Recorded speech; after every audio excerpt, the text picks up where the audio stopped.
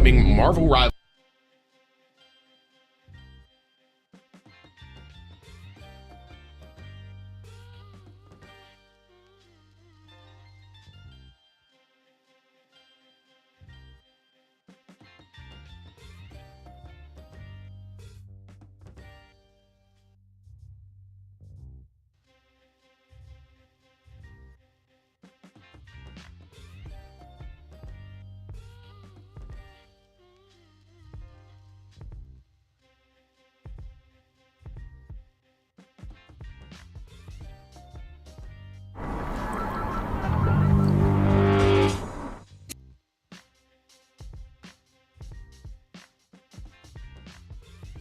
Dann, ne, du weißt ja selbst, wir werden hier auf dem Kongress sogar noch Ergebnisse vorstellen, die empirisch darlegen, dass diese Spiele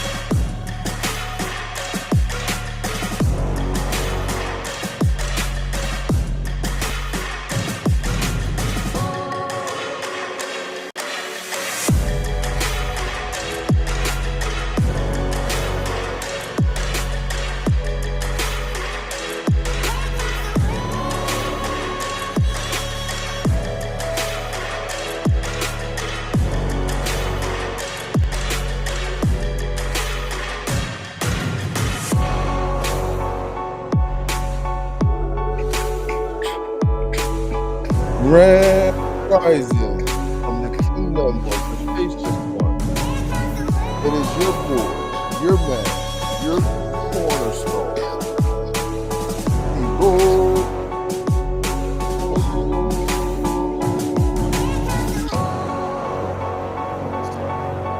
We come to you today bringing good news, bearing Xbox games, which is going to be everywhere anyway. So we're going to watch the Xbox broadcast in about 15 minutes.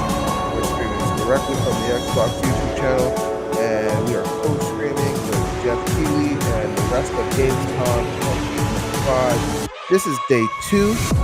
What are we expecting on day 2? A bunch of CGI shit, some cool stuff that may pop up. It is early, but we are up and running and ready to go. We hope that you enjoy the show. We're going to sit back, relax, and get some reactions as things appear, and as we see things in fruition. And we're going to realize that Nintendo Switch 2 is probably going to get all these PC ports. And we are in a new era of gaming. An era of gaming that I think we've been in longer than we realize. But it'll be kind of fun to see how these people share IPs, what it looks like for our children doing it, right? I think ultimately this is PlayStation and Xbox saying that they need more players across everywhere. I think this is ultimately Xbox and PlayStation admitting that not only Nintendo is a superior product as far as what they were able to do with their IP, creating blockbuster movies, creating amusement parks, creating non-stop collectibles, never having to sell their games cheaper than the original come out and all that stuff. I also think this is a admission that, the Amazon gaming and the Netflix gaming is a concern. How things become very big and so it's a concern, and so they have thinking about it.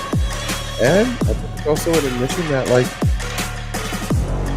who knows what hardware is going to look like in 5 years? Who knows if people are still going to be playing with consoles? Mobile gaming has come out crazy. So we're excited to see what's going on. We're going to run over with our son the last couple of days of summer camp because it is August 21st, 2025, and we are live. Thank you for being here. Please like, subscribe, share, tell a friend to tell a friend, whoever's a small creator.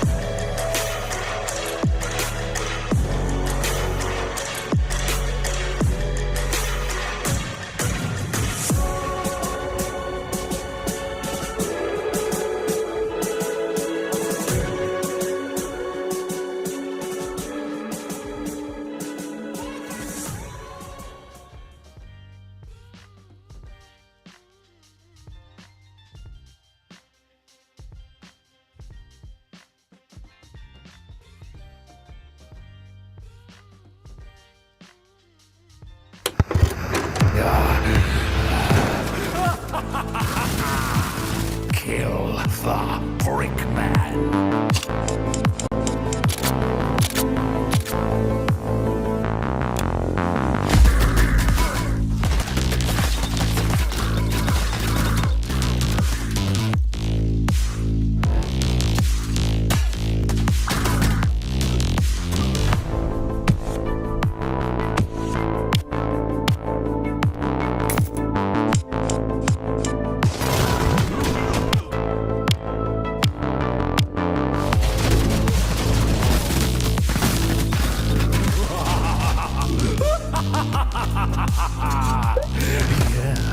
Yes.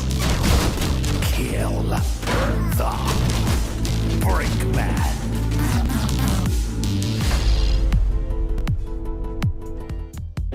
Only 1 minute into the day, we've already dropped an Xbox Play Anywhere title, a world premiere, and you can go play it today. I'd call that a pretty solid start if you ask me. But we'll be around all day to let you know what's on deck. But let's just say Batman fans, Silent Hill fans, and Outer World fans should all be on the lookout for reasons to celebrate. Hello again, everyone. We are the Xbox On team, and we've got even more in store for you today than went down yesterday. But in case you've forgotten, Xbox Play Anywhere means you can buy a game once and access it across PC and Xbox consoles, including the upcoming ROG Xbox Ally and Ally X handhelds when they drop on October 16th.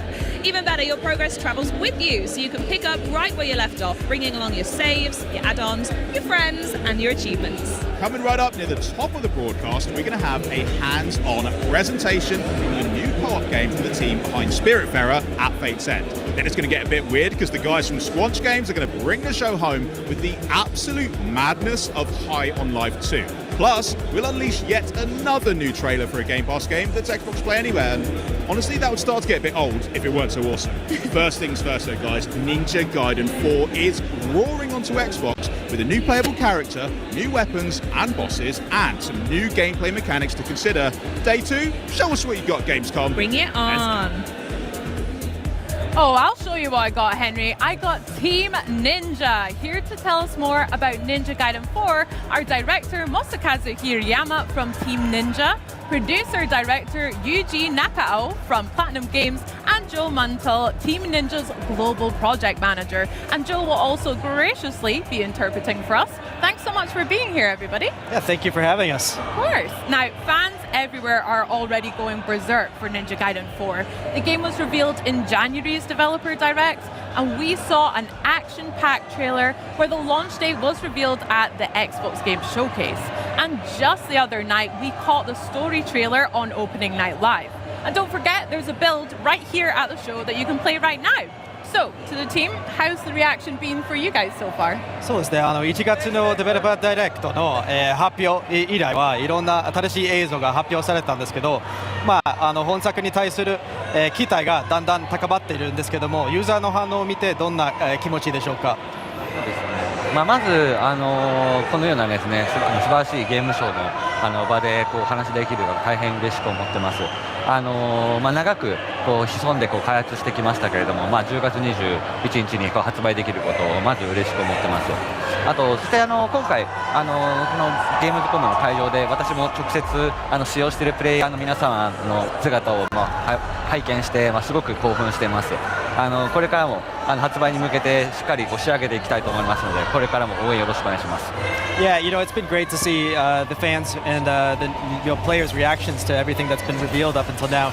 We've been working on this game, in the shadows for a while, so it's been really great to finally reveal it, and ahead of its release on October 21st. And myself, I've been able to check out the show floor build, and see how players are engaging with the game and having fun, and it's been really great. And we'll be continuing to polish the game ahead of its release on October 21st. Amazing, not long to go. Now, I know fans and myself are very excited that Platinum Games are actually co-developing alongside Team Ninja. So can you tell me a little bit more about that collaboration, how it started, and also what each partner has brought to the table?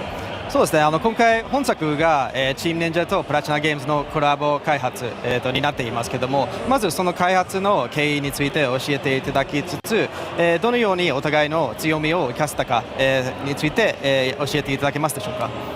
そうですね、開発としては我々チーム忍者としてもこの忍者ガイデンというタイトルはすごく大切にしてきたタイトルではあったので、いつかナンバリングタイトルチャレンジしたいという気持ちでずっと取り組んできました。その中で、弊社の、小犬沼社長と、プラチナゲーム社の稲葉社長の方が、同世代ということで交流がありまして、何か一緒に協力して作れないかといったところで検討が進みました。でそんな中マイクロソフトのフィル・スペンサー氏の方から後押ししていただきまして、3社でタッグを組んで忍者ガイデン4といったのを開発するといったところが経緯となっています。プラチナゲームズさんの方のですねダイナミックでケレミのあるアクションといったところも我々のチーム忍者としても大変尊敬しているところですし、そういった魅力をですねしっかり取り入れながら忍者ガイデンだし体験に落とし込むというところをしっかり力を入れながら本作一緒に協力しながら開発していっています。So at Team Ninja, Ninja Gaiden is a very important series for us, and we had wanted to make a new mainline entry for a long time. And when that opportunity started to present itself, there was actually a conversation that took place between the president of Koei Tecmo, Koinuma, and the president of Platinum Games, Inaba, who are actually friends. And they were having a conversation about, wouldn't it be great if we could work on something together? And that's when the idea of working on a new mainline Ninja Gaiden came up. And Phil Spencer from Xbox actually caught wind of this idea and threw his backing behind the project, and that's what allowed it to get off the ground. In terms of how we've been able to leverage both of our strengths, we at Team Ninja really respect Platinum Games and the accomplishments they've established with games like Bayonetta and Nier. And we had this synergy where we were able to incorporate their take on action games, their really expressive, dynamic action approach, and incorporate it into the foundations of Ninja Gaiden to evolve the series forward. And it's been a really great experience. Love that. A collaboration of friendship beginnings. Love that. Now, at Developer Direct as well, speaking of friendships, we learned about our new protagonist, Yakumo, joining us for Ninja Gaiden 4 alongside Ryu Hayabusa, of course. And then also a new character, Shiori, was recently introduced and featured in the Gamescom trailer that we saw recently. Can you tell us a little bit more about both of our new characters joining us? そうですね、本作は新しい主人公、ヤクモ、が登場するんですけども、あと、セオリっていうキャラクターも、ショーケースの、トレーラーで、発表されたんですけども、ヤクモとセオリと、リュウハヤブスとの、関係性について教えていただけますか？そうですね、今作ですね、新しい主人公であるヤクモが、とある任務の途中で、セオリと出会うことになります。でセオリは黒竜の巫女と呼ばれておりまして、そうですね、なぜかヤクモの出自だったりとかどういう一族なのかっていう、秘密を知っている、謎の女性として出会うことになります。でそのセオリと、セオリからの提案で、黒竜を、倒すという任務をヤクモと一緒に行うことになっていくんですが、この黒竜を倒すときに一度復活させなければいけないっていう、ジレンマがありまして、その際に、封印を守る竜神党という組織、それから、シリーズおなじみの竜ハヤブサと、目的が異なることによって対立していくことになるという物語になっております。So the game starts out with our new protagonist Yakumo, and he's on a mission. And on the course of this mission, he encounters this mysterious character, Seori. And Seori is a dark dragon priestess, very mysterious character, and she somehow knows about Yakumo, about the clan, the Raven clan that he belongs to. And through a series of events, they set out on a mission together to cleanse the world of the Dark Dragon. So the Dark Dragon has been sealed away because of its threatening nature. But in order to completely annihilate the Dark Dragon, they have to first release the seals that have sealed it away before they can kill it for good. And this is where the clash with Ryu Hayabusa, as well as the Divine Dragon Order, which is kind of the antagonist organization in the game. Their objective is to keep the Dark Dragon sealed away. So Yakumo and Seori setting out to revive the Dark Dragon and release those seals versus Ryu and the Divine Dragon Order, who want to keep the Dark Dragon sealed away. And this is how the clash between these characters play out. Got you, I see. So a little bit of conflict at the start. We'll see how that plays out. I've got to say, I do love Yakumo's hair. I think it looks very cool and stylish, so that's great. Can't wait to see more from them. But speaking of new characters too, we got a couple of them introduced to us during the Gamescom trailer as well. So could you tell me a little bit more about Kagachi and Achilles as well? オープニングナイトライブで、新しいキャラクターも登場、してたんですけども、カガチとアキレス、について教えていただけますでしょうか。はい、まずカガチに関してはですね、先ほどお話した龍神島の、偉い立場の、将軍となっております。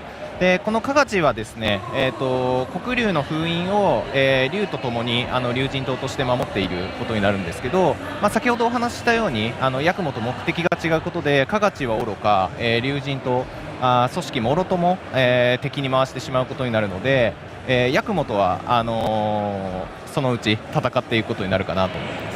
So first about Kagachi. So Kagachi is a high-ranking officer in the Divine Dragon Order, and because the Kagachi shares the same objective as the Divine Dragon Order, which is to keep the Dark Dragon sealed away. So this Yakumo, on his mission to release those seals, he ends up having to fight against Kagachi because they have conflicting objectives. でアキレスはですね、これまでシリーズでもいた、魔人のうちの一人になってます。でただですね、これまで過去作にいた重機卿、それから視察重機王とはまた異なる魔人になっておりまして、アキレスについてはこの後物語にどう絡んでくるのかっていうところは続報にご期待いただければと思います。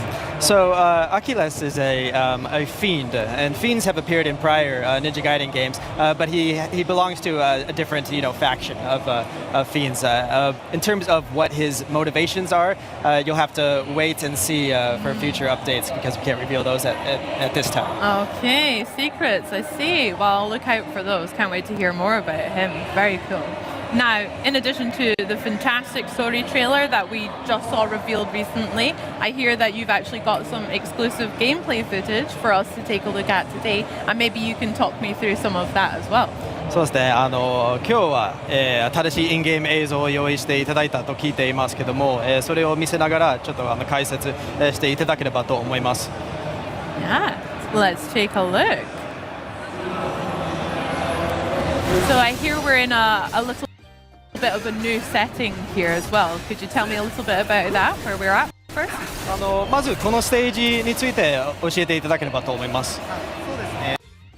こちらですね、物語の中盤になっておりまして、先ほどお話ししてた龍神島の、基地に潜入するというパートになっています。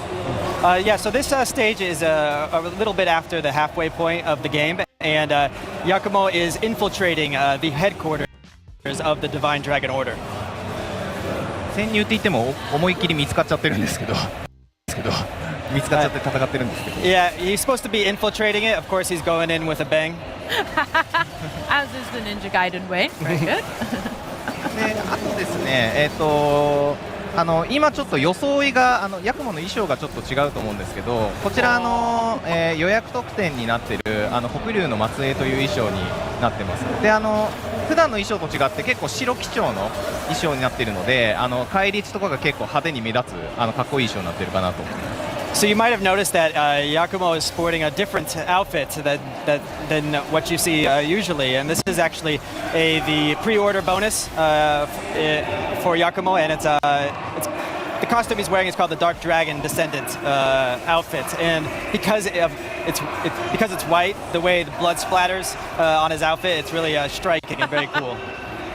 で今お見せしていたのが、これが今回新しいトレーラーで公開された暗記の武器になっておりまして、一つの武器にはなってるんですけど、手裏剣だったりとか近接武器だったりとかっていうさまざまな武器を切り替えながら戦っていく結構トリッキーな武器になっています。And the weapon that we're showcasing right now, this is the Assassin's Tools weapon, which was revealed in the opening night live trailer.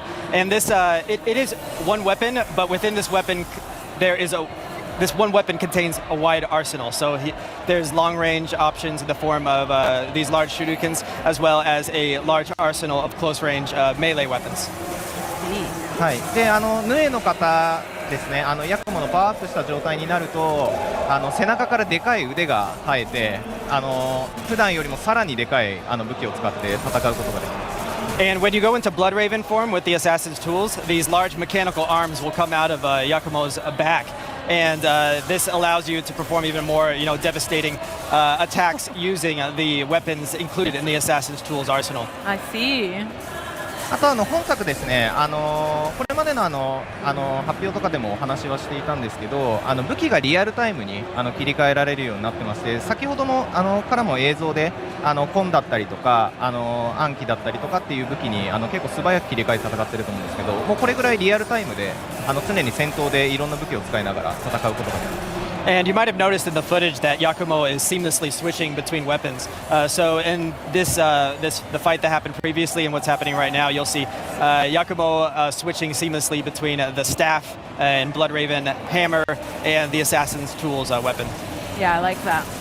あと先ほどちょっとちらっと見えたと思うんですけど、シリーズファンの方向けになんですけど、今回首切り投げっていう、敵を投げるアクションがあるんですけど、そちらがなんと今回から空中で使えるようになったので、より自由に戦うことができます。And, series fans might have noticed that Yakumo pulled it off an in-air guillotine throw. So this is a returning technique, and in Ninja Gaiden 4, you can actually use it mid-air and throw enemies at other enemies using this technique. Sounds class. Love that. Awesome. でここでまた敵が出てきて戦う。こちらがツイストソードですね。突進力を生かした武器で結構移動が多いんですけど、単体に対してはすごく強い武器になっています。And right now we see Yakumo using the rapier weapon, which transforms into a drill in Blood Raven form, and this is really effective in one-on-one encounters. でこちらがおなじみのイズナ落としですね。And of course we see the Izuna drop. The classic. Oh! Very good.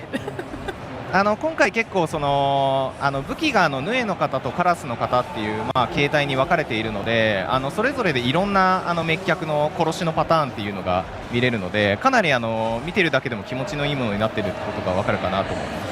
Yeah, so the obliteration techniques, which are these flashy, finishers, they combine both the base form and the Blood Raven form varieties of these weapons. So very flashy and very cool. Very ここは爆弾を使って一気にイズナ落としで敵を倒していきました。So we saw Yakumo use bombs and then connect that into an Izuna drop. Nice. でここはスイッチを押してレーザーを止めながら戦っていくっていうパートになります。Yeah, so in this room we have those danger lasers, and you can deactivate them by hitting that generator. Okay. A little bit of environmental as well as having to deal with these enemies. Wow. 今のような感じで打ち上げた後に、タッチの武器で空中に行ってそのままコンボを続けるみたいな、結構コアな遊びっていうのもできるので、そういう自由度も皆さん楽しんでいただければなと思います。And you might have seen how Yakumo pulled off a just guard counter, launched the enemy into the air, went into the air using the Blood Raven form of the Tachi blade, and then did an Izuna drop, and then transition that into an on-landing ultimate technique. So there's really elevating the core Ninja Gaiden combat experience with new possibilities. これが暗記の絶技なんですね。Yeah, and that was the Assassin's Tools ultimate technique. です。でここがカラスニングっていう今回新しいニングアクションみたいのが使えて、そこでいろいろステージを進んでいくっていうのが。And you might have seen right now Yakumo use a wire to traverse through the environment. So that's part of Yakumo's Raven gear, which is a new aspect to Ninja Gaiden 4. で他にもカラスニングはあって、それぞれ移動を補完するようなものでステージの合間合間で挟まるんですけど、アクションのスピード感を止めない形ですごいスムーズに入っているのでどんどんバトルに進んでいくっていう快感を味わえるかなと思います。In addition to the traversal wire, the Raven gear includes other, traversal items, and these traversal sections connect, these combat encounters, but they don't get in the way of interrupting the pace, the high-speed, action pace that you expect from a Ninja Gaiden game. No, it doesn't look like that at all. Very high. ここは狭い道なので周囲の攻撃が得意なハンマーで攻撃してますね。 So you see how Yakumo entered this close quarters area, so he whipped out the staff and hammer because that's very effective at hitting multiple enemies around the player. ただ油断していると今みたいに敵にもう容赦なくガードされて反撃されちゃうのでかなりそういうところも激しいゲームになってるかなと。But the thing is, if you hesitate or you slip up, the enemy will be quick to punish you for it. So that intensity is always there. 今映った技っていうのが新しい敵を弾いた後に切り抜ける琥珀という技でして、あちらがジャスト入力で琥珀の派生に成功すると、確定で V 欠損するっていうちょっと新しい面白いシステムです。So you might have seen Yakumo perform a just guard, and after you perform a just guard, if you press the heavy button at the right timing, you'll be able to do a counter, and this will dismember the enemy and allow you to finish them off with an obliteration technique. こちらが今回ヤクモが使っているショップですね。通信担当の海というキャラクターからアイテムを購入したり、任務を受けたりすることができます。 And we just saw the Darkness terminal, so that's where Yakumo can buy items from a supporting character named Umi. In addition to buying weapons, you can also take on missions that will have you completing certain objectives during the stages. 今のところミサイル兵器をちょっとカッコつけて刀で倒してるんですけどここ例えばですけどシリーズおなじみの飛燕で倒したりっていうこともできたりします。Yeah, so Yakumo is performing some very flashy maneuvers to take out these missiles, but you can also use the legacy technique Flying Swallow to take them out as well. World's sprawling continent like this, we call it the continent of Haiwa because it's so massive. There's a couple really cool things. Obviously, you can run around on foot and see all the details of the world. Horseback, there's wyvern riding, there are dragons in the game that you can fly around in this large aerial abyss.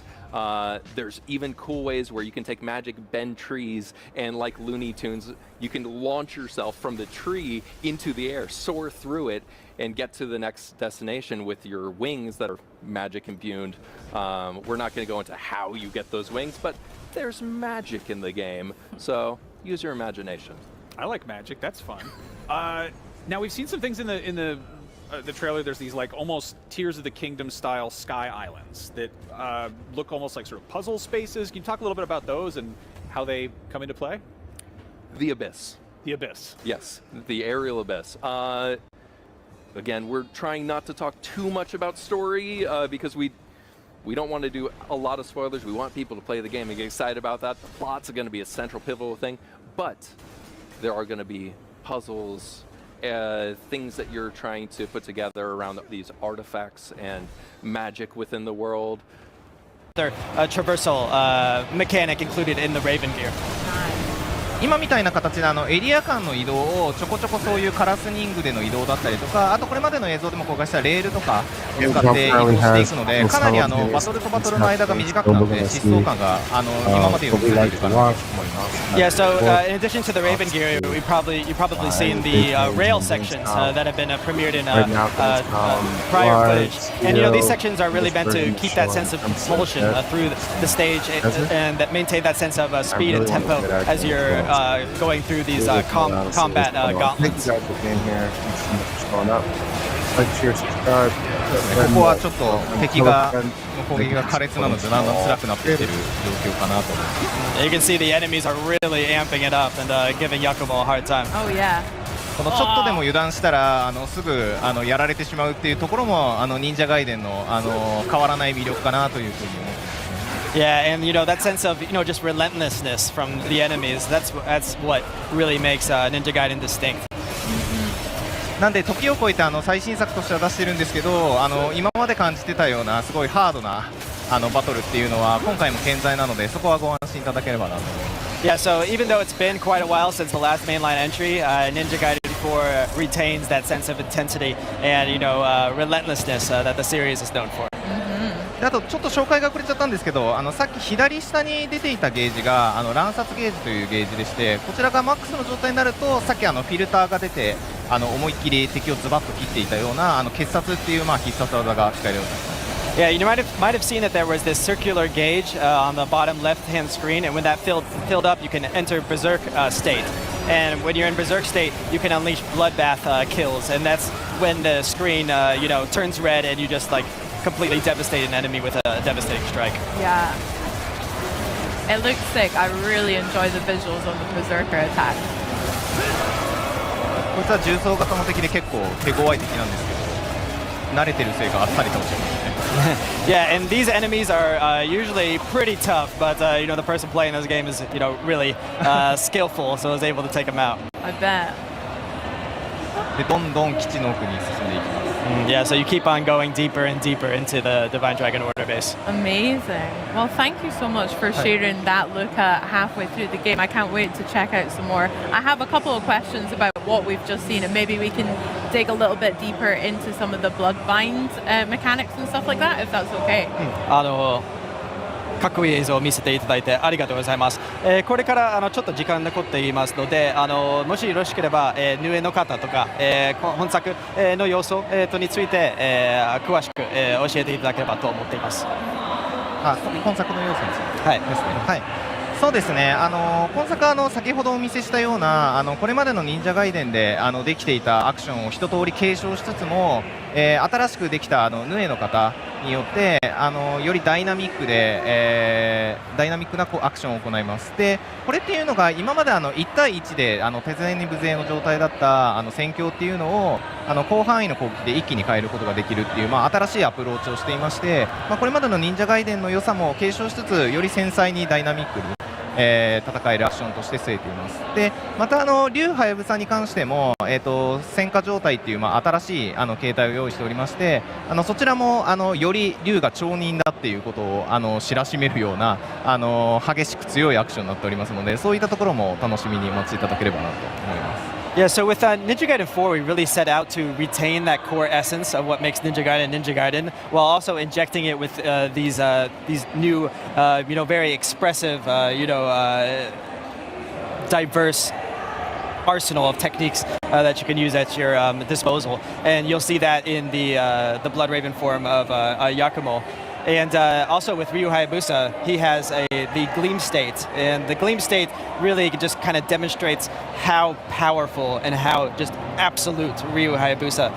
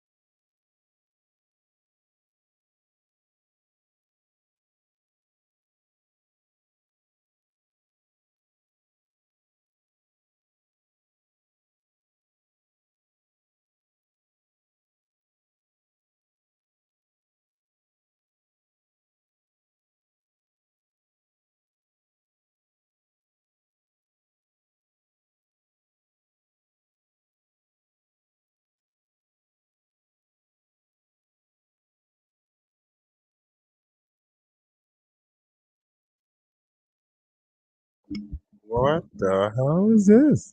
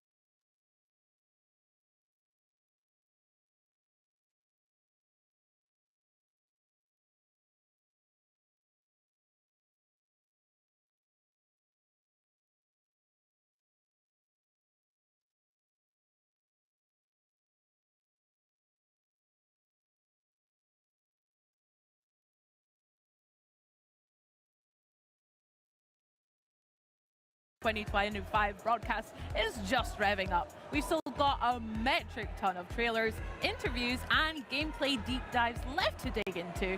And you know, speaking of digging...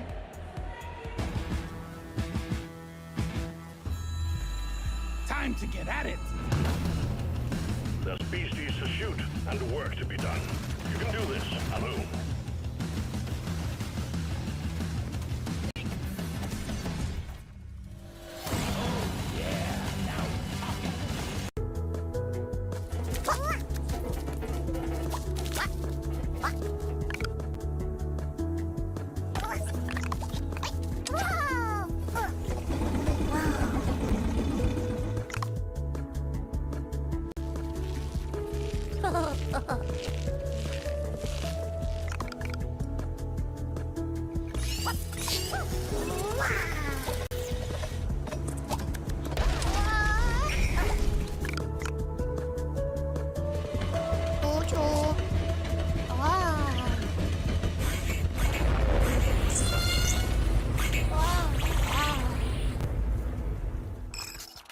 The Cinefix Top 100. A list so secretive even we don't know what movies are on it or where they rank. What do you mean you don't know? Each episode will reveal one of the movies. Did I rush you? Felt like I rushed. That was good. I liked it. Talk about why it belongs and finally find out where it ranks. Are you not entertained? Are any of the movies we've shown here even on the list? I have no idea, and it drives me crazy. Join us as we find out on Cinefix, IGN, and wherever you get your podcasts. Chemically enhancing your statistically unsafe lifestyle. This might sting a lot. Ooh, an enemy. Son of a spread.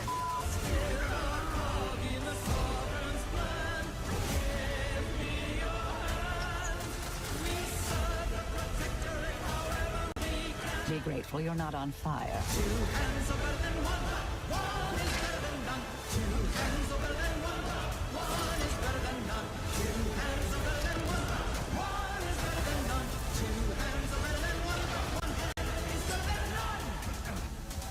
And no, you can't sleep with them.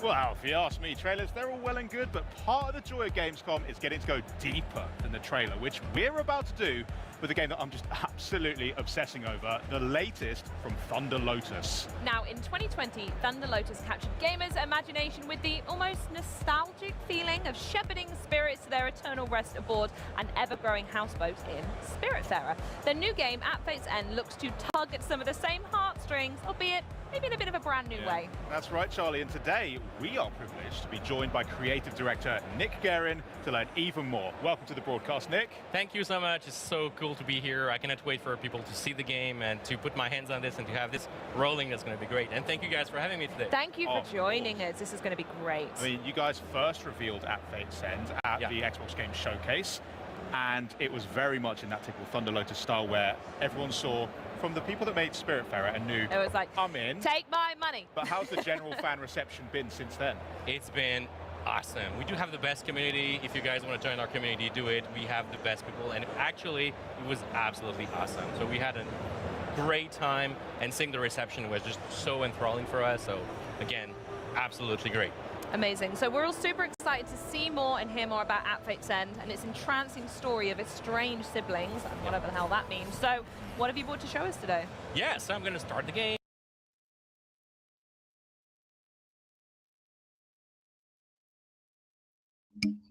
I think Borderlands 3 is 4, I should say, is something I want to see. So we're gonna look at this.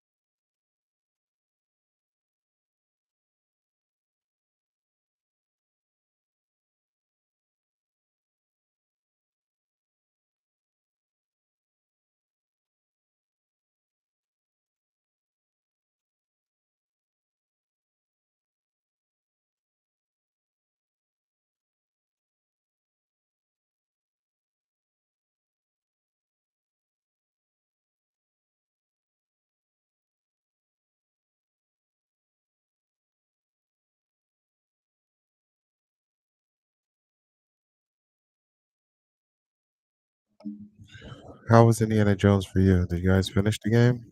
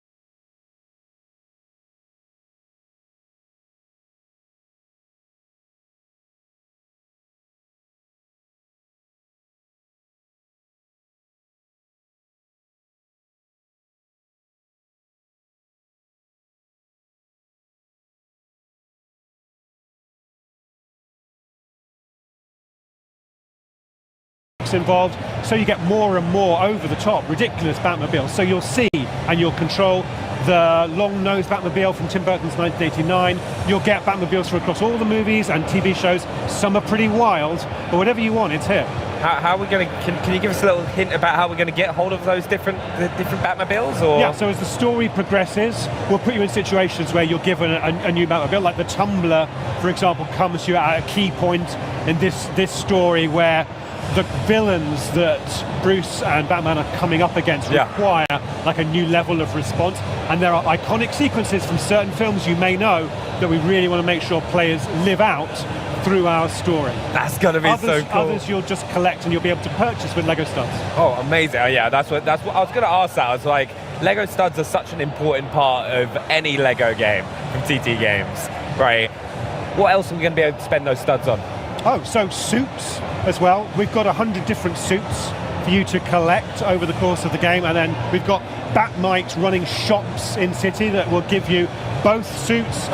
You can get the new vehicles with studs as well. You'll be able to get upgrades for your gadgets and your customizable Batcave. Now, we're not showing that in the demo today. We're showing a bit of the open world and one of the story missions, but we'll be able to show more of the Batcave expanding and growing and becoming just your dream of the ultimate place to display everything you've collected and all your achievements over the course of what's a really substantial game. I actually really can't wait to hop into doing that. You mentioned combat a little bit earlier on as well, and I think if we see some of the gameplay, I think one thing that a load of people have noticed as well, and I love, is all the little comic book kind of sounds and stuff that you see. How about what are those, and what other situations can they pop up? Oh, so if you do a powerful finishing strike or a takedown, we really wanted to amp up the feeling that you get. I mean, I love throwing enemies into things, into the Lego objects. You can use the back claw to pull them in, and then you can throw them at each other.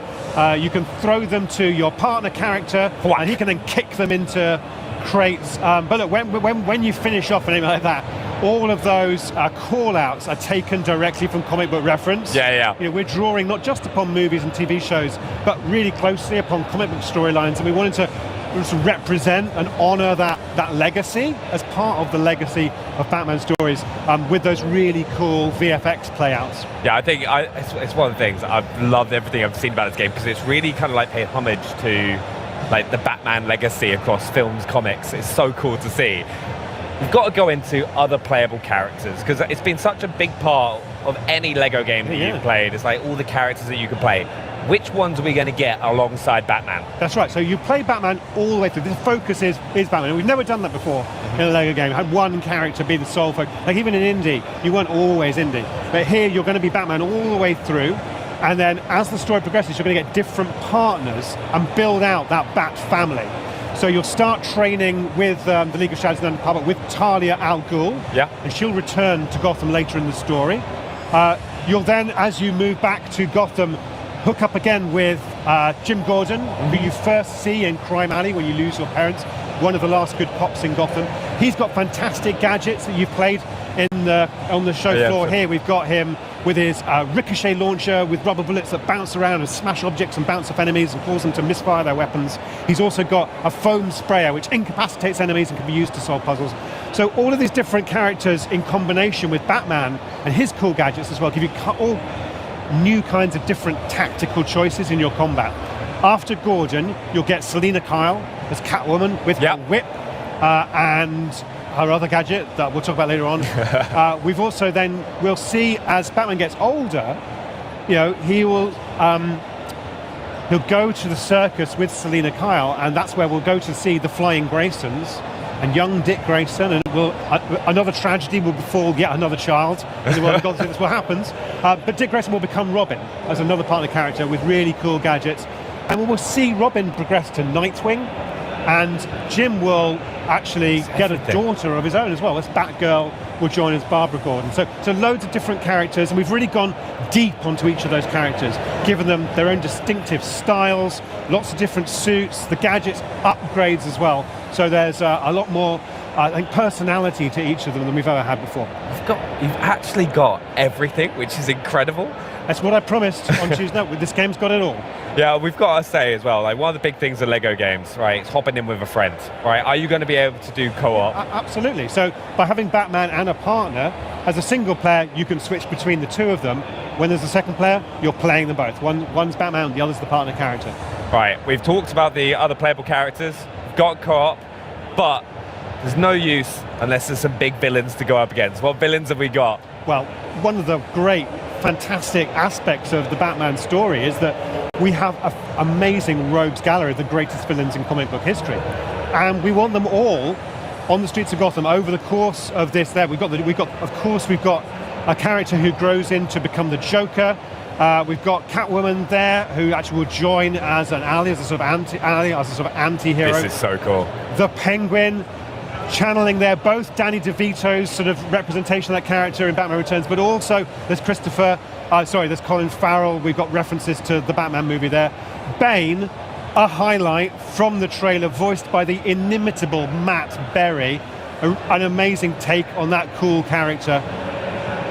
I love the reception I got when that played out at opening night live. It just got everyone. It was amazing to see.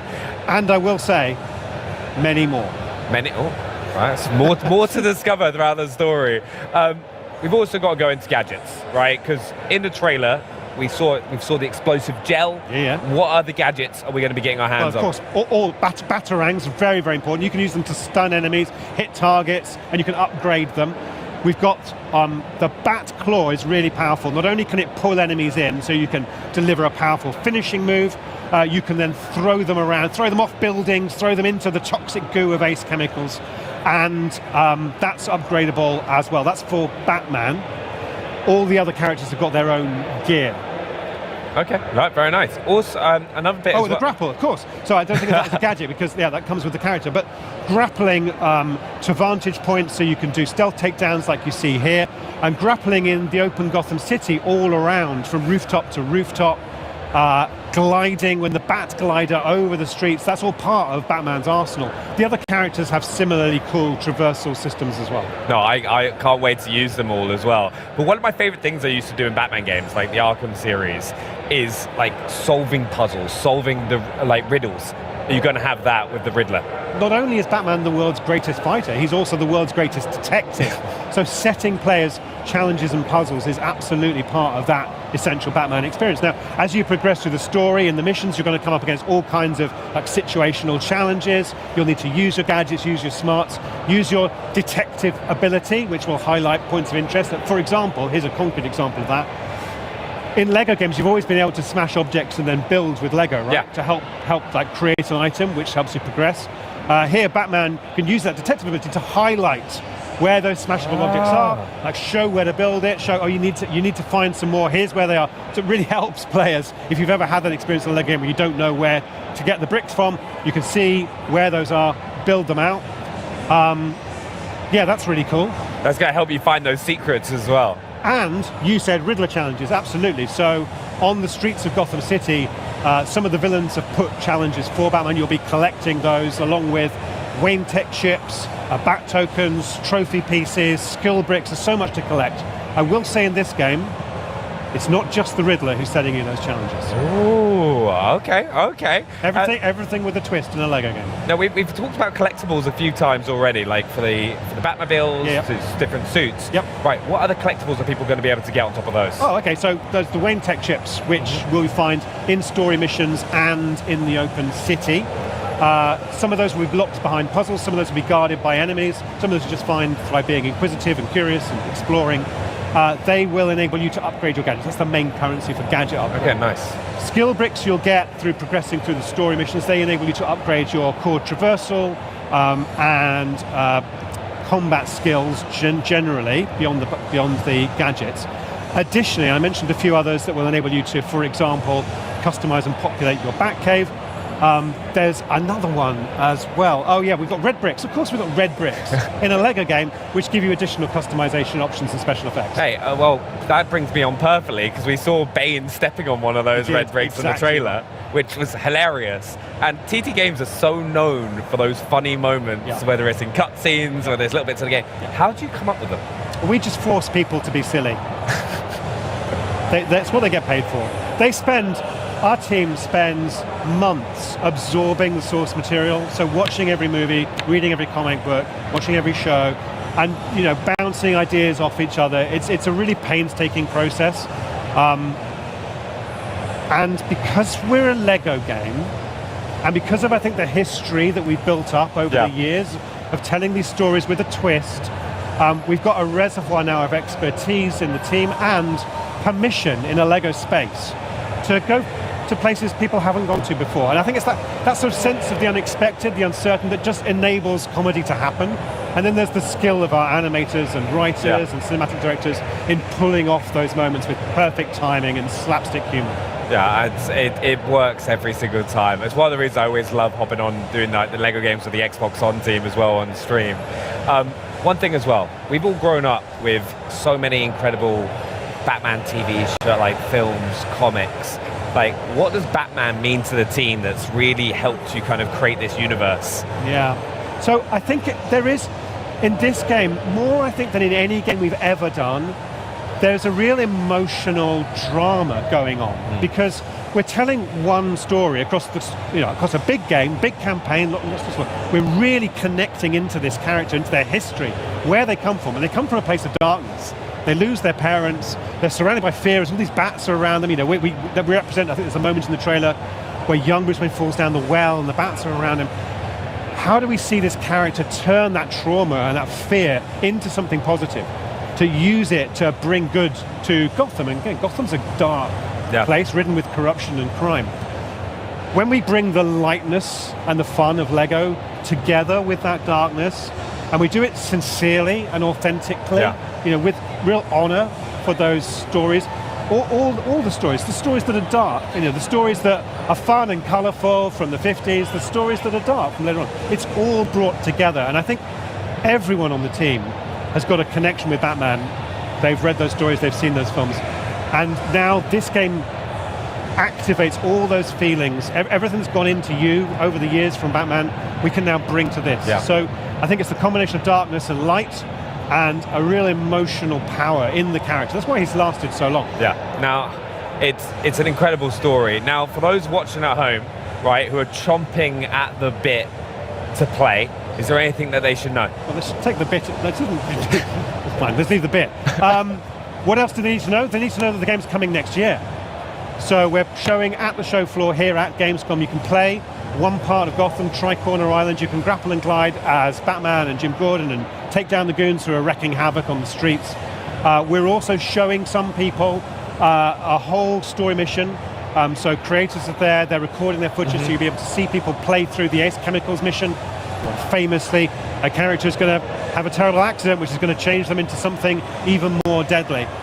So they should check it out, they should watch and learn what we're able to show at the moment and watch for more. It's on all game platforms, and we're so excited and thrilled with the reception we've had so far. Yeah, and if anyone comes down to Gamescom, they can play it on the show floor exactly as well. Right. But Jonathan, thank you so much. No, it's a huge pleasure. Thanks. I really appreciate you taking us through it. But Lego Batman is set to grapple onto your Xbox Series X or S next year. Although if you were keen to craft a deadly trap, even the Caped Crusader might find daunting, we've got another great game for you, Jurassic World Evolution 3. Take a peek at the new park, and day 2 of the Xbox at Gamescom broadcast continues with Onimusha, Way of the Swords. Hello park managers, and welcome to this exclusive first look at one of the new features coming to Jurassic World Evolution 3, the Cretaceous Cruise. I'm Sandy, a principal designer on the game, and in this demo, I'm going to show you how to build this attraction through several enclosures, including the T-Rex. Hopefully everything goes to plan. Let's dive right in. I'm going to be building in our lovely Hawaii map. You can see we already have a lot going on here with a mix of enclosures. We've got some lagoons, aviaries and land enclosures, but also a number of new attractions. Floating in the background, you may have noticed a hot air balloon. And over here we have our new dinosaur encounter, where guests can pet your dinosaurs. These attractions are great, but what if you want something to go through an enclosure? Veterans of the game will be familiar with our gyrospheres, which will be making a return. However, the Cretaceous Cruise lets your guests view dinosaur families whilst cruising along rivers and water bodies, opening up all sorts of interesting ways to construct your enclosures with this attraction in mind. Like all our attractions, I'm going to need an entrance. We have our building already placed down. Jurassic World Evolution 3 now features modular building, meaning you can customize buildings like this to your heart's content. We have 3 enclosures we want this ride to pass through, so our guests get to see a wide variety of dinosaurs, including that T-Rex we mentioned. I've placed a couple of security cameras around. We should be safe if things get a little chaotic. Let's start adding a track. It's incredibly easy. Clicking here, I can simply lay down the route I want, adjusting the path to be curved or straight as needed. And while this is a great starting point, our new scenery pieces mean we can make these spaces even more interesting. Let's make the ride feel more dynamic by adding a rock arch. If we go into the scenery panel, we have a wide variety of rocks to choose from. Very easily, we're able to create something unique for our ride. And then I think we want another type of structure over the path. Over here, we have a structure we've turned into a blueprint. There we go, that looks great. Now we've reached the end of the enclosure, we need some more water in order to continue the ride. Let's place that down and add a track through this fence.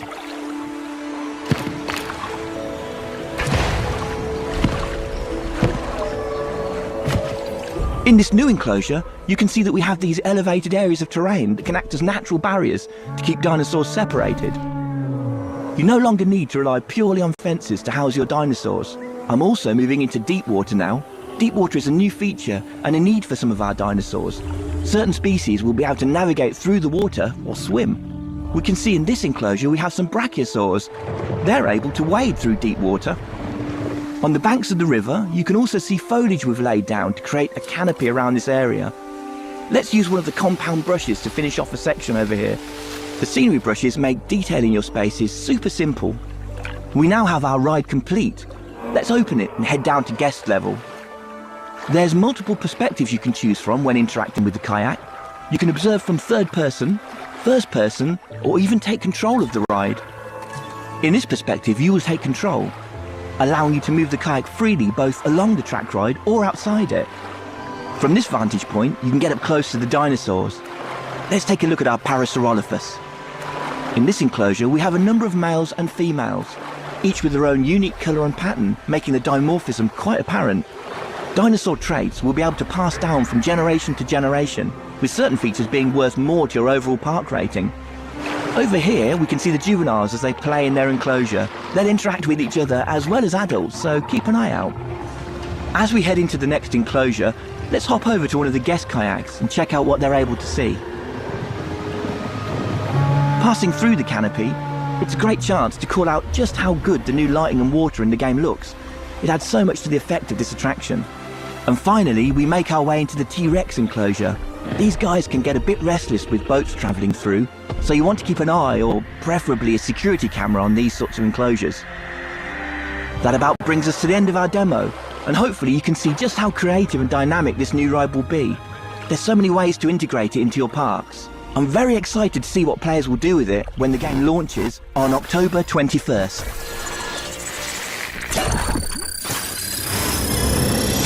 We have detected a loss of power across the park.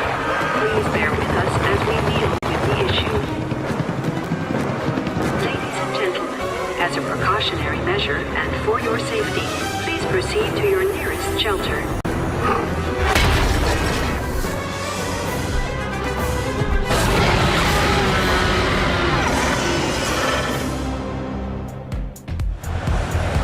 I hope you're enjoying this absolutely peng-a-leng broadcast thus far. And don't forget, later today, we've got our Borderlands 4 controller giveaway and the Outer Worlds 2 and Age of Empires 4 deep dives as well. But right now, I'm extremely excited to be here for an in-depth gameplay unpack as we hack and slash our way through hordes of demons and get to know Onimusha Way of the Sword. coming from Capcom in 2026. A big thanks to Onimusha director Satoru Nihei and interpreter Elliot Smith for joining me to tell me all about the latest installment in the storied series. What have you got to share with us today, guys? じゃあ今日何をお見せしますか。はい、今日は、初のゲームコンのプレイアブル出展ということで、そのロムの内容をご紹介いたしたと思います。So the game is playable for the first time at Gamescom, and I'd like to show you that playable portion of the game today. Wonderful. I'm honored. Let's jump in as soon as possible, please. Yes, 始めます。All right, let's get started. And now we're starting to look at this now. Can you give us a little bit of context on where we are and most importantly, who we are in Onimusha Way of the Sword? じゃあ開始しましたが、ここはどこでしょうか。そしてこの人は誰でしょうか。はい、ここは、京都清水寺という場所になります。で、このキャラクターは、主人公の宮本武蔵というキャラクターです。So we are at Kiyomizu-dera Temple in Kyoto, and the character you see here is our protagonist, Miyamoto Musashi. Oh wow. それでは、清水寺の舞台に向かって今進めていきます。So what I'm doing right now is heading towards the stage at Kiyomizu-dera Temple. Is that a significant temple? それなんか特別とか大事なお寺ですかね。そうですね。京都の中でも非常に名所と呼ばれるところで、今回その神域と呼ばれる場所が、現場に侵略されているという設定になっています。Yes, it's a very, very famous temple that exists in Kyoto, and at this point in the game, it's been overrun by Genma, so we have to sort that out. I'd like to sort that out. That feels like an Englishism. It may well be. Can you speak more about the color that just went into the weapon then, if there's anyone who's maybe unfamiliar with the franchise? 今何か光ってて固定の中に入りましたが、それは何でしたかね。はい、これは、鬼武者で登場してくる、魂と言われる存在で、玄魔を倒したりすると出てきますね。So that's a long-running aspect of the Onimusha series, but they're called souls. And when you attack or kill Genma, they come out and you can absorb them.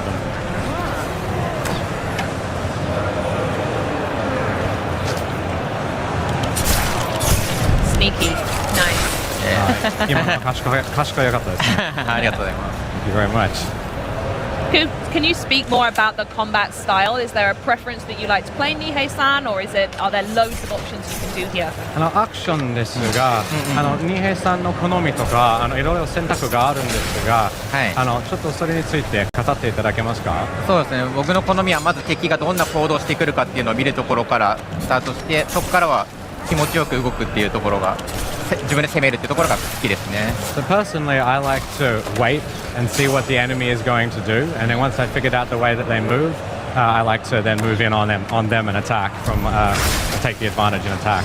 Beautiful. And I noticed there's some deflection to this as well. So is that the only ranged attack that you can do? Is that patience and deflecting it, or are there other things that unlock later on in the game? 今はね、飛び道具をちょっと弾き返したと思うんですが、それ以外の自分から出せる飛び道具ありますでしょうかね。そうですね。今武蔵のこの初期状態はそういうのはないんですけど、成長することで、そういう飛び道具が使えるようになることもあります。At this point in the game, the only way that you can really use projectiles is to knock the enemy's projectiles back at them. Okay, yeah. But as you progress through the game, Musashi gets some projectiles of his own. 今ちょっとお見せしたのが一戦と呼ばれるもので、敵の攻撃に合わせてうまく、攻撃ボタンを押すと発生する、各作にもあったような気持ちよさを演じているものですね。So what I just did there to take down that enemy was what's called Isen.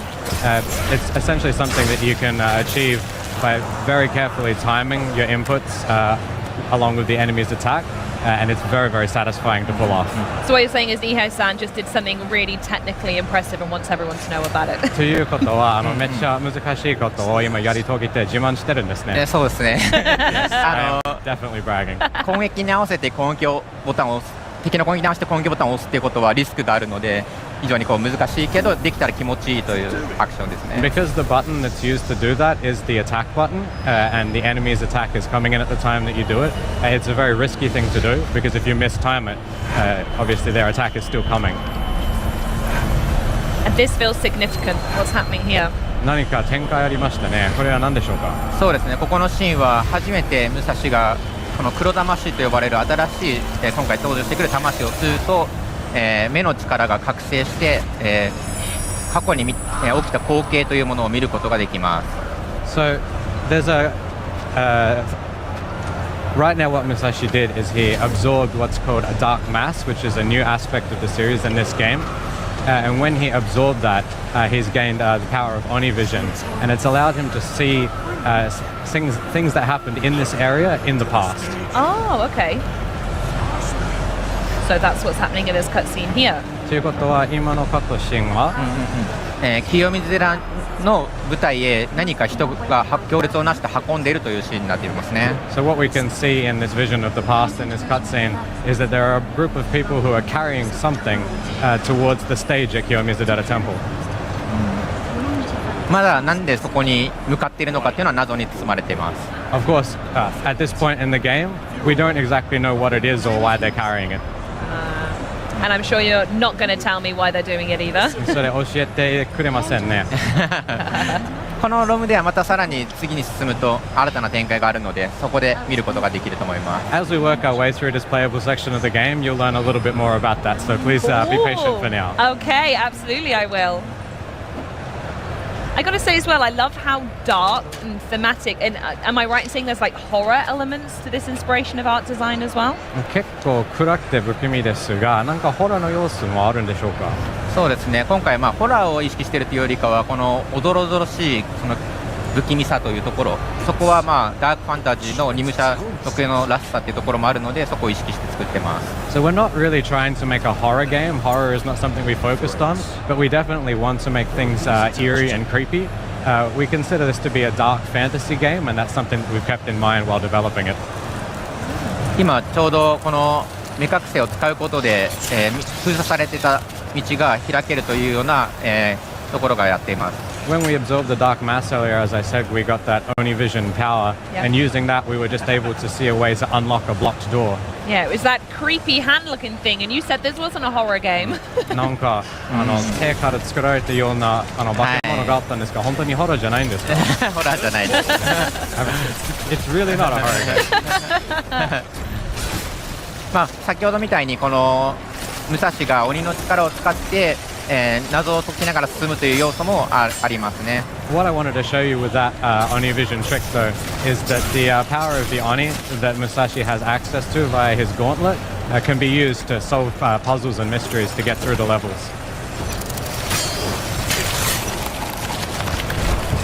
このように受け流すと敵を壁にぶつけてダメージを与えるっていうことができるので、受け流しのユニークさというところですかね。そういうところも、環境を使って遊べるというアクションもあります。 Just now, I was able to parry that enemy and using his own momentum, slam him into the wall, which caused damage. It's one of the unique aspects of the parry system, is being able to use the environment to your advantage. Absolutely.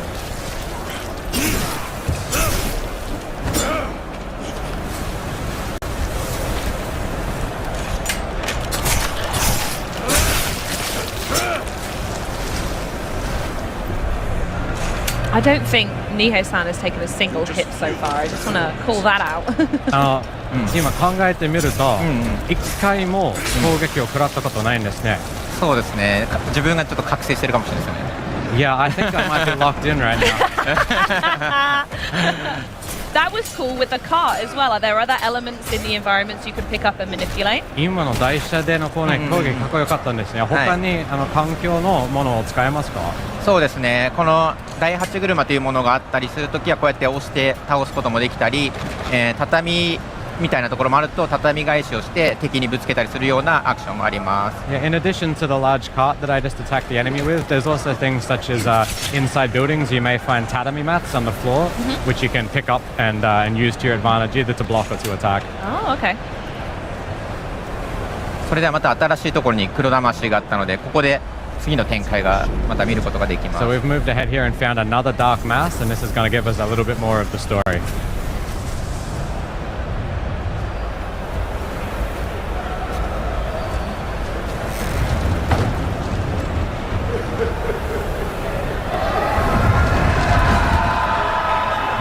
What's happening here? What's the context? 何が起こっているんでしょうか、これは。そうですね。実はこれは玄馬の指示によって人が何かを運んでたというシーンになります。What we see here is that the people who were carrying things to the temple earlier were being forced to do so by the Genma. Oh no! やだ今の。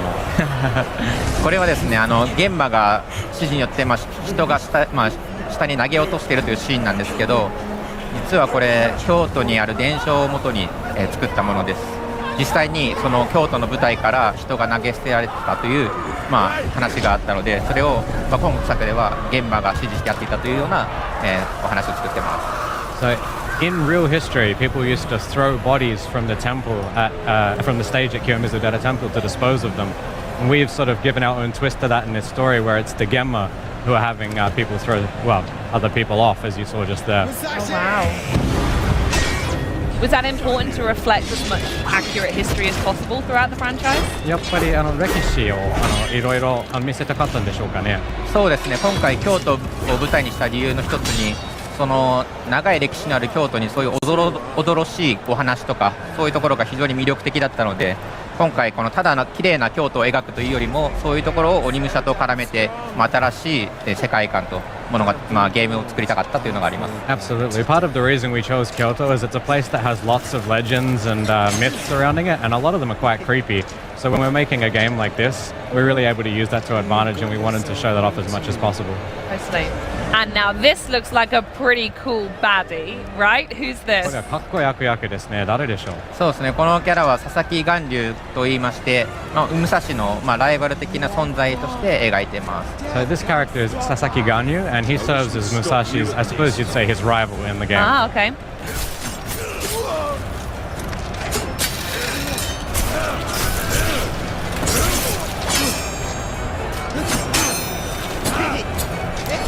Great blocking there. いい弾きでしたね。ありがとうございます。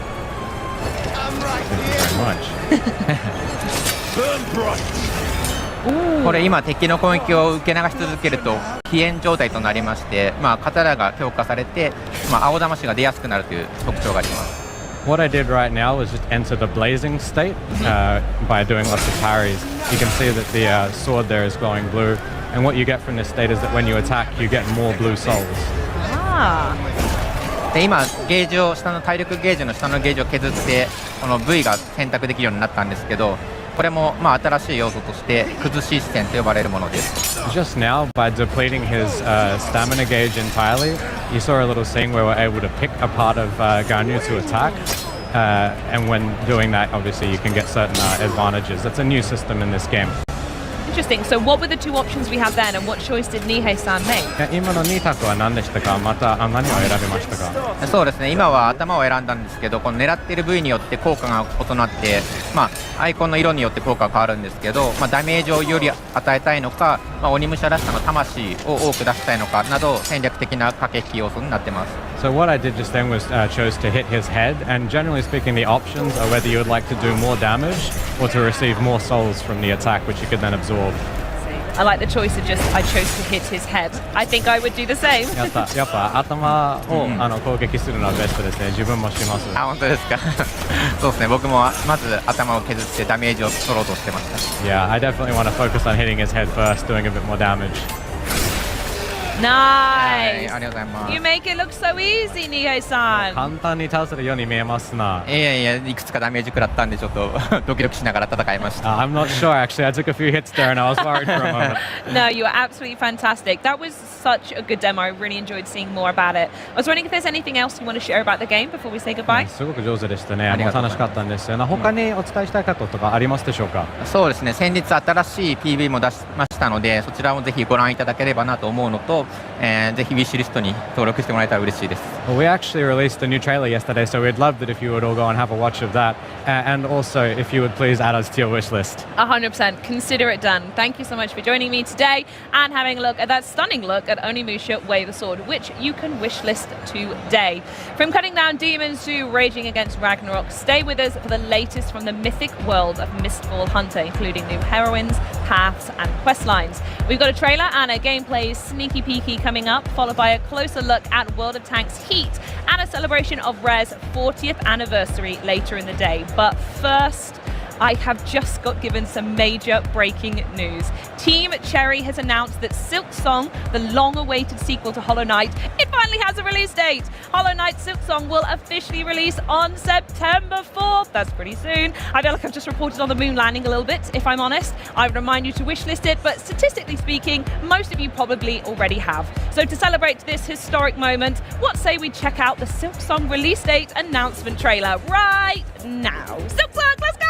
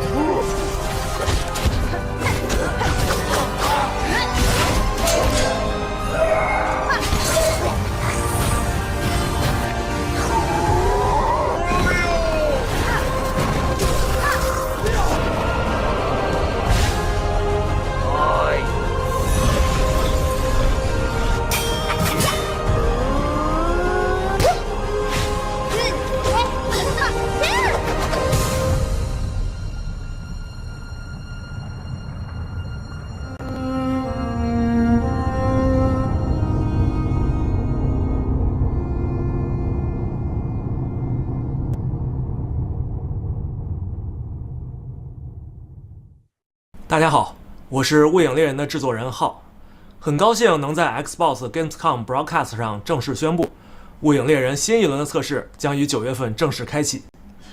关于 Beta 3测试的更多信息，我们后续将在《雾影猎人》的官方社群中发布，敬请期待。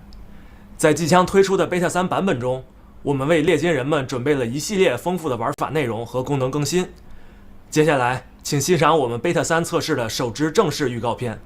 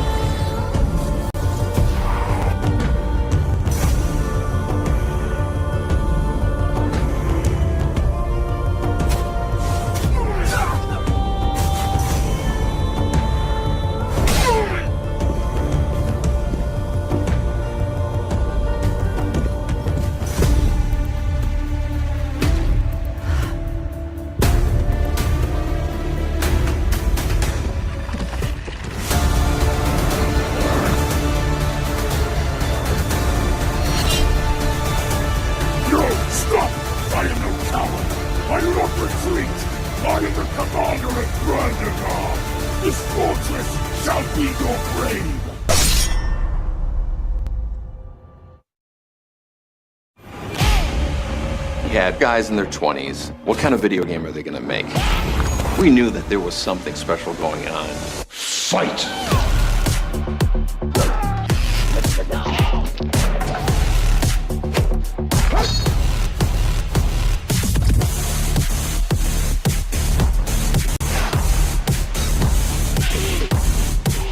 Fatality.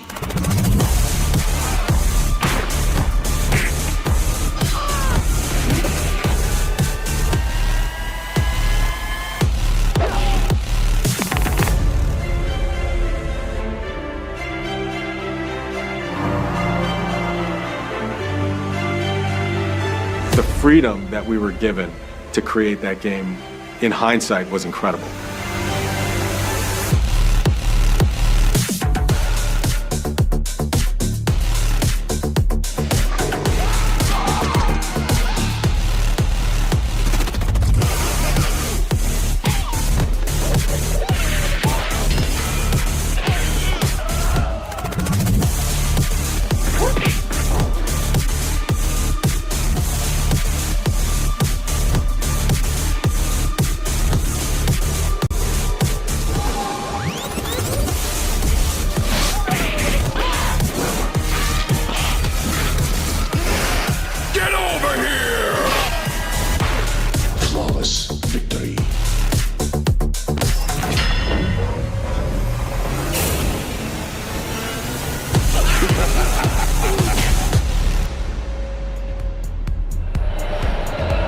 World of Tanks Heat.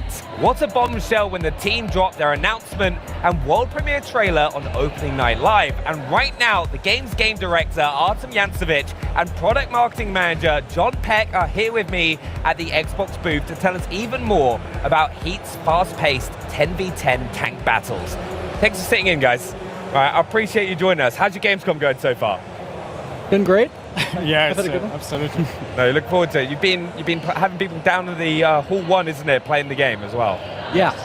We're in Hall 1 all day today. For those of you who are here, you can join us, try the game out for yourself, and catch a Sabaton concert later today. Oh, amazing. Now, we've got actually a load of gameplay, which we're going to be running through here, because there is so much to unpack for World of Tanks Heat, because it's a brand new game, separate to World of Tanks, so it's like, Artem, you've been working on it. Can you tell us a little bit for people watching what Heat is about? So first of all, we at the company stand with a free-to-play as a business model. Mm-hmm. We are focusing in the Heat to bring the high intense, the dynamic battle, focusing on a vehicle combo genre here. So, and we're developing. So this is a new, fresh take.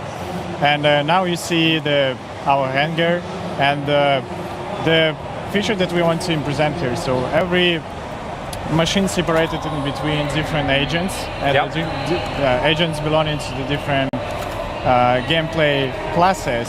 So and the agents and vehicle, they hard bonded in between to achieve the feelings that actually they have a connection, have a specific ability that can highlight the unique play style of each one. Inside the vehicle, we have a system of pick 6. So I, as a player, can adjust the play style of this vehicle that we see and modify some abilities that the vehicle have.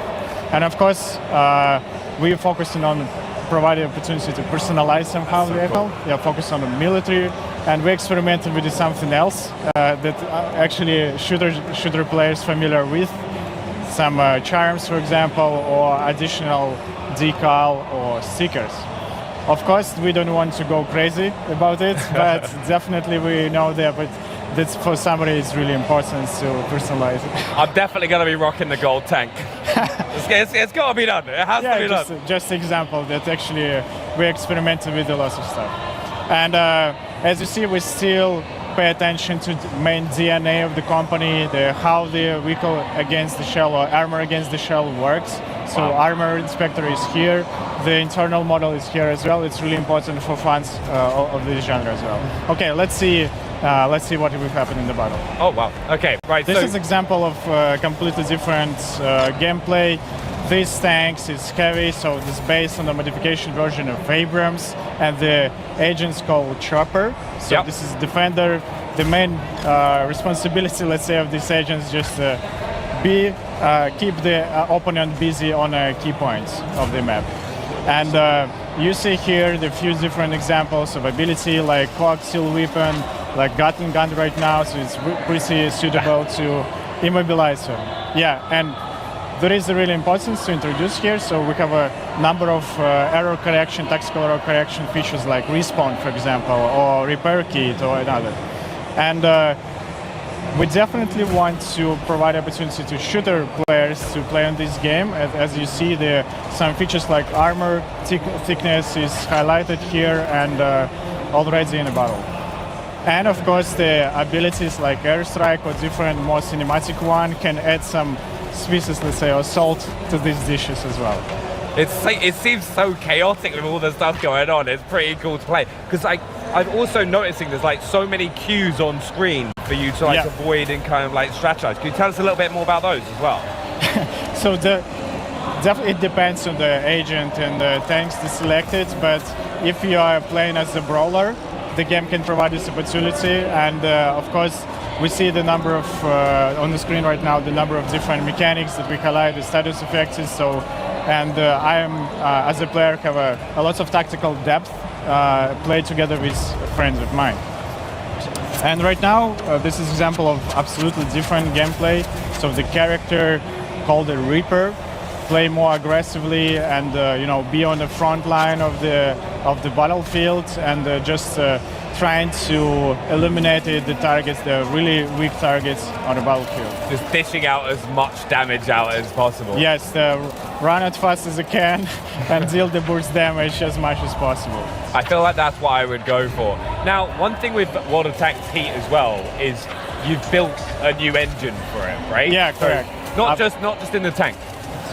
So because it's really important to bring this game to all platforms that we know. So this is a cross-platform application from scratch, and we really want to bring the great experience on PC and consoles as well, and handheld format, and provide opportunity to play in this game in any, let's say, environment that is comfortable with. Yeah.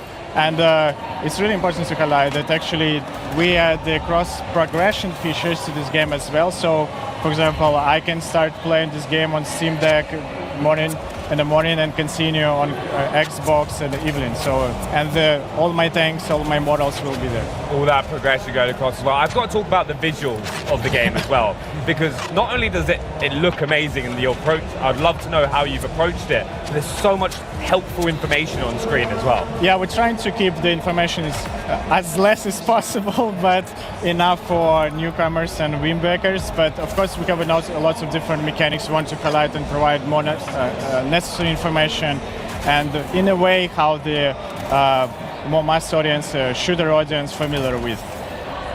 Yeah.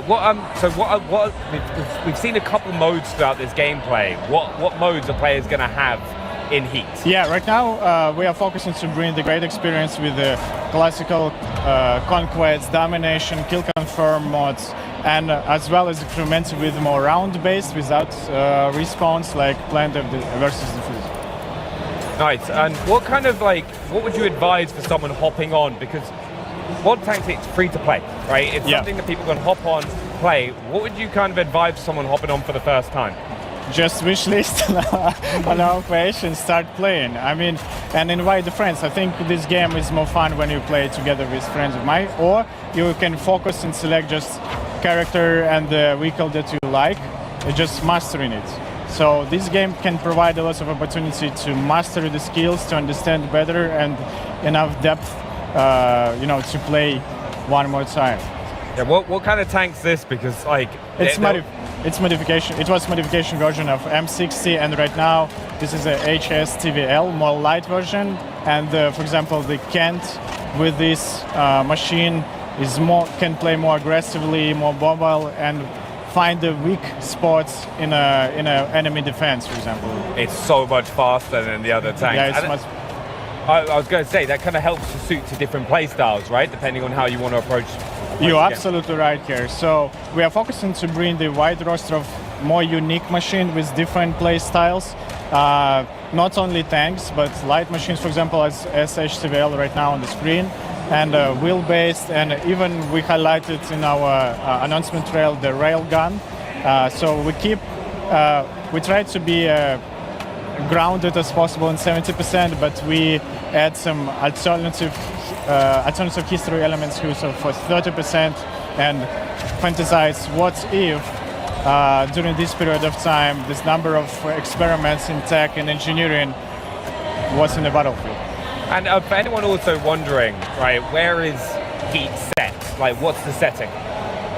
So this is, as I said, this is alternative reality post Second World War, and this is a world when humanity decided to invest a lot of effort and resources in tech and science, and we provide opportunity to player be a leader of a rapid response team, and assemble the agents with unique machines and develop their skills. Yeah, no, honestly, thank you so much for coming and showing us the gameplay. But John, like you said earlier as well, there's people who can come and play it here at Gamescom. That's right. So we're in Hall 1 today, the big events hall. We're opening that live. Took place. It's our whole Play Big day. So come down, check out the game, play it for yourself, and check out the Sabaton concert in a few hours here. Yeah. Thank you. And for those of you who are not at Gamescom, and for all of you, we hope you'll wish list it on Xbox soon. And check out the game when it comes out.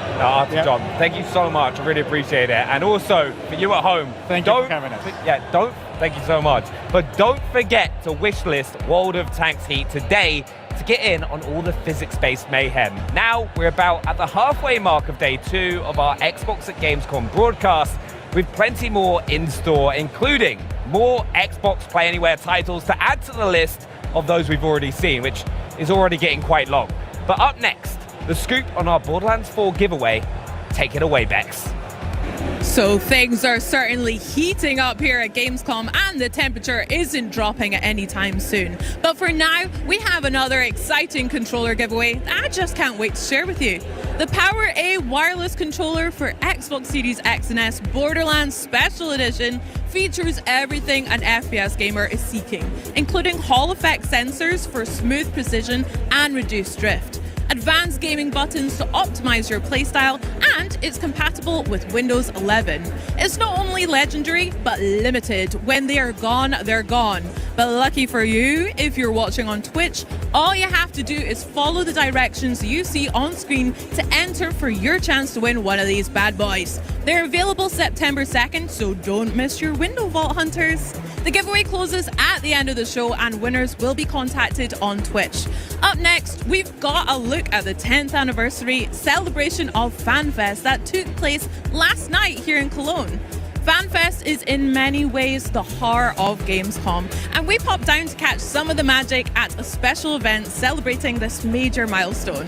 Then the broadcast continues with a celebration of Rare, updates on Overwatch 2 and Silent Hill F, and so much more.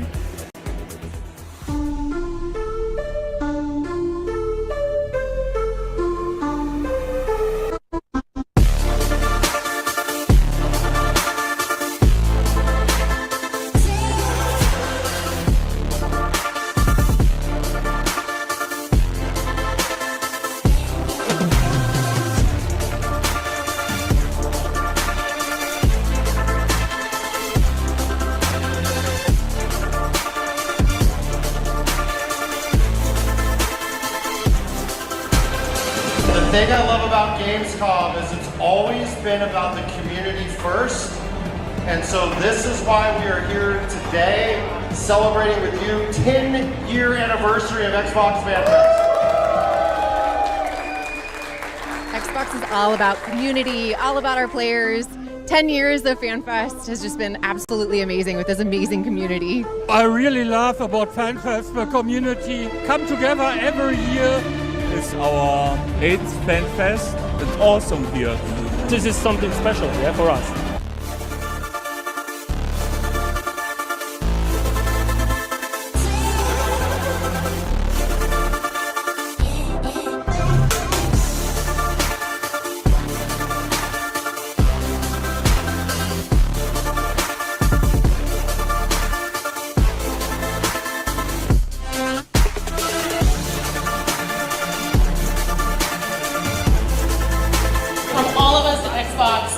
We love you, and we do it for you. We get up every day and fight to bring you what you love. So thank you for making it possible. This is the tale of Belinda. I don't even know what that means. Please do make your mind up. Gregory. Gregory the snail. Hello, Gregory.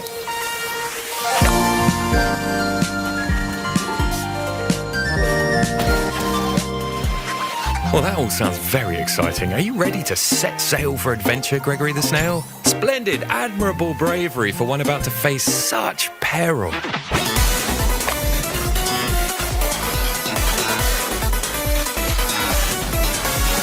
Oh dear, Gregory, rather you than me. I can't help but feel you'd be slightly less doomed if you had some friends. You do have friends, don't you, Gregory? Ah yes, success is virtually guaranteed.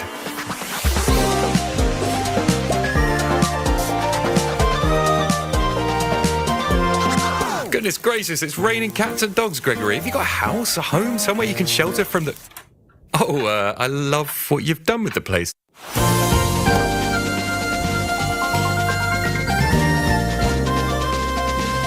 Of course, Gregory's tale is just one insignificant example of endless possibilities. Wilderkin, if Gregory can do it, you probably can too.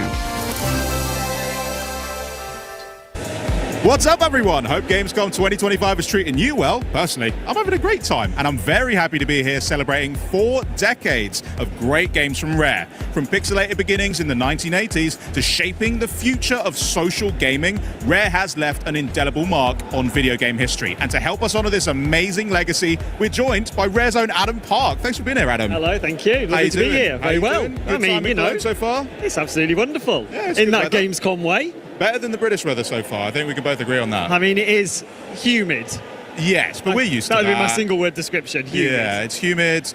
It can get on the swampy side, but I'm living life. I like swampy, yeah. Let's swampy go with is swampy. Good stuff. I mean, 40 years, congratulations, Thank obviously. you very It's an extraordinary achievement in gaming. But why don't we take it back a bit, all the way to those sort of 8-bit beginnings and to the journey that you've had towards this much more connected social world of gaming. Can you just talk a bit about Rare's journey through that? So I think, obviously, what I love about Rare, and I've been there for 18 years, so I can't claim to have been there since the start, but I've been there for nearly half of its time. It's a good innings. It is a good innings, but I think, like, obviously Rare started out with passion. Like, it was two brothers above their parents, newsagents, making games for the Spectrum back in the 80s, and I think that's the kind of through line for everything.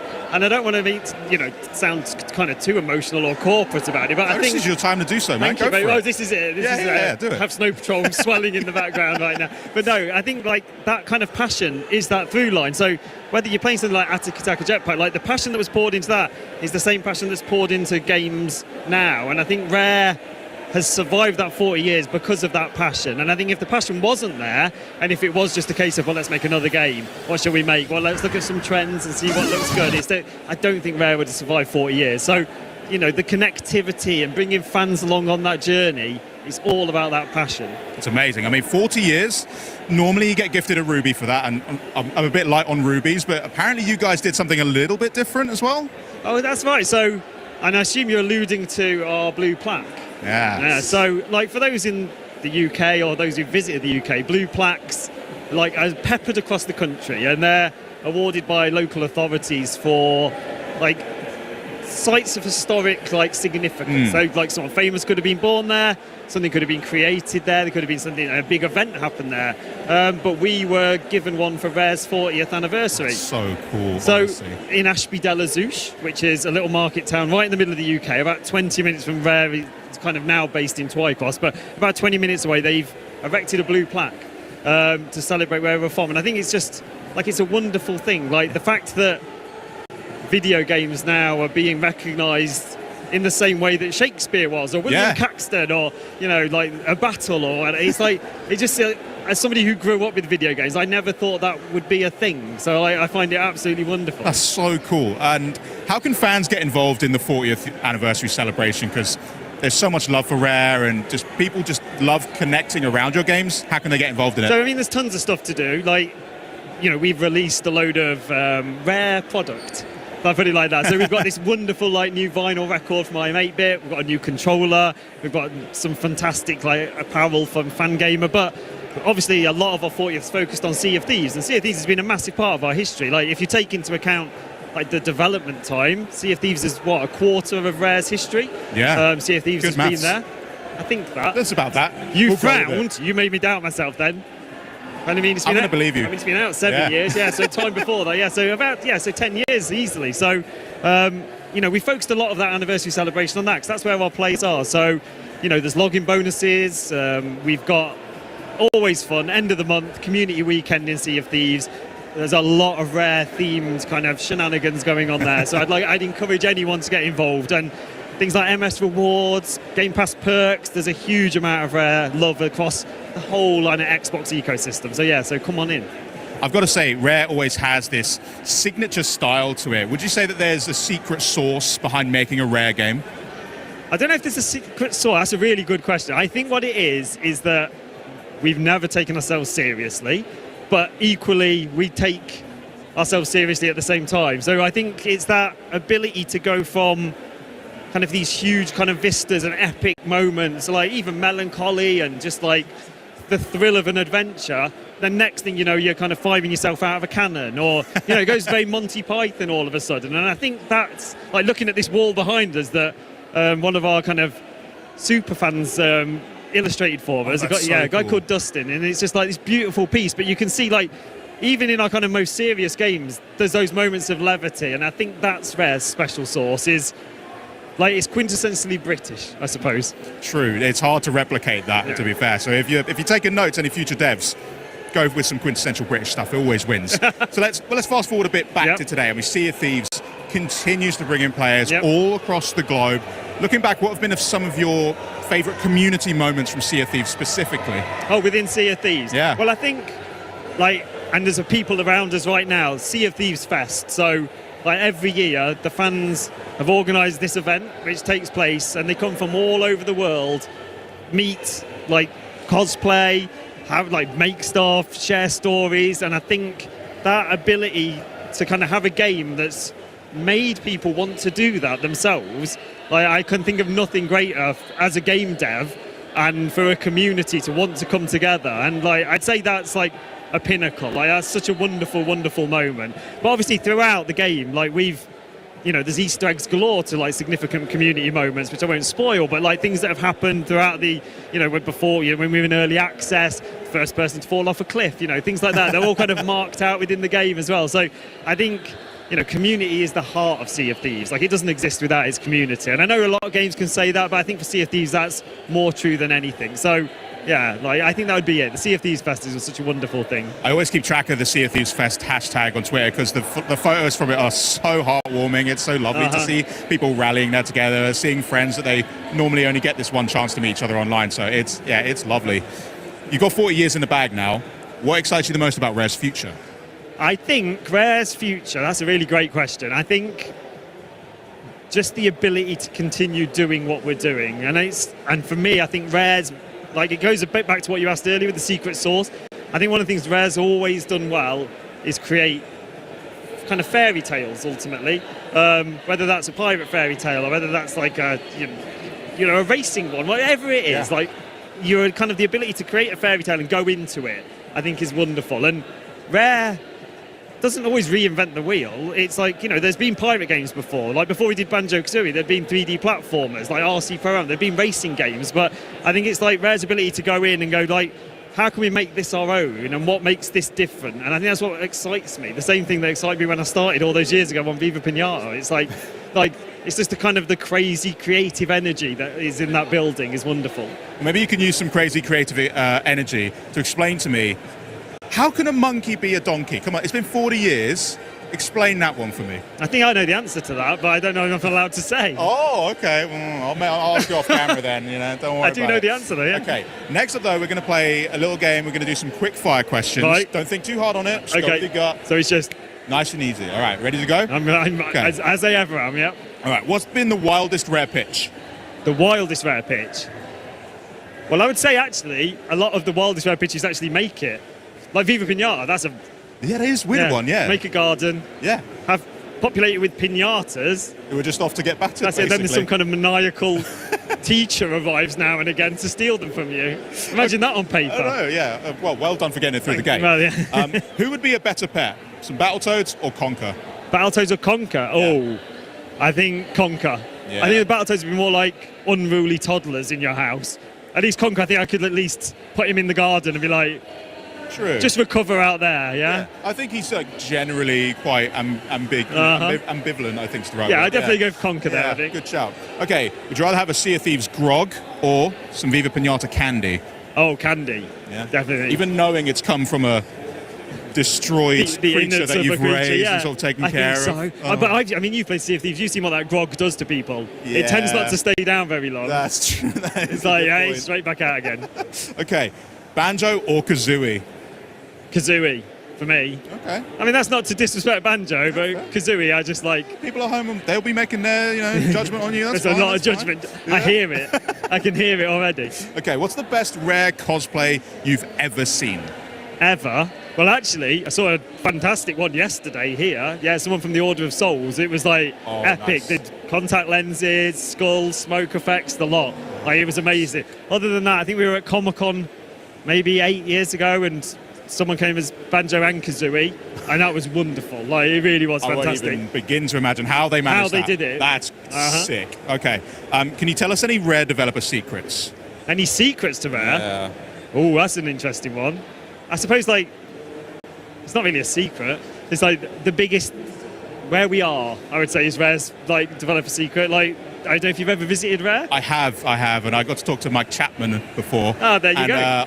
Immensely jealous of your campus. It is I was gorgeous trying to say there. that's our secret. Yeah. Is that we're in this beautiful campus with this amazing team around us, like, you know, a canteens and just staff and just all these people who look after everyone. Yeah, I I'd say think I had a that's burrito while I was there, and that was banging. So shout out to the catering team; they smashed it. Oh, they are amazing. So good. What's the best Rare Easter egg that basically nobody has actually ever found yet? That they've never found yet. Ooh, that's a tricky one.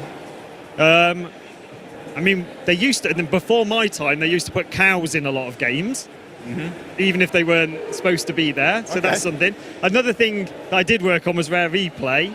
And, you know, in the stages, when you go and select a game, and it's kind of done like a paper theatre, there's kind of numbers hidden within those stages, which relate to something else.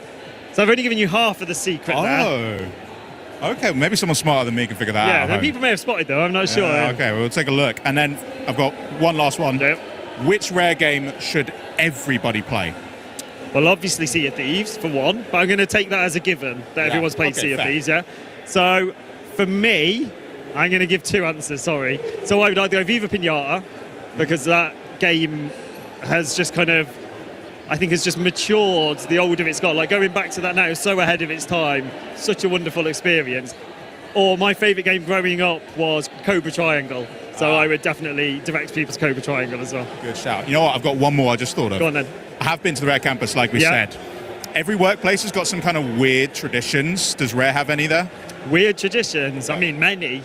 Like, too many. Give us the best one then. Probably too many to talk. Let me think. So weird traditions, like, I don't know if it's weird, but we have like a very like inclusive kind of family culture. So just like the last 2 weeks, we've had everyone's families in, kids can be in for 2 weeks. So it's not necessarily weird, but it just gives Rare its kind of energy. And I say that as somebody, like, if you don't like children, maybe it wouldn't be so good, but loads of little kids running around the place. Of course, yeah. Well, honestly, thanks so much for being game for that, Adam. Thank you and so a much. very happy anniversary to Rare. One thing that's decidedly not Rare are never-before-seen game trailers at Gamescom. So here is the debut of the new trailer for Hotel Barcelona. And then we're going to update you on Overwatch 2 Season 18 and reveal a few more surprises that we saved for the back half. Outer Worlds. That's all I'm going to say. 2. Okay, that's it. I'm done. All right, fine. Full gameplay presentation, but that's it. That's all you're going to get out of me. So for the rest, Xbox at Gamescom 2025 continues. Now, entering West Virginia. Hey, is that GPS broken or something? No, it's working properly. Now, entering Pennsylvania. What? I thought we just went back into West Virginia. Now, entering... All those who obstruct the transmission of justice will be banished, even if it's a goddamn GPS. How am I supposed to know where to go now? Keep your eyes on the road!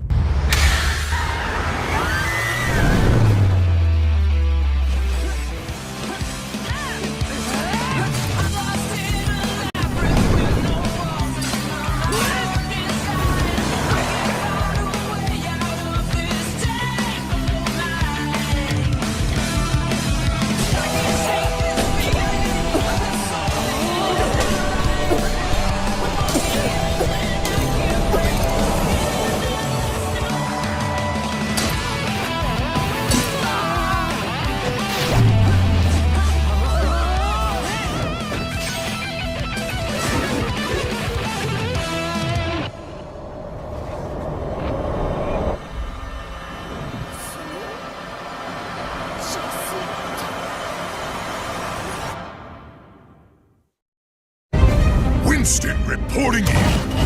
My research shows big changes coming to Stadium. Woo!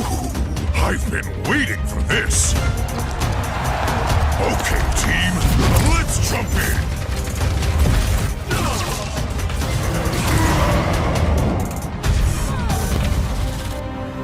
2 payloads? My mind is racing with possibilities. Time to roll up my sleeves.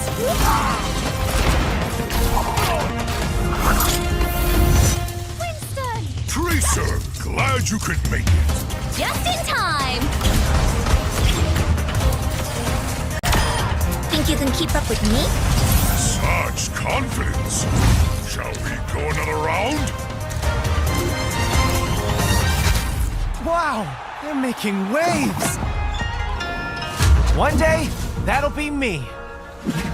Until then, time to dive back into training.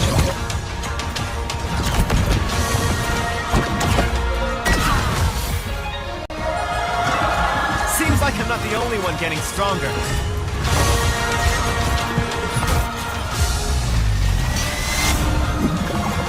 Here we go!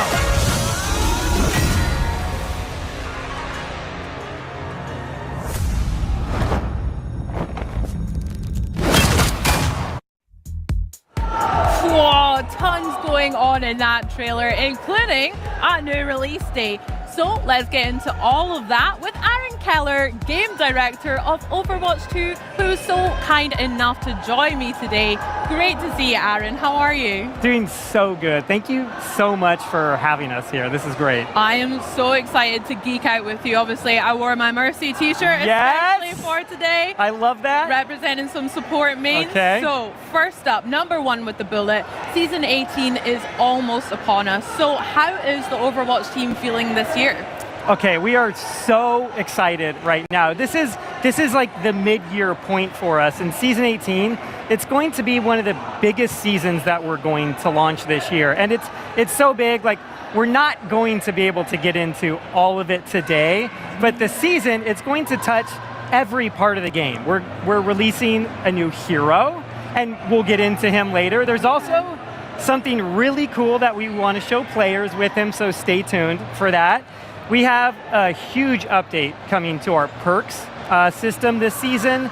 We've got a revamped progression system. We're doing things to our competitive mode. And then we've got just a ton of cool features and content coming to Stadium. Heck yeah. Well, let's start right there because that sounds like a whole lot I want to get into. But Stadium, me and a lot of the Overwatch team, the Xbox on Overwatch fans have been enjoying Stadium so much as well. Our pal Sam is actually just hit Legend rank, so he wanted to flex that as well, if you're impressed by that. I'm impressed. But it's been a massive new mode for you guys as well that was debuted earlier. What's the player feedback been like? For me, it was good, but yeah, how is the team taking that on in Stadium? Yeah, so I mean, we've seen like a huge surge of player excitement as people are jumping into this mode, and I think it's really because Stadium lets you like totally transform your heroes. You put together these builds of hero powers and items, you get new abilities, you get more powerful, and it's all done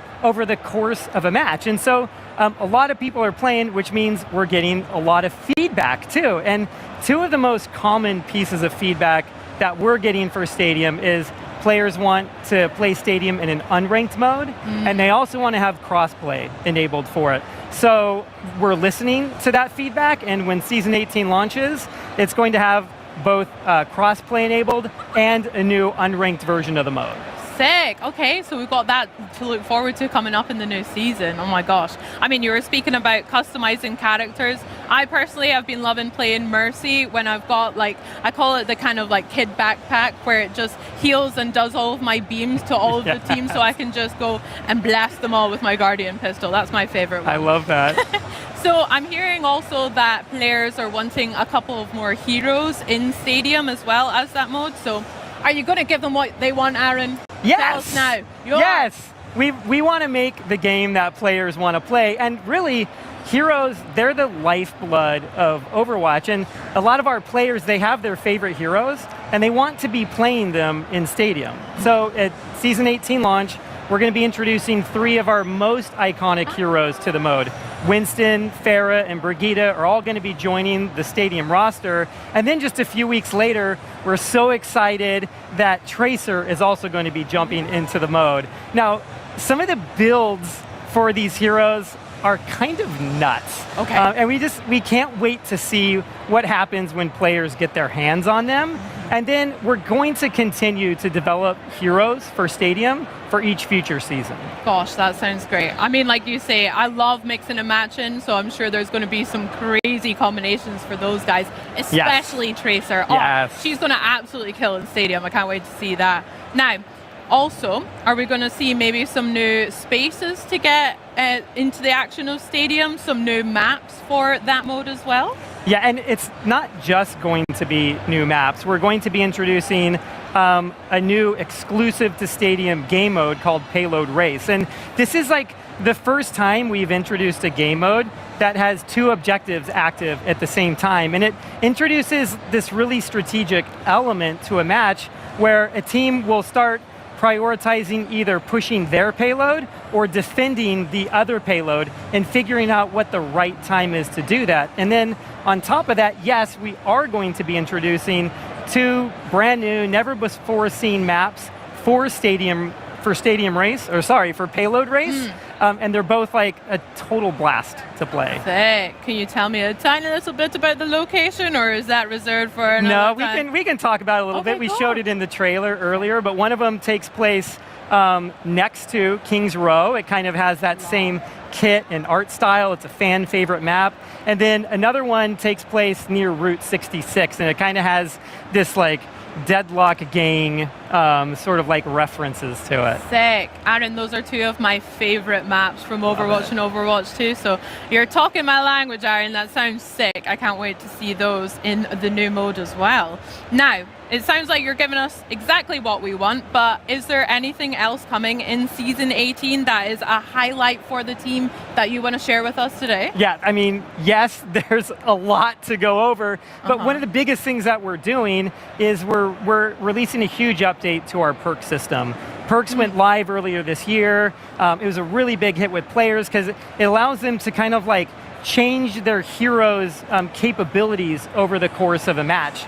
And in Season 18, we're going to be introducing over 60 new perks to the system.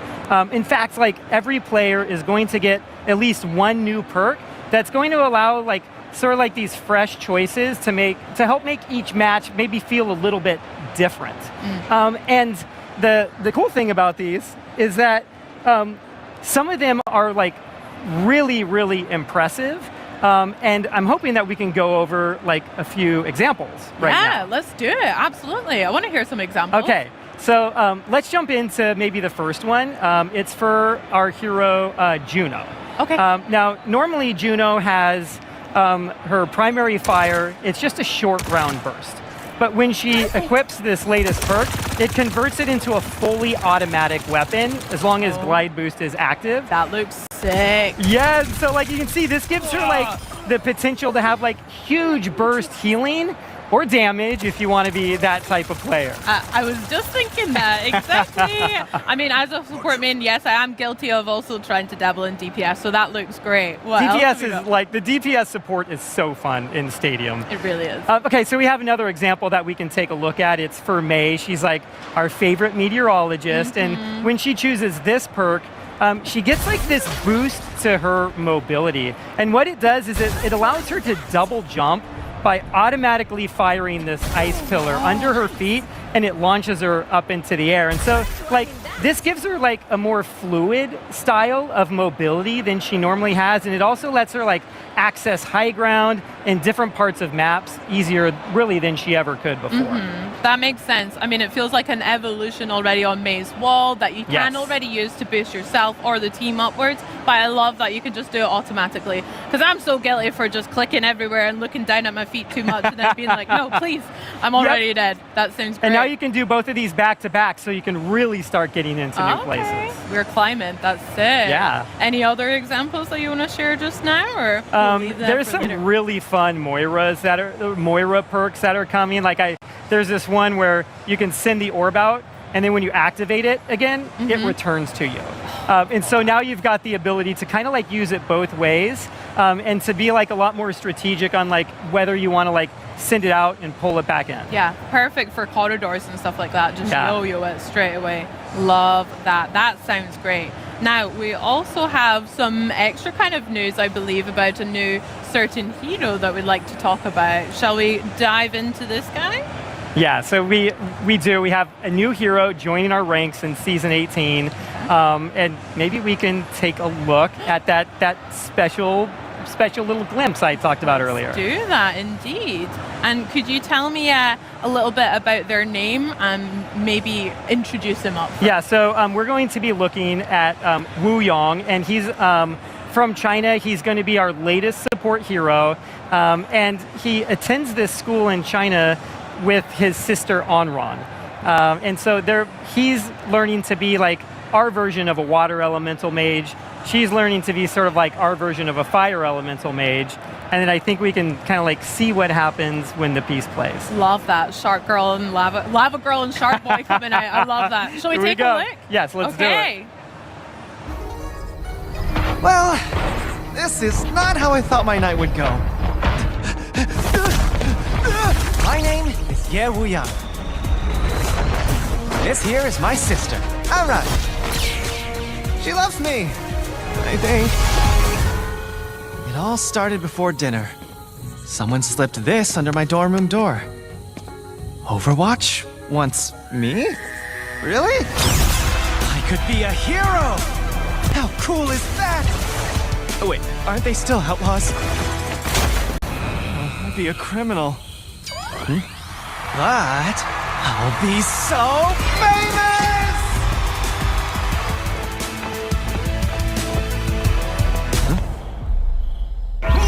What about Mom and Dad? They'll disown me! Oh no. What will Anran say?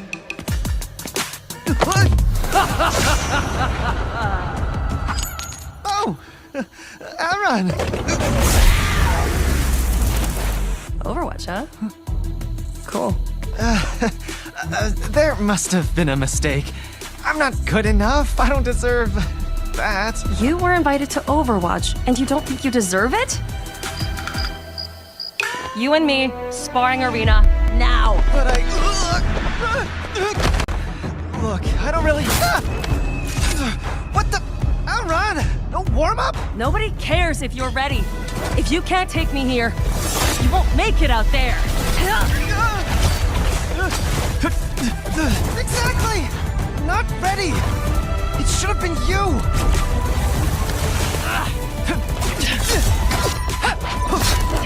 You're right. I've been carrying you for too long. What? I made things too easy for you. Seriously? I work harder than everyone! Yup. Sure you do. Hey! I'm just trying to prove I can be as good as you! So prove it!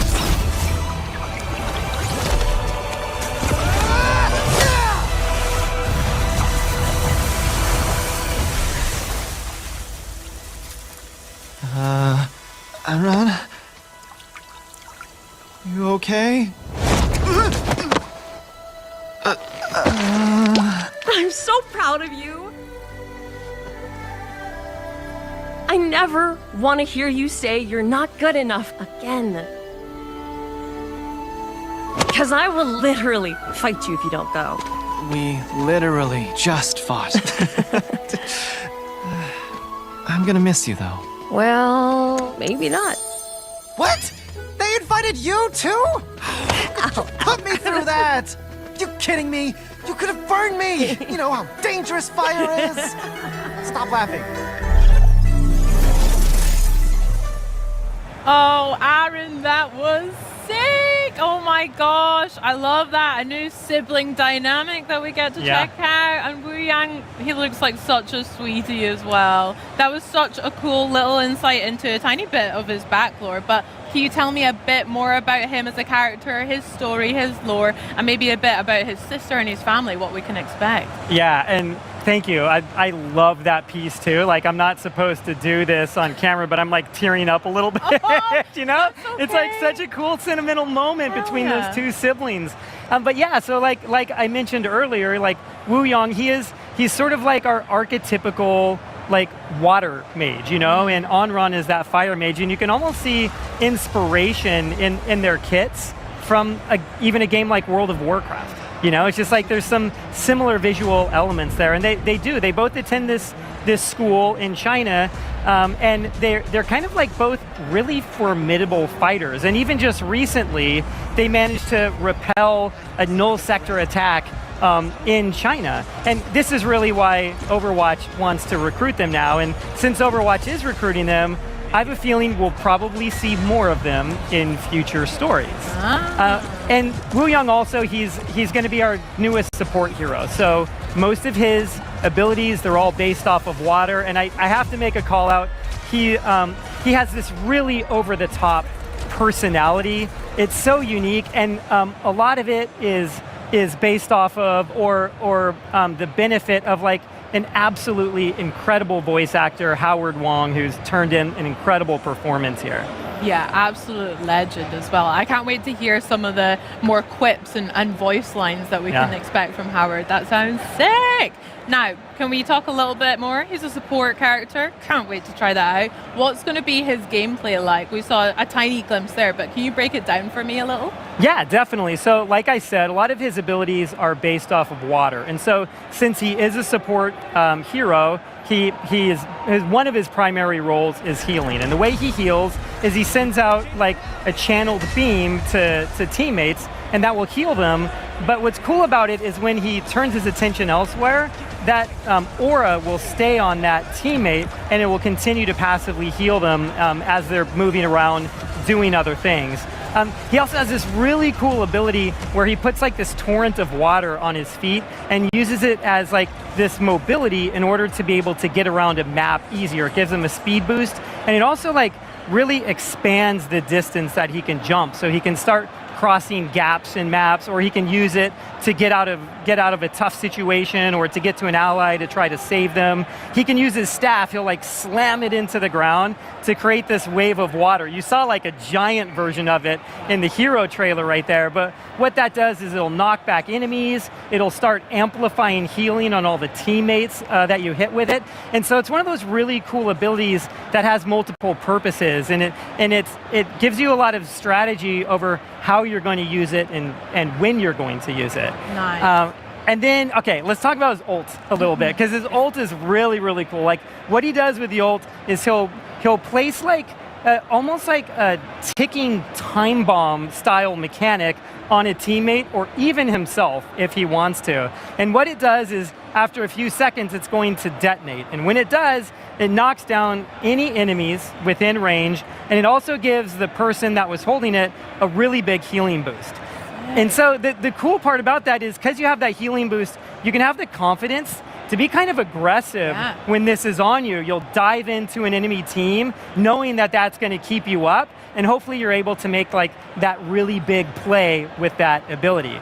And then I think maybe like the most unique part of Wu Yong's kit is his primary fire. You saw a little bit of it in the hero trailer, but what he does is he shoots out orbs of water. Now, once those orbs are out, he can take control of them and start guiding them around the map. And you can steer them into enemies, and when you get good at it, you can even start bending them around corners. So if there's like an enemy that ducks behind cover, something like that, you can bend it around that corner and hit them. And there's like nothing maybe like as satisfying as like seeing an enemy trying to disengage at low health, run into a building, and you curve that orb into it and take them out. It's like, it's pretty amazing. No getting away, that's class. No, there's like no getting away. And then, you know, we talked about perks earlier. Wu Yong is getting a complete set of perks when he releases at Season 18. I think my favorite one is rather than just shooting one orb at a time, he'll shoot 3 orbs out simultaneously, and you'll be able to continue to control those. Control all of them? That sounds so good. I love the sound of his movement mechanics because, again, As a Mercy main, I'm so used to sometimes that little hop back from spawn and just hoping one of my teammates will come back and pick me up. So his movement abilities sound so sick for that. They're so fun. I go back and give Mercy a ride. You know, that's the right thing to do. Thank you. And that's why you're game director. Thank you, Aaron. I appreciate that. So I wanted to ask a little bit about his ultimate there. Now, you said about this ticking time bomb that can attach to himself. Could that also be then put on other characters on your team to kind of like send them into the fray as this way to blast other enemies down, almost like a diversion or something like that? Yeah, and that's what's so cool about it. So when you activate the ult, you have the ability to choose, like, do you want to place it on yourself, or are you going to place it on like the teammate that you're targeting right there? And when you hit them, he does his big ult voice line. They get it. It's very obvious that they have it on them with VFX. They know it's on them. And then it's a little bit like getting nano boosted, you know? It's like, now's your time to go and do the thing that you're supposed to do because you have this on you. There's a little bit of pressure, but you also have the opportunity to make a pretty big play for your team. Okay, that sounds good. Always the pressure of getting nano boosted by Nana. Yeah, oh my gosh, the amount of times. That sounds so good. I can't wait to try that out. Do you have a personal favorite ult voice line, by the way? Mine is obviously High Noon, Cassidy called by the wonderful Matt Mercer. I have to go with that one. But do you have a favorite ult voice my God, line? that's such a good question. I kind of go back to some of the original heroes because it was just like, it was such a formative time for the game. And so there's a few there that I really love. There's something about Reinhardt's where like that character is so over the top and the way he delivers everything, and even with his animations, and because there's so much counterplay with that ult, just kind of like hearing it, especially if you're a Ryan facing off with him and you start to see that little wind up on the animation, it's like, I don't know, I think that one is really, really cool. Sick, I love that. Aaron, I am absolutely gutted that is all the time we have to talk about Overwatch 2 and Season 18, but you and me, we're going to talk more after this, for sure. I can't wait. Thank you so much for having us today and coming on and speaking about that. And you guys at home, be sure to jump in and experience Overwatch 2 Season 18 yourself next Tuesday, August 26th. Let's go. I'll see you in the lobby. Today, we've still got more to share though. Something silly, something scary, something shooty, and right now, something out of this world. In 2019, the Outer Worlds introduced players to a brand new and hilariously corporized universe dripping with that wit in action that Obsidian are known for. Now, the stellar action RPG is back with new companions, new adventures, and new tough calls to make, many of which I'm sure will come back to bite you on the butt. But to learn more, let's head to the theater for an awesome presentation from the Outer Worlds 2 game director Brandon Adler and design director Matthew Singh. Hello, my name is Brandon Adler. I am the game director on the Outer Worlds 2, and with me today I have... I'm Matt Singh. I'm the design director on the Outer Worlds 2. And we're really excited. Today we're actually at the Outer Worlds 2 Theater at Gamescom, and we're here to take you on a demo of the Tomb of the Matriarch. So why don't we just jump right in? Cool. All right, let's do it. All right, I'm going to set the table real quickly before we really jump into things. So first off, let's go take a look at our companions. So our first companion is Niles. He's an Earth Directorate agent, so he's an agent just like you. He's really handy with a wrench, so he's got great engineering skills, and also he's got great ranged capabilities, so he's really good with ranged damage and whatnot. So we're going to use him like that in this demo. We also have Tristan. So Tristan is a part of the Protectorate. He's an Arbiter. You can kind of think of him like a Judge Dredd type character. We're going to use him as a tank. You can see he's got big heavy armor, he's got a big hammer that he uses, and again, he's gonna be great as a melee tank for us. Before we actually go ahead and get started, why don't we take a look at our character real quickly? All right, so yeah, let's just take a look at our skills really fast. So yeah, you can see here, so we've got pretty good guns, we have decent sneak, so we're gonna be using that in a few different places. Also, we've got lockpick. This is gonna be very important because we're gonna get into a lot of different areas. Engineering, hack, also great things for using interactions inside of the tomb. And maybe the most important thing is observation, and I'll explain why in a bit. So why don't we head over and look at our inventory real fast. All right, so the first piece you have is the Scrutinizer's eyepiece. This one comes with a grenade bandolier that gives you an extra grenade slot. But the cool thing about this is that strong enemies get weak sooner. So it basically gets them to the weak state much faster. And that also scales with your observation skill, important from what we showed you a little bit earlier as well. Why don't we go down into the heavy hitter? Yeah, so we have the heavy hitter armor. This is just good all-around armor that has a lot of damage resistance. It's going to be very useful in the combats that we have ahead. Let's go to our weapons. Heavy revolver. This is just a normal heavy revolver, but we've modded it with a silencer. Again, really good for sneak attacks, for sneaking around and stealth. We also put a prism sight on it, which increases weak spot damage. So if Matt hits the headshots, which we'll see if that actually happens, that should actually do a good amount of damage. Let's jump over to the assault rifle. So we have a compact assault rifle. This one has a reflex sight. Again, this is great for critical hits, so it adds critical hit chance. Also reduces recoil, so really good for actual ranged combat. And then lastly, we've got the antimatter plasma sniper. So this one just does a ton of damage per shot. We've added the advanced energy modulator onto it, which reduces ammo costs. That's just going to give us more shots that we can use. So yeah, why don't we go ahead and jump on into the demo. So real quickly, we're going to be heading into the Tomb of the Matriarch. So the reason you're going into the Tomb of the Matriarch is you're actually trying to get into a high security facility elsewhere on Praetor, the world that you're on right now. There's a secret entrance in the Tomb of the Matriarch itself. So we're heading into the tomb. The tomb is a pretty interesting place. Not only is it the resting place for the Matriarch, kind of like a god figure for the Protectorate, but it's also kind of almost like a museum. You get a lot of really cool lore elements in there as well. So we're going to see a lot of that as we play through. Yep, so you can see there it's guarded pretty heavily. Matt's going to have to go ahead and take these guys out. Now I'm going to use this stealth grass to get kind of a strike of opportunity. I'm hidden in the shadows right now, and one thing I'm going to do is I'm actually going to equip my tactical time dilation gadget. So in the Outer Worlds 2, you have a number of different gadgets you can play with. This is actually a returning favorite from the first game where you can slow down time. I'm going to do a stealth attack on this guy, and then I'm going to go down. Oh! Oh, well, he's missing his head. All right. Let's see if we can get in there. One of Matt's favorites. Are you going to be able to shoot it? All right. He had to slow down time to shoot it, though, folks. That's what it's there for. And you can see Tristan's jumping right in there as well. You can take on that melee guy. Okay. Yeah, well, you missed that. Let's take this guy out. Right. Give Niles a little bit of help. Yeah. You might want to take out some of the cover too. So something here is we have destructible cover.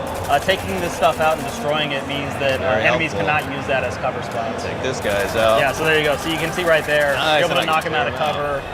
Just get some free shots on him that way. One guy over here. All right. And that's all cleaned up. Let's go loot the bodies and we'll head inside the tomb. Gotta get that loot.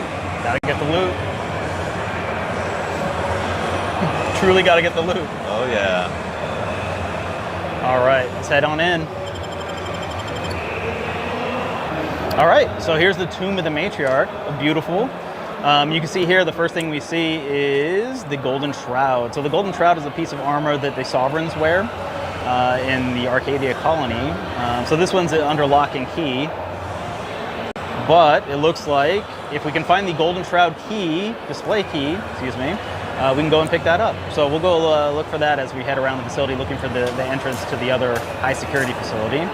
Woe to have the matriarch taken from us before her time. Actually, the matriarch passed at the impressive and venerable age of 90, establishing Arcadia's precedent for longevity. 90? So young! Imagine what glorious inventions she could have conceived of with only a handful more years. All right, so there we can see we have a docent, we have a sentinel that's mourning the matriarch. Looks like we have a panel over there. Why don't we put on our N-ray scanner and take a look through the walls real quick? Oh yeah, that's another really cool gadget we've got. Yeah, so the N-ray scanner is pretty cool. Yeah, so you can see through the walls, so you can actually see some of the wiring that's going on. It makes it really nice when you want to see how everything is connected. So there you can see that panel looks like it's controlling the security system for the tomb room. So I bet you if we interact with that, we can maybe interact with the security system. Yeah, so unfortunately, the way to actually interact with it right now, Hack 9, is a little too high for us. But we do have Hack 5, But to use that, we're also going to need the Good Subjects Guide to Electrical Systems. So again, I'm sure that's somewhere in the facility. So why don't we go take a look for that, and then we can head back over here and activate it and see how that works. Let's see if we can find it. Yeah, I'm sure we can. See, there's plenty of loot. All right, make sure you loot it though. Be a good RPG player. All right, so here you can see again some of those more lore-based museum elements. You see some of the murals. You see some vignettes that are set up. Why don't we actually take a look at one of those vignettes? For my next gift, I bestow upon you the pinnacle of automechanical design, far superior to all automechanicals that came before. The time once spent in numbing manual labor may now be spent in harmonious community with your neighbor and in humble service to the Protectorate. May art and science flourish in these many hours, which I have returned to you.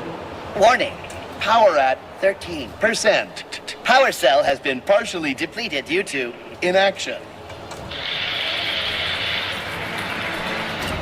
All right, very cool. Why don't we take a look into the next room though? There's some windows over there we should be able to see inside. Yeah, let's see what's over here. Yep, just like I suspected, there's some automechanicals. I don't know if we want to fight those just yet. Why don't we find a way to distract them? Oh, yeah, as you can see right there, we have a cable leading to the back. Maybe there's something there we can use to distract them. Let's take a look. Yep, there we go. Not only do we find loot, but we have engineering panel that we can use. Yeah, so it looks like that will disengage the locks on the automechanical, and we'll see what that does for us. Who knew all you had to do to be an engineer was turn a few knobs? Warning, power at 13%. All right. Power cell error. All right, let's see where this guy's Power cell going. has been partially depleted due to inertia. This presentation will continue until audience. Yeah, it looks like he's recognition actually heading is into that room received. with the automechanicals. Maybe we can use him like a good distraction there. Gloria Arcadia. Gloria Arcadia. Gloria Arcadia. Pathing obstructed. Rerouting. Error. Reroute. This area is not. Yeah, so it looks like we're distracting all the automechanicals right now. So while that's happening, why don't we head off to the side? There's a side room over there. Yeah, let's get in there. Looks like it's locked though. Must be. But fortunately, we have enough lockpick and we have the mag picks. Let's get in. The matriarch perfected automechanical design. Therefore, it is impossible for this automechanical to. All right, so now we're in. And you can see we have some foil. That's good for crafting. What else do we got? Oh, we have the Good Subjects Guide to Electrical Systems. Let's pick that up and let's head back to the front. Let's activate that security system. Wow, that seemed like the short way to go, I guess. Stealth by these guys. Yeah, let's get out of here while they're still distracted. All right, and we'll head back to the main room. Picking that up as well, obviously.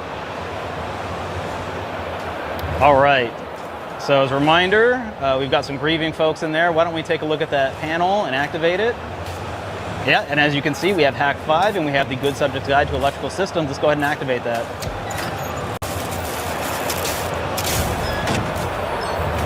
Excellent.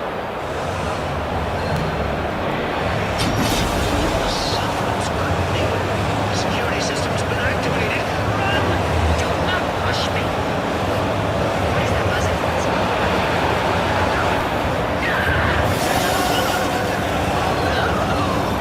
And that, my friends, is why you always listen to your docents. Yeah, that's bad for them. But why don't we go down there and make his day a little bit worse? Guaranteed he has something nice for us.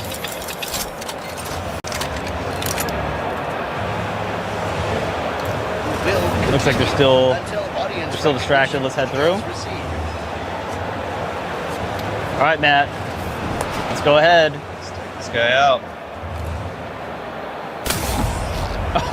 Oh wow, that was a pretty nasty headshot. All right, what do we got here? What do we got here? Oh, see, we got the Golden Shroud display key. That's exactly what we were looking for. Nice. And she had some armor. Why don't we take a look at this tomb though? This is the actual casket of the matriarch, so an think we should extremely open important figure. Lucky for us, I think we already activated the security system, so I think we can just open it right up. Nice. And there you go, we have the remains of the matriarch. Why don't we defile the honor of the matriarch, the most important person to the protectorate, folks? It looks like the remains are worth a lot. We're gonna definitely sell those. I don't know who's gonna buy them, but they're worth a lot. All right. Let's go ahead and take a look around. Still looking for that secret entrance to the top secret facility. And just in case we get into combat, I'm actually gonna equip my shield gadget here. That's a good idea. And sure enough, more automechs. Let's take them out. And you got to be careful with these guys, especially because they leak Zeranium, and Zeranium can actually empower automechanicals to walk through it. Yes, you can see he's overcharged. Yeah, and he took out. Yeah, he already took out Christian really fast. He's taking you out as well. Did you get him? All right, cool. All right. Yeah, automechanicals get real nasty when they get into that Zeranium. Oh, yep. That's you see it's poisoning you. It's poisoning you right now. But why don't we take a look around? There's some good stuff to loot here. Oh, that looks sick. All right, sick. so we unlock that with lockpick. Yeah, now that's a pretty nice looking weapon. Let's use that later. We grabbed a helmet. Again, I'm sure a priceless protectorate artifact. It's over here. That looks like a pitchball card or a tossball card. Nice. So these are pretty cool. You can actually collect these, and if you collect enough of them, you get a cool reward later on if you find the quest. It looks like that one gave me some extra health too. Yeah, I think you're gonna need that. I've seen how you play. All right, why don't we go get that golden shroud though? All right. But looting, of course, first, obviously. I don't know why we didn't think of that. So yeah, here's the golden shroud, and we have the key. Let's open it up. All right. Now go ahead and loot it, and then let's take a look at that. Yeah, this one's actually really cool. It gives you damage resistance that actually scales with your speech, but it'll cost you bits each time you take damage. So it's costly, but it can be really effective. Yeah? Pretty good for a Monarch. I think pretty good for a Monarch. They can afford it. All right, let's look for that secret exit. All right. Well, let's loot stuff first. More loot. Oh, look, right there. Oh, yeah. You see the observation eye. Yeah, so that little element there is telling you you have an observation check. There's something hidden because of your observation skill, you're able to find it. So that looks like the secret entrance to the top secret facility. Nice. All right. Where's yeah, this go? Yeah, there you go. It looks like that heads to the facility. Very cool.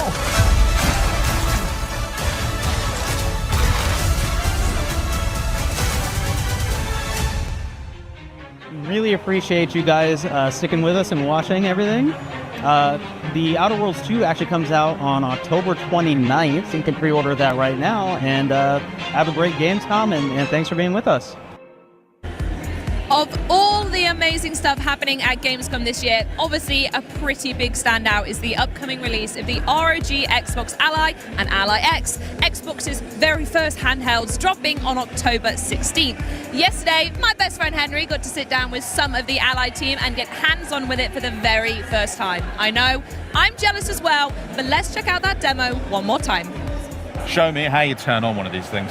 Yeah, so one thing that's great is there's a fingerprint reader on the power button, but as Don mentioned, we made a lot of improvements in Windows to help add gamepad navigation across the device.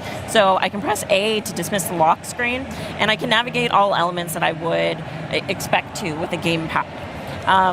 One of the features I really love is that we've added gamepad indicators to the pin pad. So if you're familiar with them on console, you'll be able to enter your pin or have your own kind of combination that you would have to put in your password quickly. You can also use directional navigation, and we really want to give the flexibility to the players of how they want to get into their gaming session. Cool. So I'm not going to peek at your pin, don't worry. No one's going to look like what the pin is. Device. I'll get my own later, don't worry. Yeah.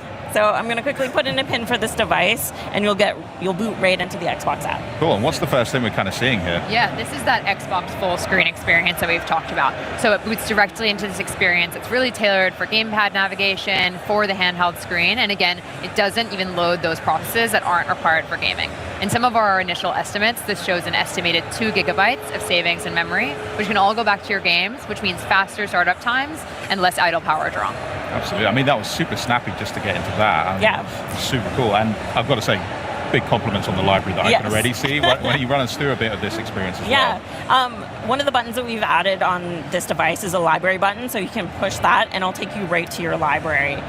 Dom mentioned about the aggregated library. You'll see these new indicators across the thing. So, hey, these are my games from the Game Pass entitlement. These are the ones installed from other storefronts. And we really want to make sure that when people play a game in the library, they know what save they're doing it. You might be like me and you own the same game across multiple storefronts. Your save files are so important. Yeah, I'm very guilty of that. Yeah, and so you want to make sure that when you launch your game, you know where it's coming from, and you're able to kind of get that jump back in where you expect. Amazing. Can you launch up a game for us? I'm going to let you choose. Yeah, so let's launch up Gears of War. Good. You can see that the bootloader that we have launches full screen. That really takes you to kind of that immersive experience, so you're not seeing those desktop elements that Dom mentioned previously. Very cool. Because there's something I use at home on my desktop, which is Game Bar. I use it to access my screenshots. I use it to access all of my friends lists, party chat. Yeah. We have a little look at that. How does that operate on the Ally? Yeah, so one of the main differences between the original Ally and the Xbox Ally is now there's an Xbox button on the device. And so by pressing it, you quickly bring up Game Bar. And this is the optimized view that we shipped last year called Compact Mode. That takes that same widget model that we have before that's completely extensible, but it puts it in a more streamlined, optimized form for these handheld devices. So it lets you quickly get access to device settings and most importantly, Command Center. Nice. So instead of having multiple overlays that you're juggling, it's all in one overlay and it's all in Game Bar, and so you can get access to some of those awesome AMD features as well as the ASUS features that you've been known for before, to be able to navigate those and adjust those kind of performance settings on the fly. As a person who is already a multi-device user, it does instantly feel quite familiar as well. Across my console or my PC, I'm kind of getting this very fluid and connected system. It's really nice. Yeah. So we could jump back into Gears of War, but we know this is a fully fledged Windows device. Yes. What else can you do with it? Are there other apps that I can use? Yeah, so one of my favorite features is we've added a new custom task switching view. So by long pressing on the Xbox button, you'll get this new experience where you can quickly bumper between existing applications as well as go to the Windows desktop if you need to kind of tweak something that you can't do easily. And it really kind of makes it feel fast and fluid. And so if you're using Discord or getting a little hint and edge, you can quickly bumper between them and then go back to your game really smoothly.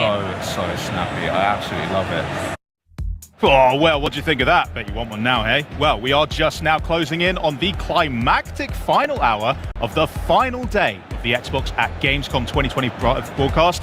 And guys, there's no time to dally. After years lost in the fog, the Silent Hill series is back with a bold new direction. And joining me now to give us just a glimpse into the newest title coming September 25th, Silent Hill F, please welcome Silent Hill series producer at Konami, Motoi Okamoto, and game director at Neobards Entertainment, Al Yang. And interpreting for us today is Daiki Yamamoto, also from Konami Digital Entertainment. Thank you so much all for joining me, guys. Welcome.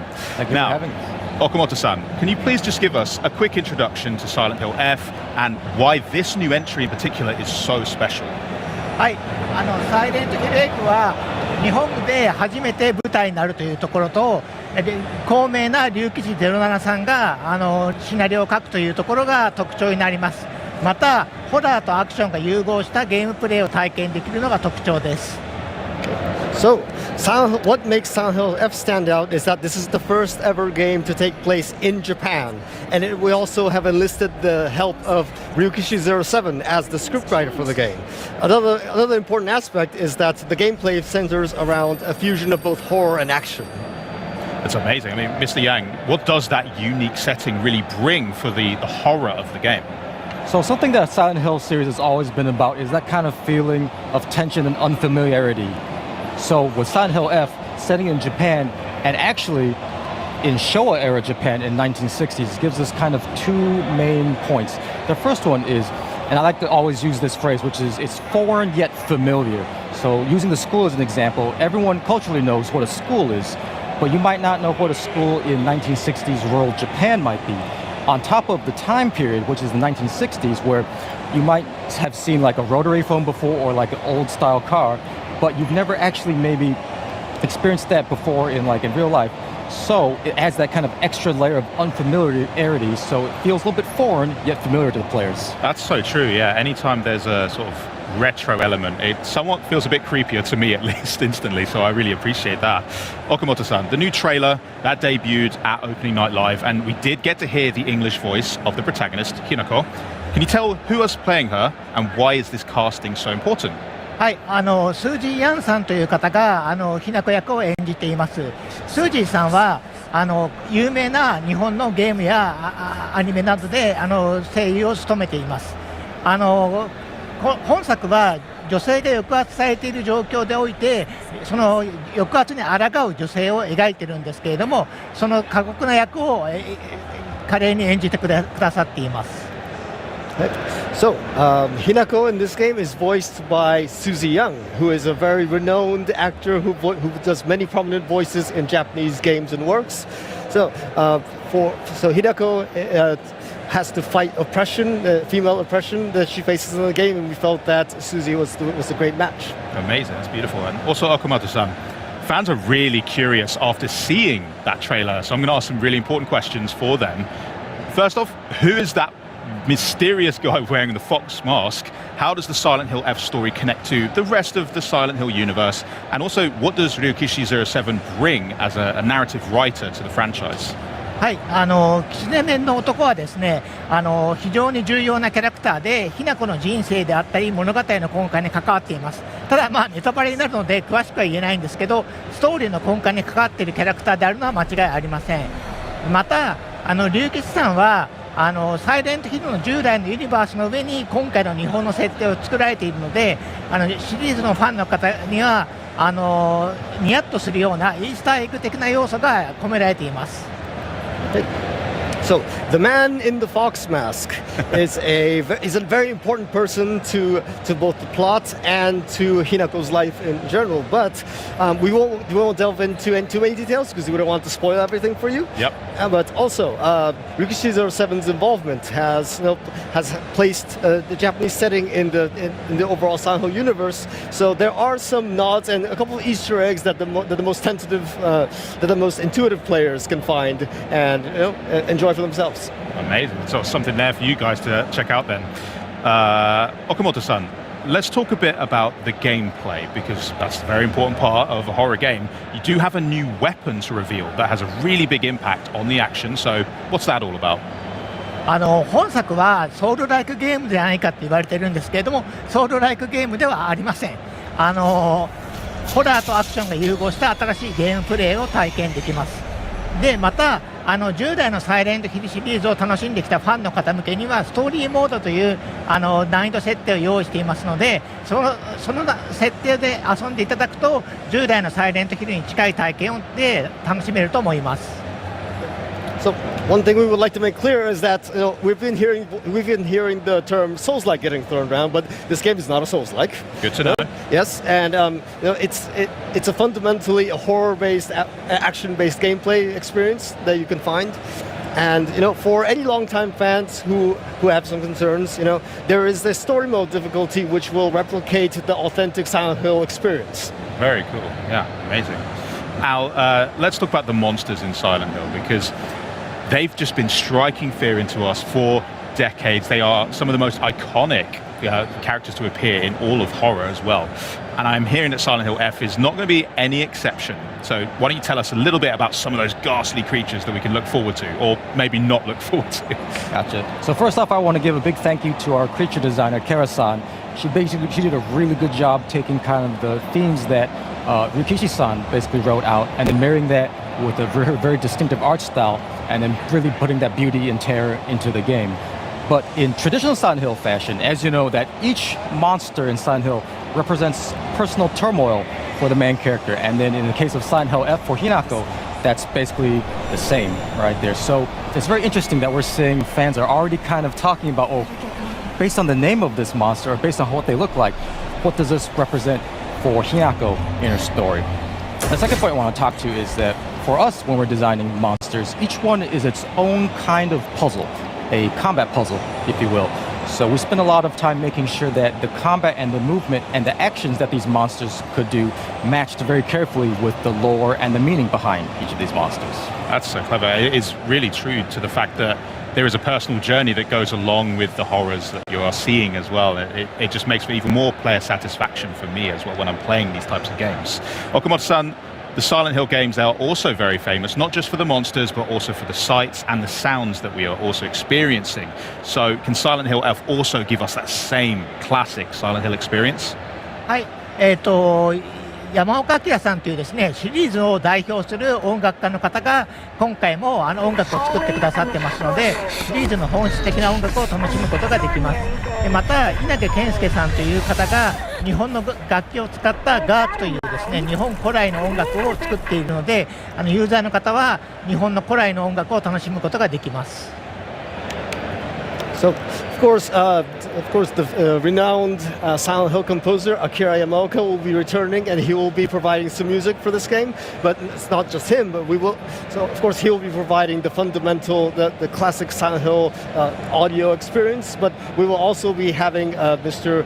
Kensuke Inage, who will be providing some more Japanese-themed music in the form of gagaku, which is a more classical type of Japanese music that interweaves like native instruments and more classic elements. So you can expect a very diverse musical experience. That's incredible. I'm very excited for that sort of melding of a very authentic representation, but mixed with the classic Silent Hill that we all love. So it's all really exciting. Thank you so much, guys. Is there any last thoughts that you'd like to share with the audience before we check out our next segment?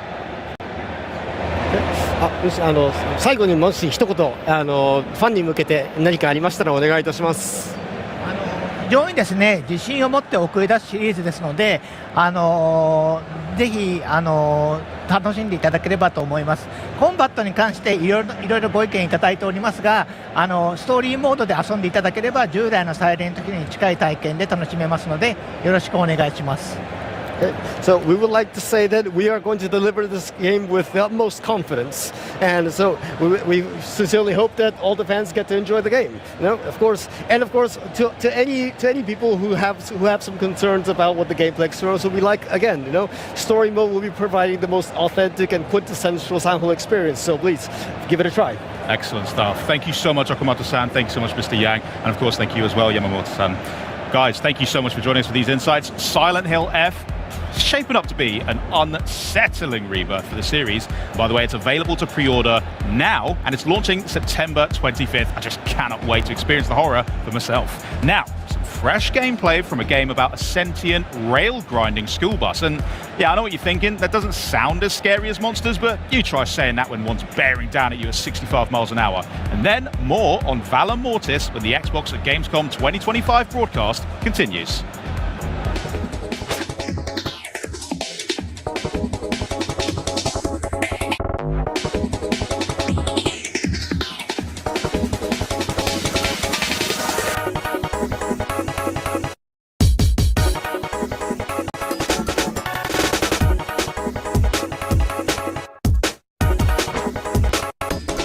Hello, we're Undercoders, and in the studio based in Barcelona.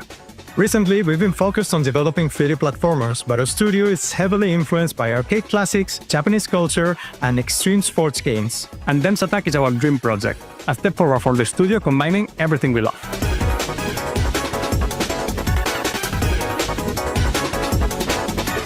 In Dem's Attack, you'll discover a not-so-distant future Japan in which local railways have been abandoned and are now used by underground gangs to compete in illegal contests of train acrobatics. You'll have to rack up points by chaining tricks, explore huge levels, race against rival crews, and uncover a wild story as you travel through Japan taking the railways back. We are making a game that is not just about what you do, but how you do it. It's expressive, stylish, and totally up to you.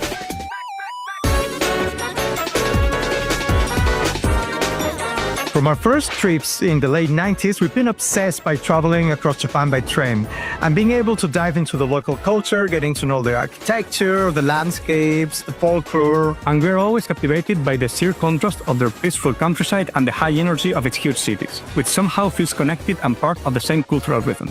It's a never-ending source of inspiration that has been fueling our creative energy throughout all the years and has now materialized in Densha Attack. On your adventure, you'll find a variety of challenges to move forward, from trip-pack arenas to compete for high scores, to objective-based exploration levels, and even racing circuits. The world is packed with a bunch of unique characters from different gangs and personalities that you will have to face on your journey through Japan. And with every new challenge, you will grow as a Densha attacker and further add to the chaos. We've handcrafted every stage from the ground up, pulling from real-world locations to make every landscape different but recognizable. You will go really fast, but if you look closely, you'll catch references to every corner of Japanese culture. You'll be fighting wild boss battles against gang leaders, which will test everything that you've learned. These are always full of surprises. You'll never know what secret technique your rival hides, so you'll have to get creative to overcome them with your train. They're a mix of spectacle, personality, and challenge that one could expect for an anime-style showdown made game. Densha Attack is a love letter to anime, skate games, and Japan's iconic train system. If you like Jet Set Radio, Tony Hawk, or Densha to Go, you can't miss this train. Pun intended. Wishlist now! We can't wait to show you more.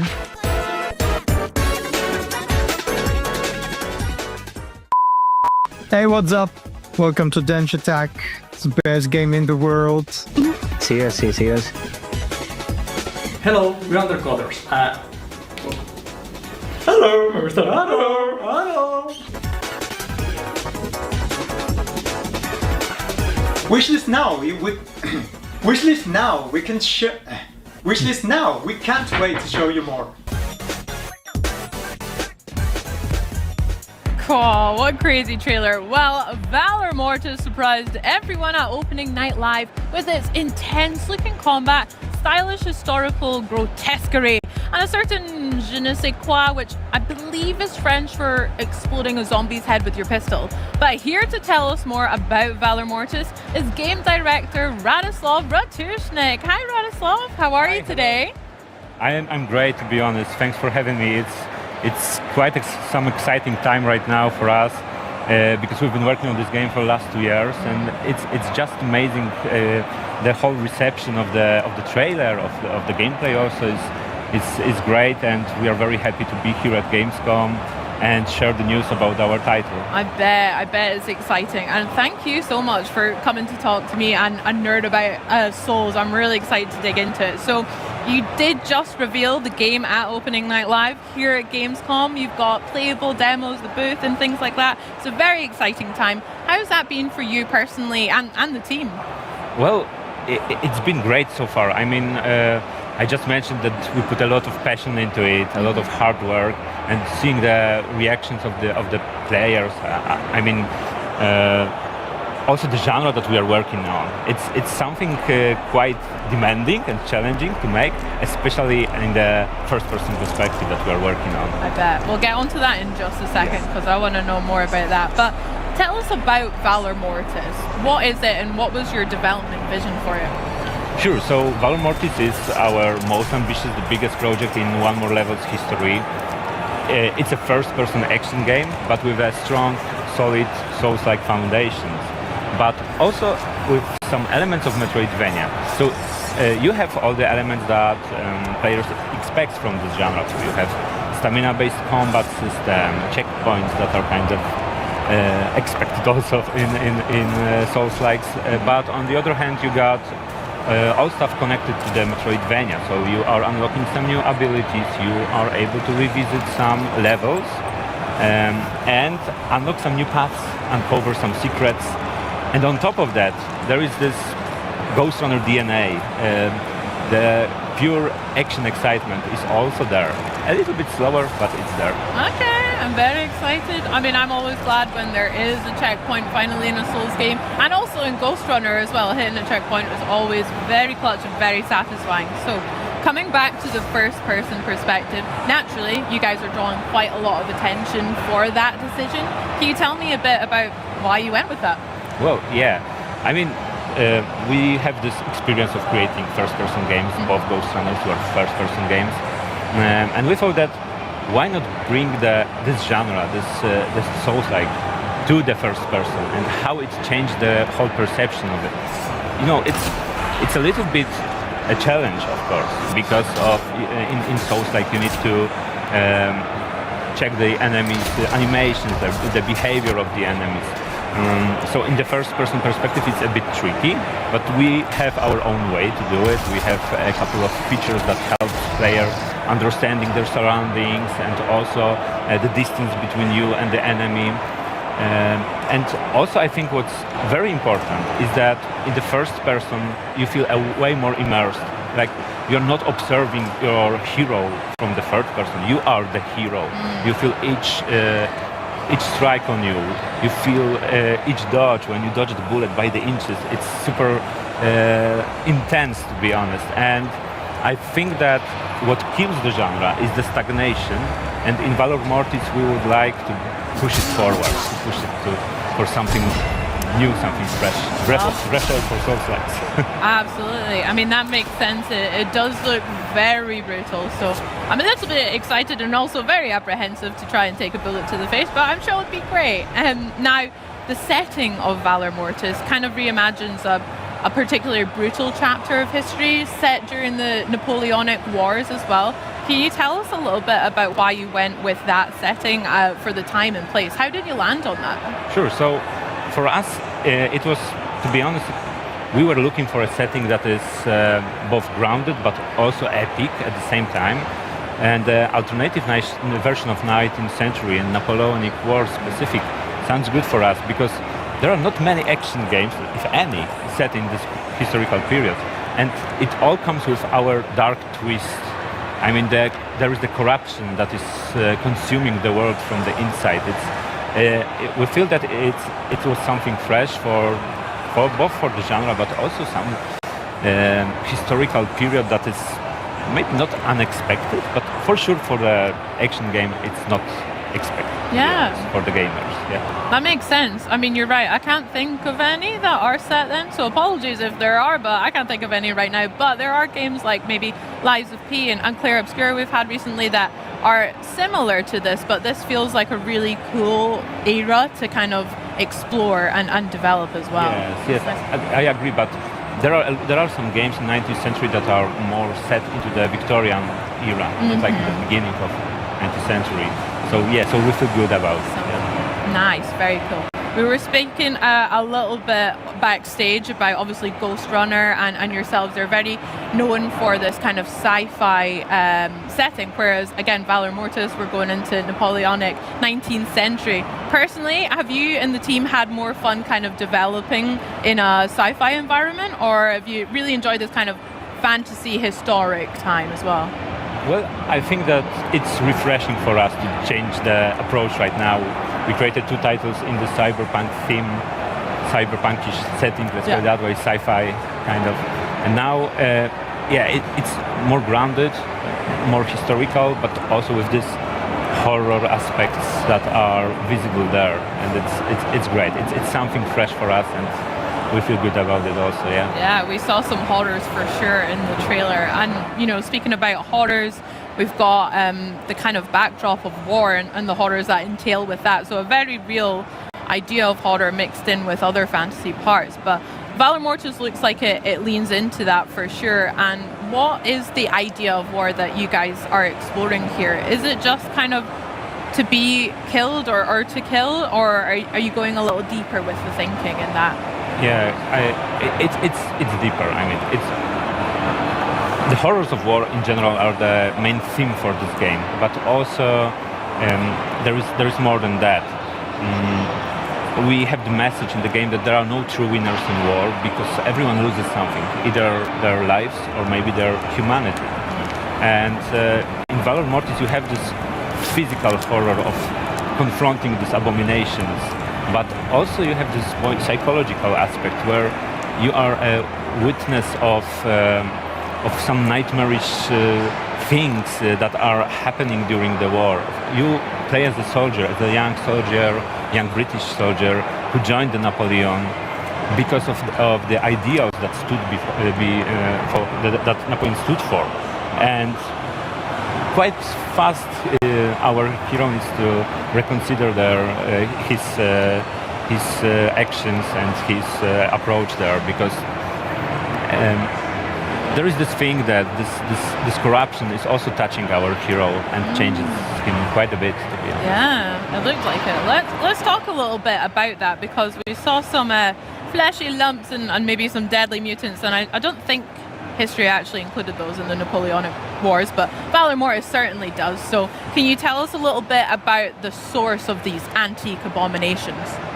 That's right. So the source of it is called neptoglobin. It's this enigmatic essence, almost living essence that is consuming the world from the inside.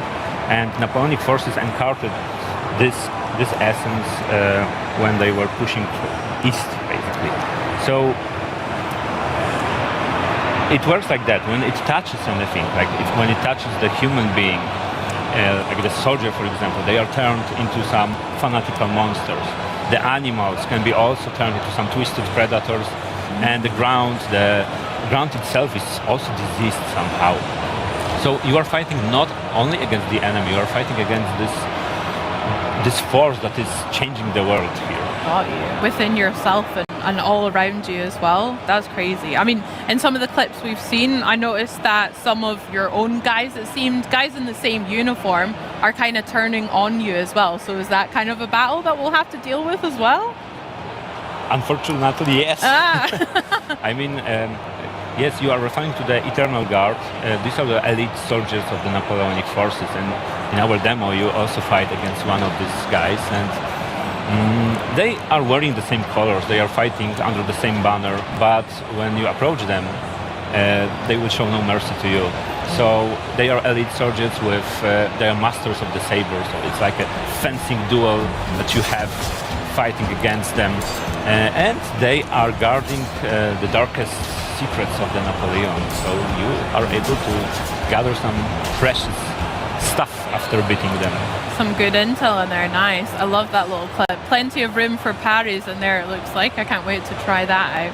Now, speaking of parries and Souls mechanics, boss fights are obviously so intrinsic with the genre as well. And what has your team's approach been to those, taking them on in Valor Mortis? Well, absolutely, you cannot have a Souls-like without the proper boss fights. So we designed our boss fights to be quite unique encounters, to be honest. So players need to use all their tools they are gathering. So we have this our beloved saber, and on the left hand, because we have this dual wielding combat system, you can wield your gun or your power, let's put it that way, that we are calling transmutations. For example, you can set to blaze the enemy, and your goal is to combine all of these tools. It's the key to success, basically. So you have to shoot the weak points, you have to parry the attacks, but it's not like that we are forcing players into only one play style. You can also just, when you are Master of Saber as well, you can just use your saber and be successful too. And yes, in the demo you are encountering this boss. The guy is called General Lothair, and he is very powerful. I mean, he also got a set of tools, to be honest, like 3 guns on his back, and also this giant banner and this sword, and he can grab us and shoot us at the face with all 3 guns. That is so rude. So he will be a challenge, and that's how we want to create these bosses, to be memorable, and players should feel should feel pure satisfaction after beating them. Heck yeah, I can't wait to try it out. Can I come over and have a go at it? Yeah. Sick, let's do it. Radislav, thank you so much for sharing Valor Mortis with us today. I cannot wait to check it out. And guess what? It's Xbox Play Anywhere. Yes! So there truly is no escape from the horror. I mean, I guess you could delete it, but don't do that. Sign up for the community playtest and wishlist it instead. And don't click away because we've still got High on Life 2 to come. But for now, let's check out the gorgeous Germany City update to Microsoft Flight Simulator 2024.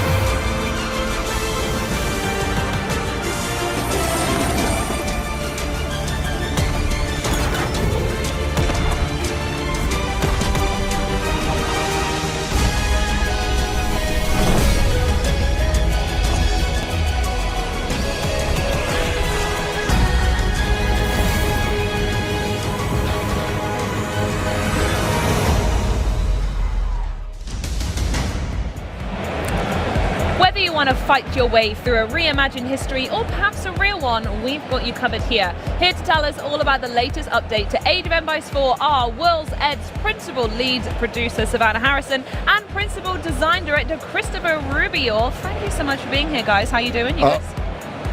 Yeah, we're doing great. Hi, Charlie. Good stuff. Like, oh, God, I think I'm good, but I need to talk on camera for a minute. We're doing awesome. I think we're having the show has been great. So and it's awesome to be here to talk about the game. Absolutely, and your booth is full every time I look at it. So fantastic reaction. So let's talk about Dynasties of the East. Let's hear a little bit more about it and what it's going to add to the Age of Empires 4 experience. Yeah, absolutely. I mean, I've been waiting to talk about this expansion for ages. That's not meant to be a pun. It just kind of came out. Nice. Well done. So I'm so excited that today is the day. I'm going to be patient for, 15 more seconds, though, because I think it's important to say that, this is a big week for Age of Empires 4 All Up.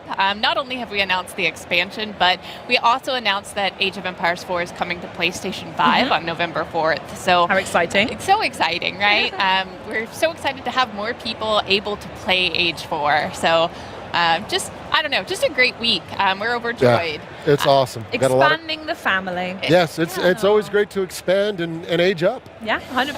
The puns here are ridiculous. Are you kidding me? Don't worry, we've been practicing them. I'm sure we'll pull out a few more. But Dynasties of the East is really going to be a great expansion to jump in with. It's full of content that we know people know and love. We're introducing 4 new variant civilizations, 8 maps, which are a mix of kind of very competitive focused and also a little bit more casual, a little bit more fun and quirky.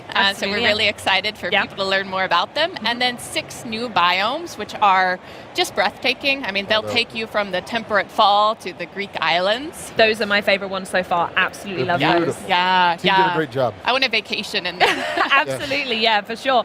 So should we talk a little bit about the Crucible then, actually, here? So this is the new single-player mode. So Savannah, can you explain exactly, I've got loads of questions here. I'm going to try and pace it because I'm so excited.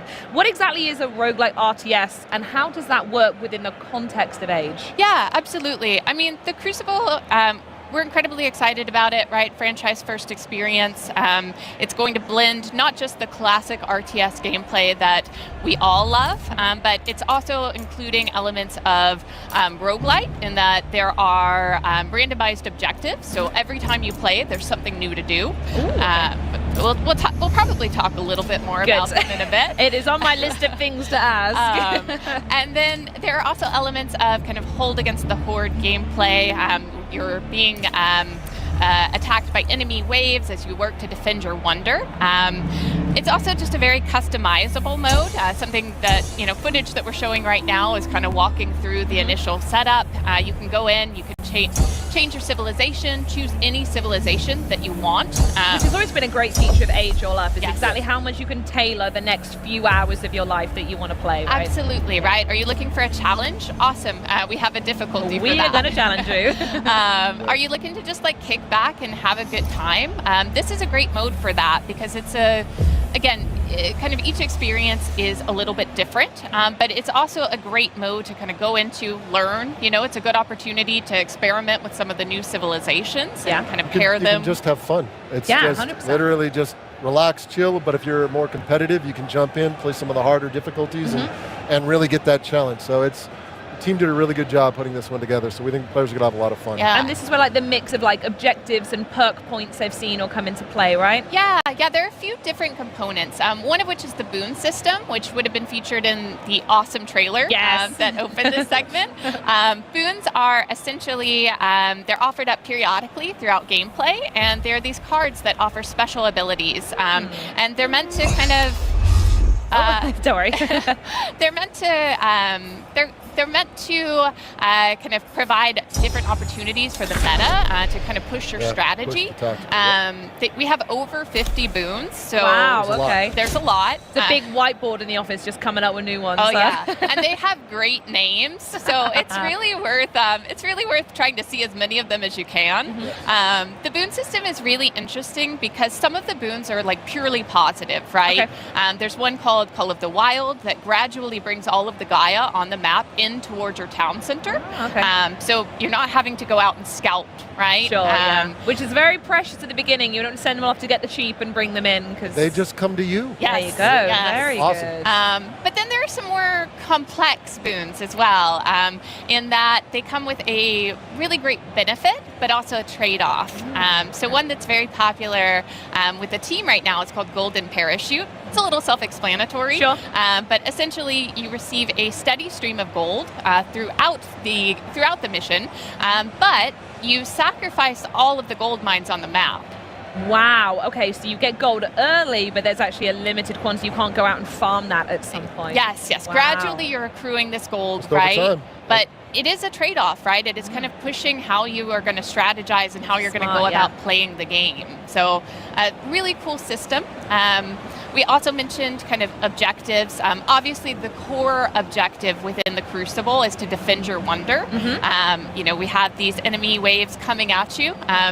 They are kind of growing in intensity over time, and the main challenge is to hold out as long as you can. But this is where I'd be turtling. I think I say this every hour. I'm such a turtler. I have a million walls and a million people. So would that strategy work? Look at you. Well, you'd be able to protect your wonder, right? There we go. Absolutely. So, objective done for me. And then, if you're feeling especially courageous, we really incentivize going and exploring the map. So we have these optional objectives, these points of interest. So you might be wandering the map and see something like a crop circle. You might be wandering the map and see a coliseum that is defended by really worth being beneficial to maybe step away from the walls a little bit and exploring. Just for a little bit. I promise you can go back to turtling. Thank you so much, Savannah. I appreciate that. Wonderful. Now, the thing I really wanted to talk about was these 4 new variant civilizations. I don't know how much time we have to talk about all of them, but I know we've got, well, as I say, 4 that we can talk about. So can we maybe focus on the Golden Hordes? Absolutely. That I mean, one looks like my favorite. The Golden Horde they're actually right now Yeah. one of my favorite. And I Yeah. don't like to play favorites in the game because Of there's so many course. great civilizations.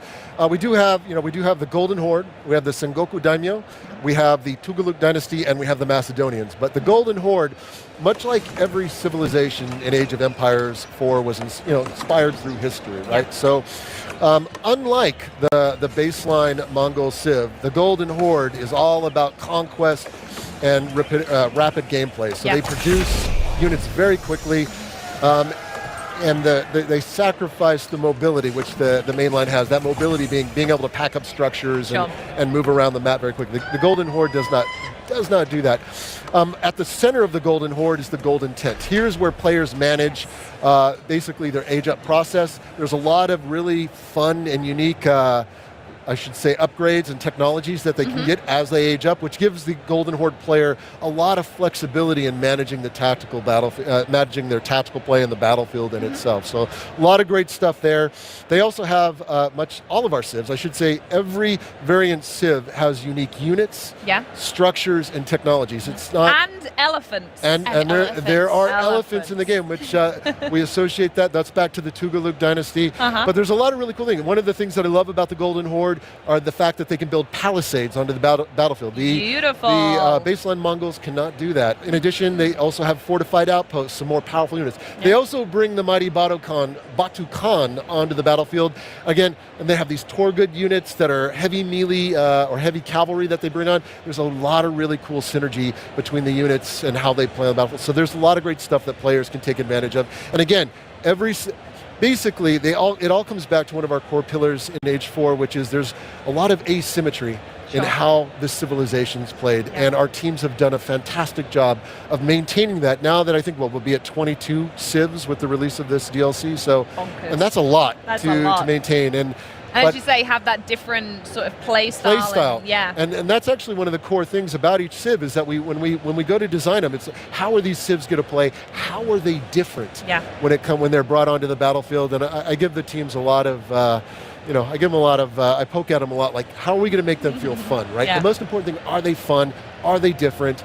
And that's really it. But we got 4 civs in this, and it's going to be, I think players are going to have a great time. So. Wonderful. Savannah, I have to ask, do you have a favorite civ from the new variants? Oh my goodness. I am quite partial to the Sengoku Daimyo, but you brought up elephants, and so I do have to mention the Tugaluk Dynasty. There are 3 new elephant units. 3? You're treating us. Wowzers. And one of them is my favorite unit with this expansion. It's the worker elephant. And essentially, he works as a mobile drop-off point. Beautiful. So really great for managing your economy. And I mean, he's just the best.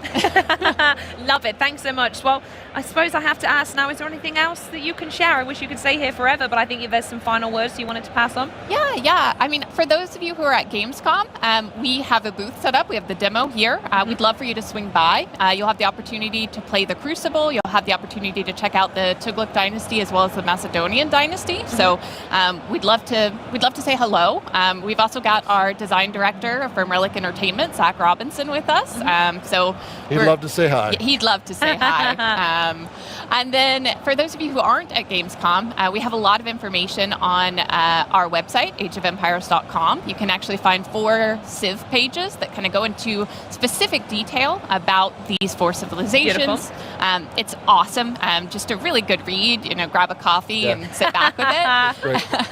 And then obviously, Dynasties of the East is available for pre-order today on your storefront of choice. So you can learn more about it there as well. And we also just want to give a huge thank you to our community. Our players are so passionate and dedicated, and obviously this is content that we've made for them, and we can't wait to hear more of what they think about Dynasties of the East. We can't wait to see more people play it. So I'm just thrilled. Yeah, I want to add on that what Savannah's saying about the players, that we have teams. We have Relic Entertainment, Forgotten Empires, Climax Studios. These teams are incredibly passionate about building on the greatness that is Age 4, continuing to make it better, more fun. What are new types of modes and experiences that we can add that players haven't seen before? So these teams are, I got to tell everybody, they are really passionate. They want to make the best Age 4 possible out there. So, and again, we got teams here. They would love to talk to fans and players and show off all the greatness that we have in Dynasties of the East. Beautiful. And based on the reaction alone from this news, I think the fans feel that too. It's been so good to talk to you both. Amazing to hear more, especially about the Elephant Savannah, and I cannot wait to play myself. So, real-time strategy fans, remember, you can pre-order Dynasties of the East now for 15% off. Didn't say that before, but there you go, fun fact. But hurry back or just open another tab or something, because we're about to go mad with High on Life 2 to wrap up the day. But first, a new chapter for My Hero Academia. Let's get scholastic. I fight for everyone! But still, I also can't pretend I didn't see you crying in there! With the greatest roster of heroes and villains to ever clash, are you ready for one last smash? To protect everyone! I can do it now! Okay, let's go. Let's go all out! Enter the fray in teams of 3. Victory is achieved when you eliminate all 3 members of the opposing team. Freely switch between characters. Strategic character switching can counter your opponents and create new opportunities for you. Time your switch commands correctly during attack combos to seamlessly swap characters and continue the assault. Switching characters while guarding can be a highly effective tactic to turn defense into offense. With normal controls, even beginners can pull off impressive combos with simplified controls. Destroy everything, that's all. Master the 4 core actions: target combo, counterattack, guard, and unblockable attack to dominate the battlefield. Combat is a battle of wits, quirks, and timing. Outsmart your opponent and target openings to unleash devastating combos. If your opponent gets the upper hand, use evade action or counter crash to escape from danger. Burn down to the very bones! You can't stop this! Ah! Experience a diverse range of quirk skills only possible in My Hero Academia. Mix and match your team's 3 quirks to find synergies and add depth to your tactics and strategies. Unleash the devastating power of Plus Ultra moves. If you coordinate your abilities, you can unleash a collaborative Plus Ultra combo with all 3 characters. Forge a devastating technique where quirks collide, guaranteeing massive damage. We'll blast through to your main body! Come on, guys! Fill your gauge to activate a character enhancement, rising during battle. While active, your attack power, movement speed, and recovery speed are all enhanced for you to gain momentum. Plus, if you're down to your last character, you'll automatically start in rising state. It's the ultimate card for turning the tables when you're cornered, allowing you to snatch victory from the brink of defeat.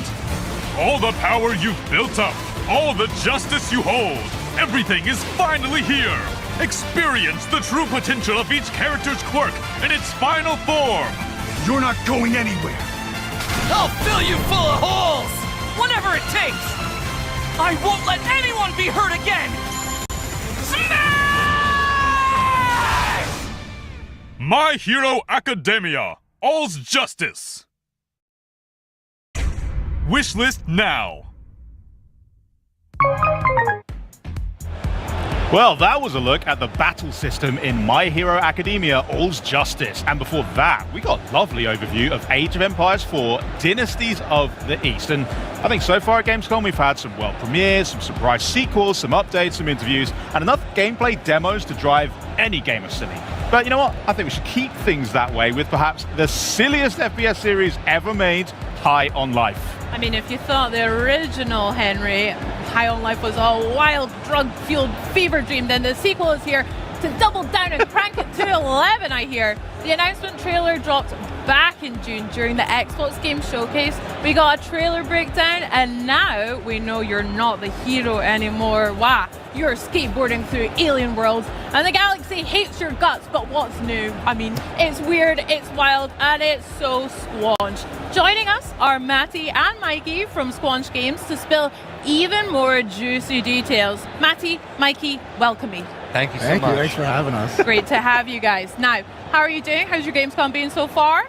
It's been awesome. Yeah, a lot of nerves coming for the first time and seeing if people are actually going to like it. And I've been so nervous, and our first play session went really well. And then it was just from there, all positive. Oh, amazing. Really nice. Big It's been really relief. sweaty. Yeah. Yeah, you get used to it. No, you don't. Yeah. I'm not even going to bother.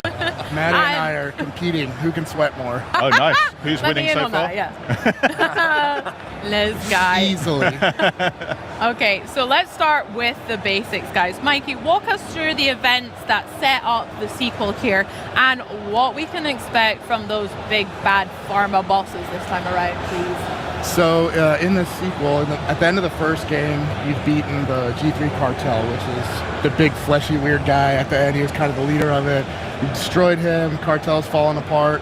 So you're this famous bounty hunter. Everybody knows who you are, and you're kind of being a fame kind of jerk. You know what I mean? Just doing like fame jerk stuff. I don't know how to say it without cursing, but you know what I mean. So anyway, you're living high, right? And you get a bounty, and the bounty is your sister, Lizzie, from the first game, because while you've been famous and living it up, your sister, she's been kind of fighting the good fight for humans still, because humans still really aren't accepted in the galaxy yet, right? And so in that process, you realize, hey, this is a really high bounty on my sister. I better get there first so that she doesn't get killed, right? And so in doing that, you end up on the other side of the law.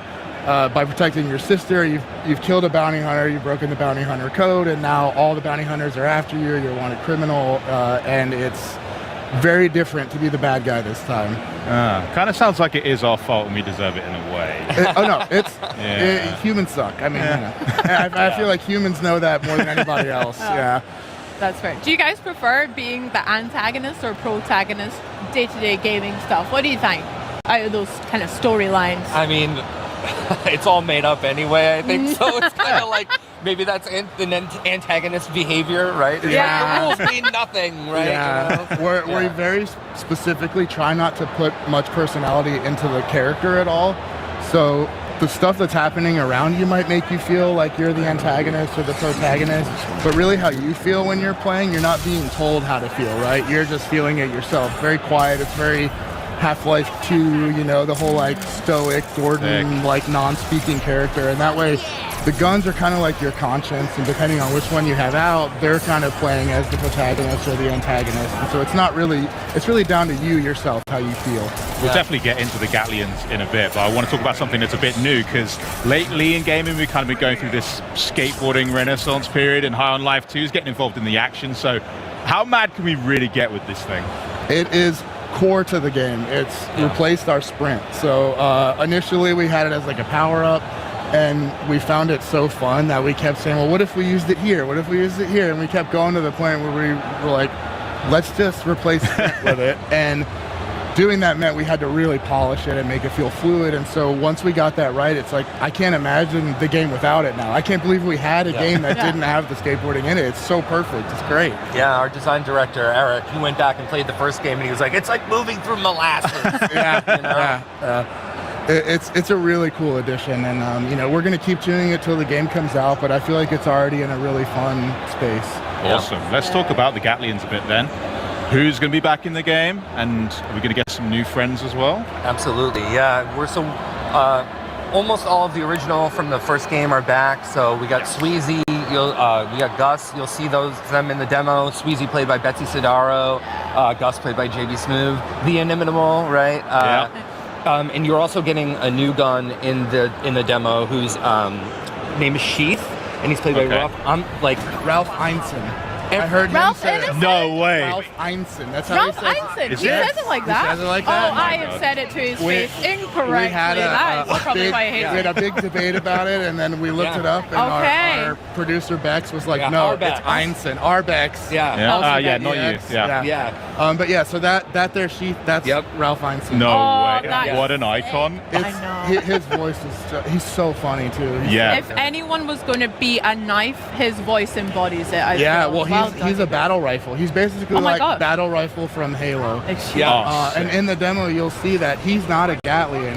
What's happening there is you actually pretty much kill him in a boss fight, and he has the same target that you're pursuing, so he tells you how to save his head. And so his gun is like a life support system. And there's a whole scene where you're performing surgery to remove his head and attach it to his gun. It's in the demo. That sounds sick. That's not in the demo, but like Preacher Tim Robinson is also Preacher's back. Yes. Yeah, we just recorded some Tim last week. It was amazing. I love him to death. Can you please tell him how much I love him? I will tell him. I will use this opportunity. I freaking love. I think you should leave. The sweetest obviously, man. He's just a wonderful man. Yeah, you stop that. I am so jealous. Can I become producer Bex with you guys? Okay, we'll swap places. No, we've got a job to do here. Come on. Okay, fine. Well, I do have one more suggestion, maybe for a new gun. Have you guys ever thought of like a chainsaw thing? Because I could do it for you if you want to go like. We actually in our DLC we had a knifey focused DLC, and one of the first things that we did in it was give him a chainsaw. Hell yeah! So he's basically a chainsaw knife, and you could even use the chainsaw to sort of climb walls and stuff. I don't know if you guys ever played Duck Game, but you can use the chainsaw to kind of ride up walls. Yeah. We had that in the DLC, so we had all these weird little paths you could ride around. I need to go back and check it out. Yeah. It was like an early iteration of the skateboard, right? As soon as we started moving fast like that, I feel like you guys were like, oh, we got to get a skateboard. Yeah, the skateboard is like next level chainsaw riding. Very cool. That sounds sick. We touched on it a tiny bit, but let's talk about boss fights, please.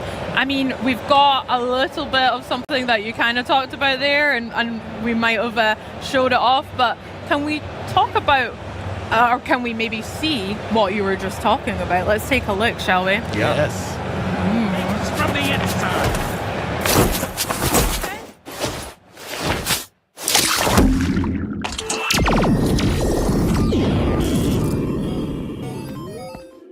Control yourself. What's gotten into you?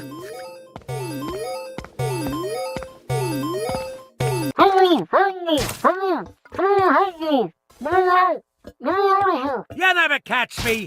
I'm inside you. This is very... Oh my god, thank you so much. Okay, we gotta stop Muppy Doo. He's in your inventory. Let me fix this up real quick so you can go after him. I got free reign of your suit. Oh no, Muppy Doo went into your inventory. Follow him quick. Oh man, he messed things up pretty bad already. You can't navigate the menus like normal anymore.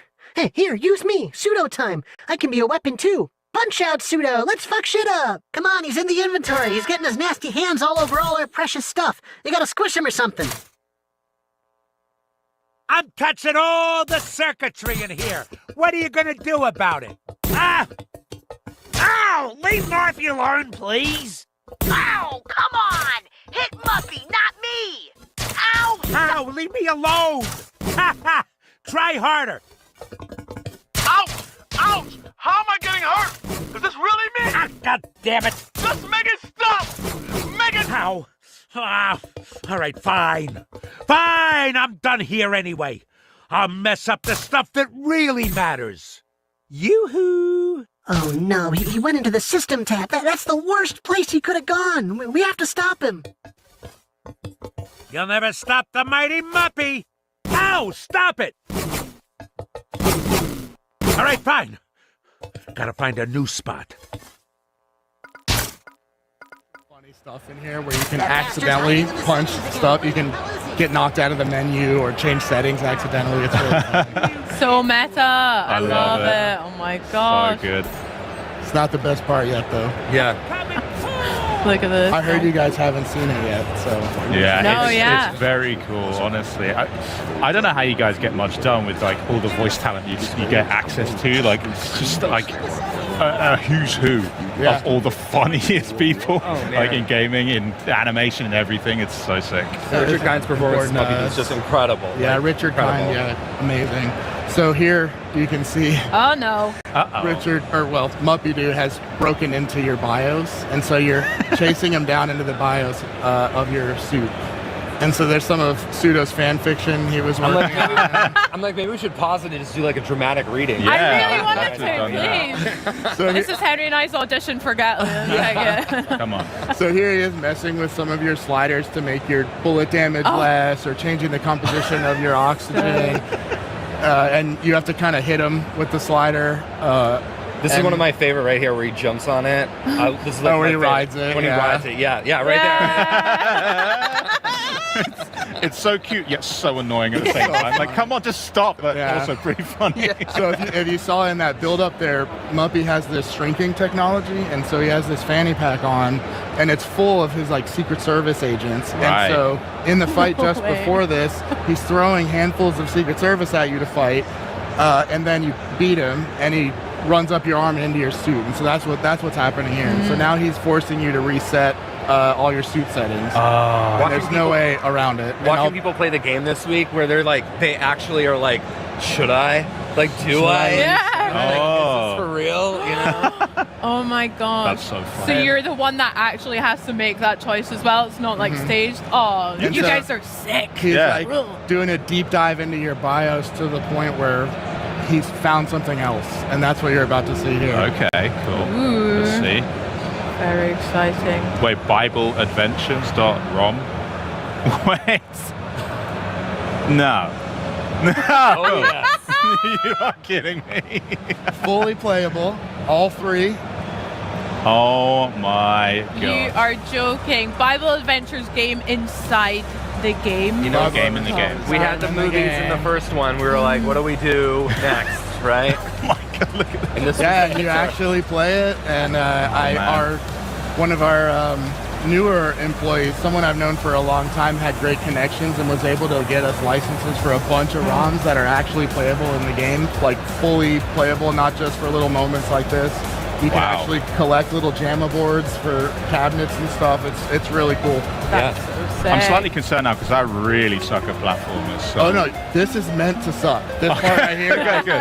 All right, I won't feel too bad about how bad I am at it then. Dude, this game is terrible, but that's what makes it so fun. It's like, it was my first choice when we talked about like licensing some of these older games, and I was like, my dream is Bible Adventures. I know it's never gonna happen, but that's my dream.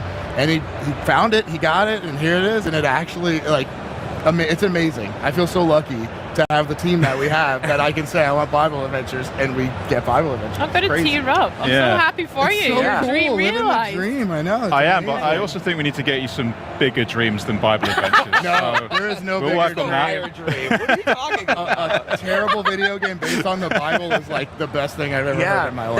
That's It's so painful. funny, That's and the it Bible. sucks to play. It sucks so bad to play. It's great. Amazing. And so now you can see here, you make it back in your suit. Oh, God. and it's trying to boot up.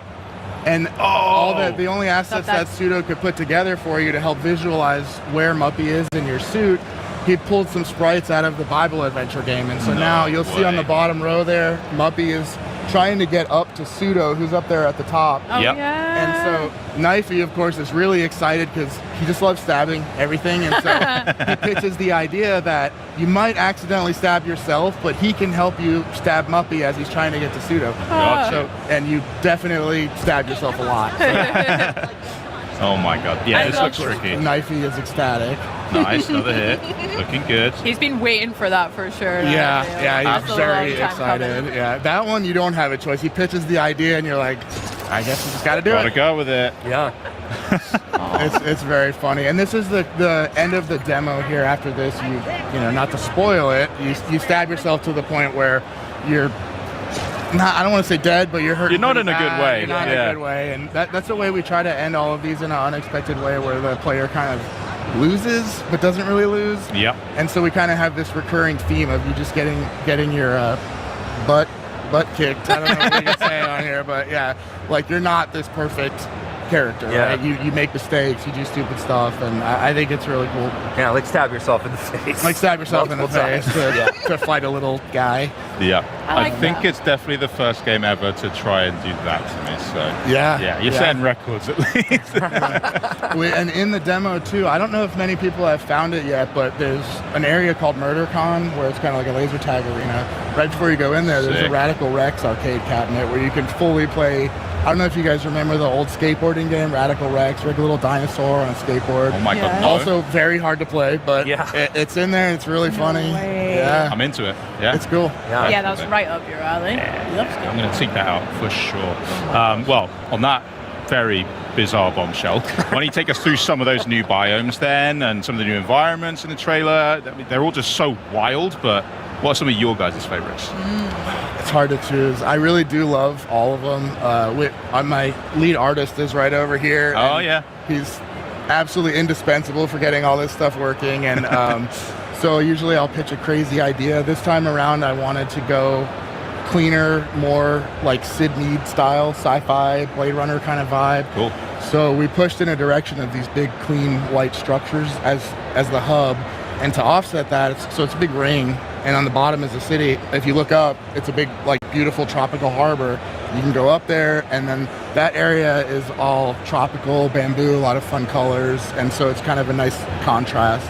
And then outside of the hub, there's a bunch of areas that I won't spoil, and unfortunately one of those is my favorite one. But it's crazy, it's awesome, but genuinely the art team is so good, like it's just, everything looks amazing in there. Yeah, I mean, so in the demo, you're actually on a planet of conventions. Like, I don't know how much we dug into that, but so maybe like the favorite convention that we have in there is like the Hall H-Con is still like my absolute favorite. So funny. It's so stupid. Yeah. And the Pool Con is really good. Pool, yeah. So there's like, you're skateboarding, and so we had the pool convention, and then the rail convention, and they get in a car accident. So you have pools and rails that you're skating on to do some of the traversal throughout the game. It's really funny. Hell yeah. That's sick. How fitting that we're speaking about it at Gamescom. It's funny because I did not Absolutely. think about that, and someone was playing and was like, "It's so cool that you guys did that." And so Yeah, we did it just for Gamescom. we totally did it on purpose. We totally did it on purpose. Loved it. Very nice. I would just love to sit in your guys' like writing room or art room, be a fly on the wall, and just see what the heck you guys are up to. Oh yeah, I mean, most of the stuff is like, wouldn't it be funny if we did this? We can't do it, but wouldn't it be funny? And then we're like, actually, we probably can do it, and then we end up doing it. That's literally our whole writer's room process. And then we have amazing writers that take these dumb ideas and actually write them in a funny way that makes sense. So we're very lucky to have the team that we have. I bet. Aww. Speaking of dumb ideas, some of our favorite parts from the first game as a team, we freaking love the ads that you guys do. Yes. Our favorite one, probably our most quoted anyway, was Oh, yeah. the guy, I can't remember what it's for, but he's like, help me, help me. Yeah, the guy with the Help peas, and he's on the ground. He does it, Yeah, I love that guy. So funny. The avoidable void, I love it so much. Yeah, he's very funny. Can we expect some of those in High on Life too? Some new ones? Yeah, so many. I mean, the goal with the sequel is to take everything that worked and just like do so much more of it. So we already have a ton of, it's such a good excuse for us to work with. We have a bunch of people working on the commercials internally, but for artists and animators that we really dig, that we like don't see on Instagram or just see on TV, it's our opportunity to like work with people outside as well, right? And just like bring them in. And so we have a bunch of those going right now. And we've also, along with the license of the games, Ben, our biz dev director, was also like, hey, I can get like 10 80s and 90s commercials for like these weird games as well from Pico. Like, what do you think about that? And we're like, okay, like our game is 100 gigs right now, but like, Bring sure, it. yeah, Pile it up. It's already too big. Add it on. Who cares? Why stop? Yeah, exactly. I love that. I hear you might have a little bit of an example to show. We Shall do. we take And a honestly, look? I haven't seen this one in a while, and I remember it being funny. I hope it's still funny. Oh God. It's definitely weird and cool. And so this one was done by Brian Weissall, who I don't know if you guys are familiar. He is the creator of a show called Hot Streets on Adult Swim's really funny show. He's so funny. We brought him on as a writer not long ago, but he is also a hilarious animator. Yeah. And so we just kind of put him in a corner, and he just comes up with this really weird, funny stuff. So that's what this is. One of Brian's animations. It's really funny. Yeah, let's check it out. Yeah, let's have a look.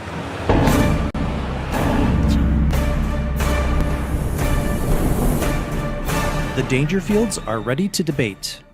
I tell you, I'm Rodney Dangerfield. I tell you, I don't get no respect. Hey, don't listen to him. I'm Rodney Dangerfield. Hey, give him some respect. Yeah, I should get some respect because I don't get none. Because this guy over here is claiming to be me, Rodney Dangerfield. Hey, you know I'm the real Rodney Dangerfield because I don't want no respect. I'd be nothing with respect. This fraud over here doesn't get it. He thinks we don't want respect. Rodney Dangerfield does want respect, and he's mad because he don't get none. All right, if you think Rodney Dangerfield doesn't want respect, so we can continue in the spirit of Rodney Dangerfield, vote for me, the real Rodney Dangerfield. Vote for me in the upcoming election for Best Dangerfield. Take the shot. Blow his brains out. He's the fake Rodney Shoot Dangerfield. me, not him. I'm the real Rodney Shoot me, because I get no respect. No, shoot me, because I'm the real Rodney Dangerfield. Hey, which one of you guys is the real Rodney Dangerfield? Oh, I tell you. I tell you. I tell you. So that's the caliber of comedy we can expect. What the hell's wrong with you guys? So much. That's the highest praise, honestly. Yeah. And like, it's just dry and weird and unexpected, and like, that's just one of a lot. We have a lot of really weird, funny stuff in there. Yeah, best review we got so far was, I mean this in the best way possible, but it's so stupid. Yeah. You know? And then that just like warms my heart. Yeah.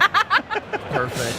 Like you said, being in that writer's room, just seeing, like, how do you even know what's the good stuff, what fits, when it is all just kind of zany and out there, and you'd think like, just chuck it with it.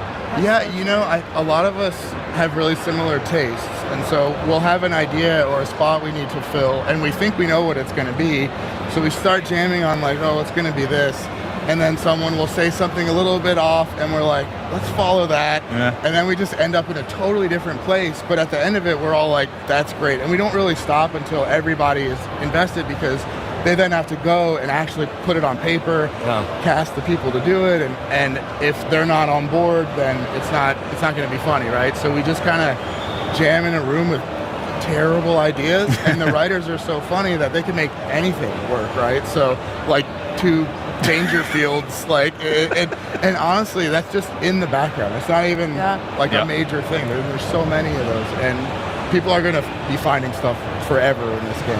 Yeah, it's really hard because, you know, we get so close to the jokes too, and like, you know, you hear a joke like twice and you're like, ugh, like, come on, what, like, this isn't funny anymore. And so like, even coming here, we're like watching people laugh and we're like, oh, before we were like, we're the worst, we're not good at this, and now we're like, we're geniuses. You know? Like, we planned this the whole time. Yeah. Great ego boost. Hell yeah. It's just a lot of trust in the team. Let them do their thing, because, you know, I'm not the best writer. I'm not the best programmer, right? So I'm not going to even try. It's like, just let the writers do their thing. We're going to jam about an idea.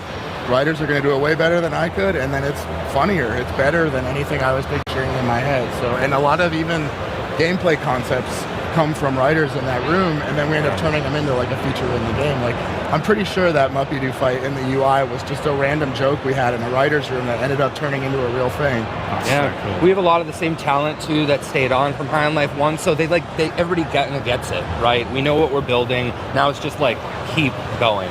Yeah, definitely. Yeah, and in terms of like the caliber of our writers, you're a Tim Robinson fan, so you probably saw the little egg game. So our narrative director is the one who made that game. He's the guy who made the Tim Robinson from I Think You Should Leave, little egg game. So like that vibe of like little weird stupid games, that's like everywhere in the game. Yeah. That's kind of just the DNA of everything that we do.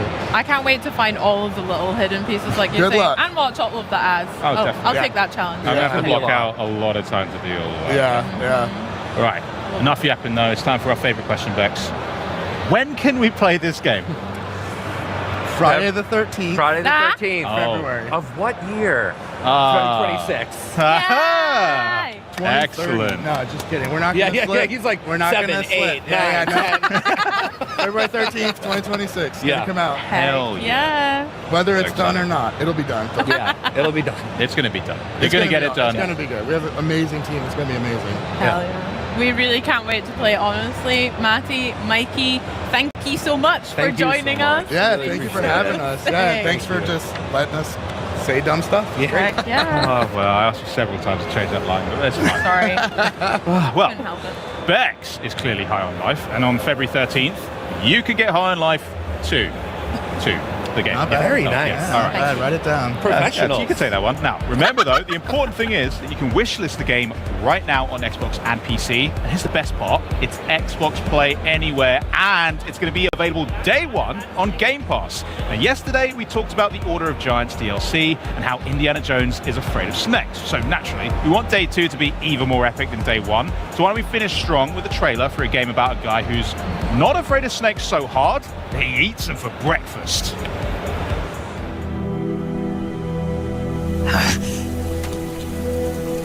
Why'd you defect? I didn't. I'm loyal to the end, to my purpose. Snake, I know how you're feeling. It's hard for me to believe, too, that a legendary hero like the boss would go over to the Russians. She'd double-cross us like this. We will use the legacy to heal that rift and make the world whole again. To do this, we need strength, an unstoppable trump card with enough power to bring order to the world. Do you love her? No, nothing like that. Do you hate her? For 10 years, we lived and died together. You couldn't possibly understand. And you think you can kill her now? Hey, don't you go getting any funny ideas. We can't leave yet. I've still got one last job to do. She's at the lake. She's waiting for you there. We were together for 10 years, and now you tell me she's my enemy. What about you, Jack? What's it going to be? Loyalty to your country or loyalty to me? Your country or your old mentor? The mission or your beliefs? Your duty to your unit or your personal feelings? You don't know the truth yet. But sooner or later you'll have to choose. I don't expect you to forgive me. You've got to do it, Snake. She's your enemy and your objective. You're a soldier. Finish your mission. Prove your loyalty. I've been waiting, Snake. Waiting for your birth, your growth, and the finality of today.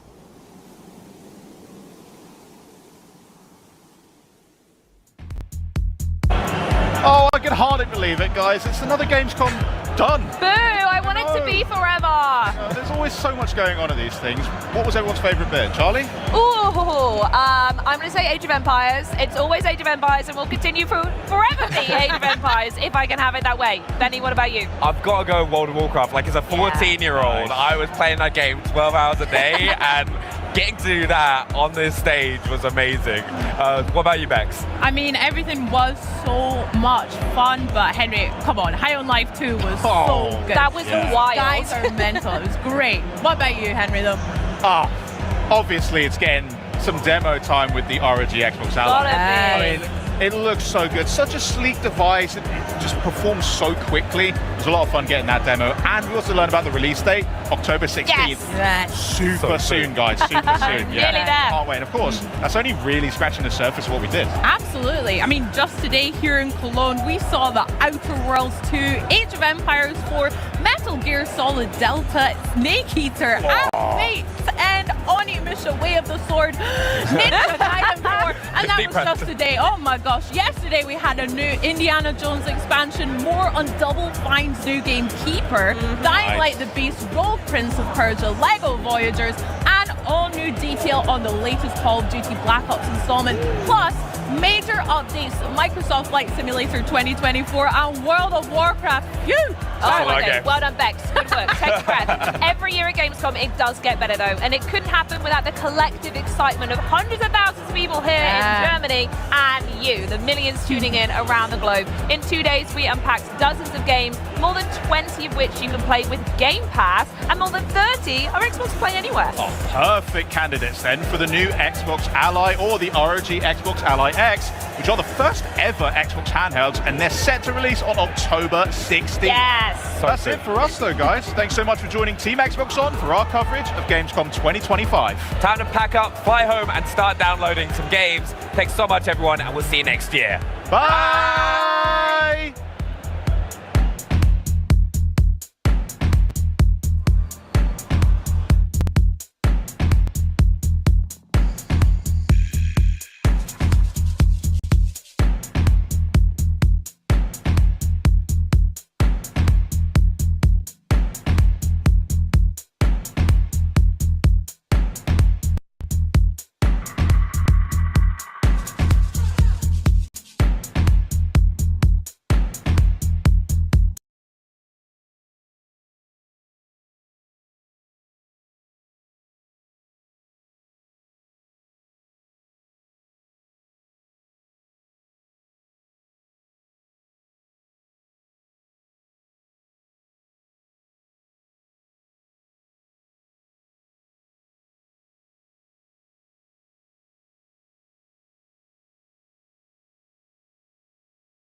It's a big match, and only the best will win. Just blaze. Godzilla bankroll. Stole some silly on. Yo, I ain't.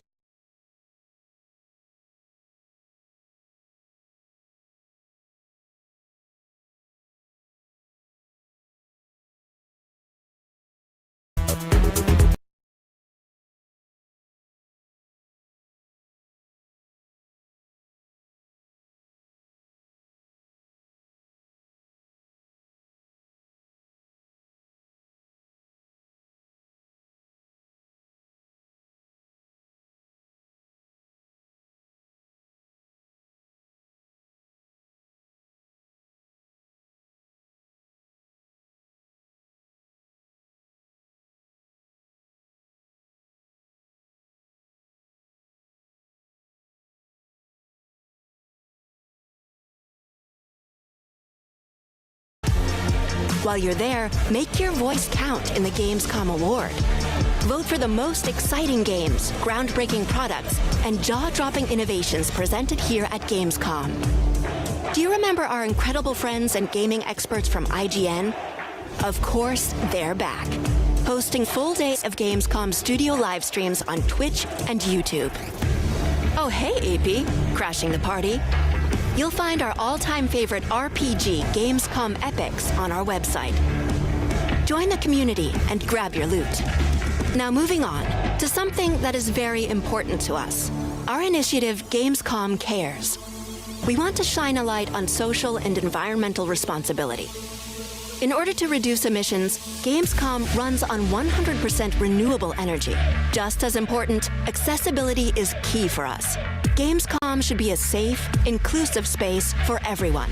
Speaking of inclusive spaces, the Gamescom City Festival is taking over the city with live music, awesome shows, and all kinds of fun.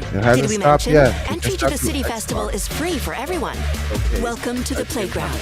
Welcome to Gamescom. Here we go.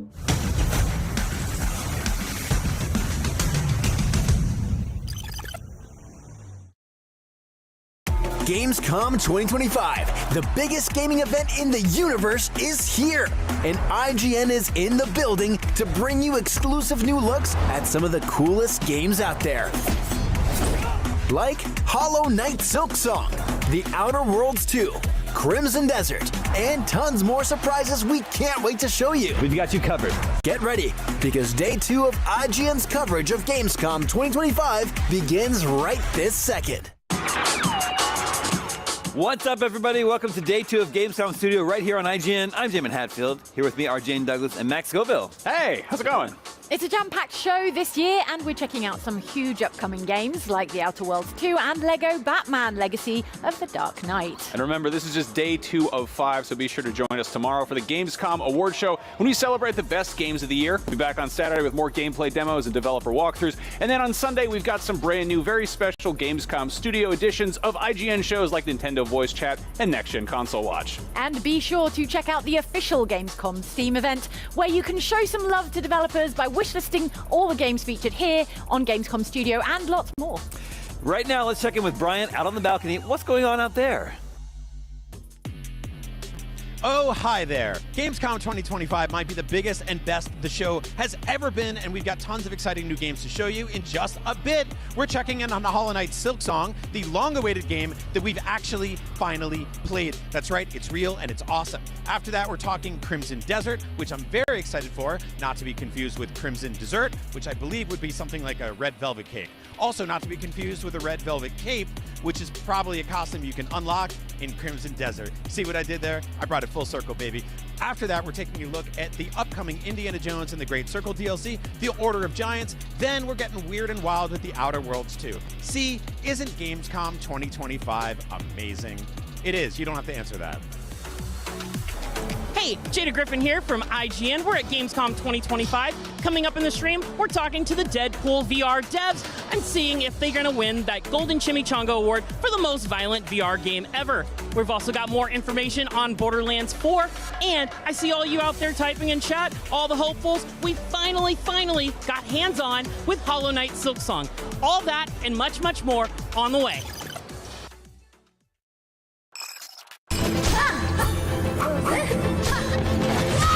been 6 long years, and I'm not talking about the wait to play Silksong. No, it's been 6 long years since Silksong has been announced and is finally playable here at Gamescom 2025.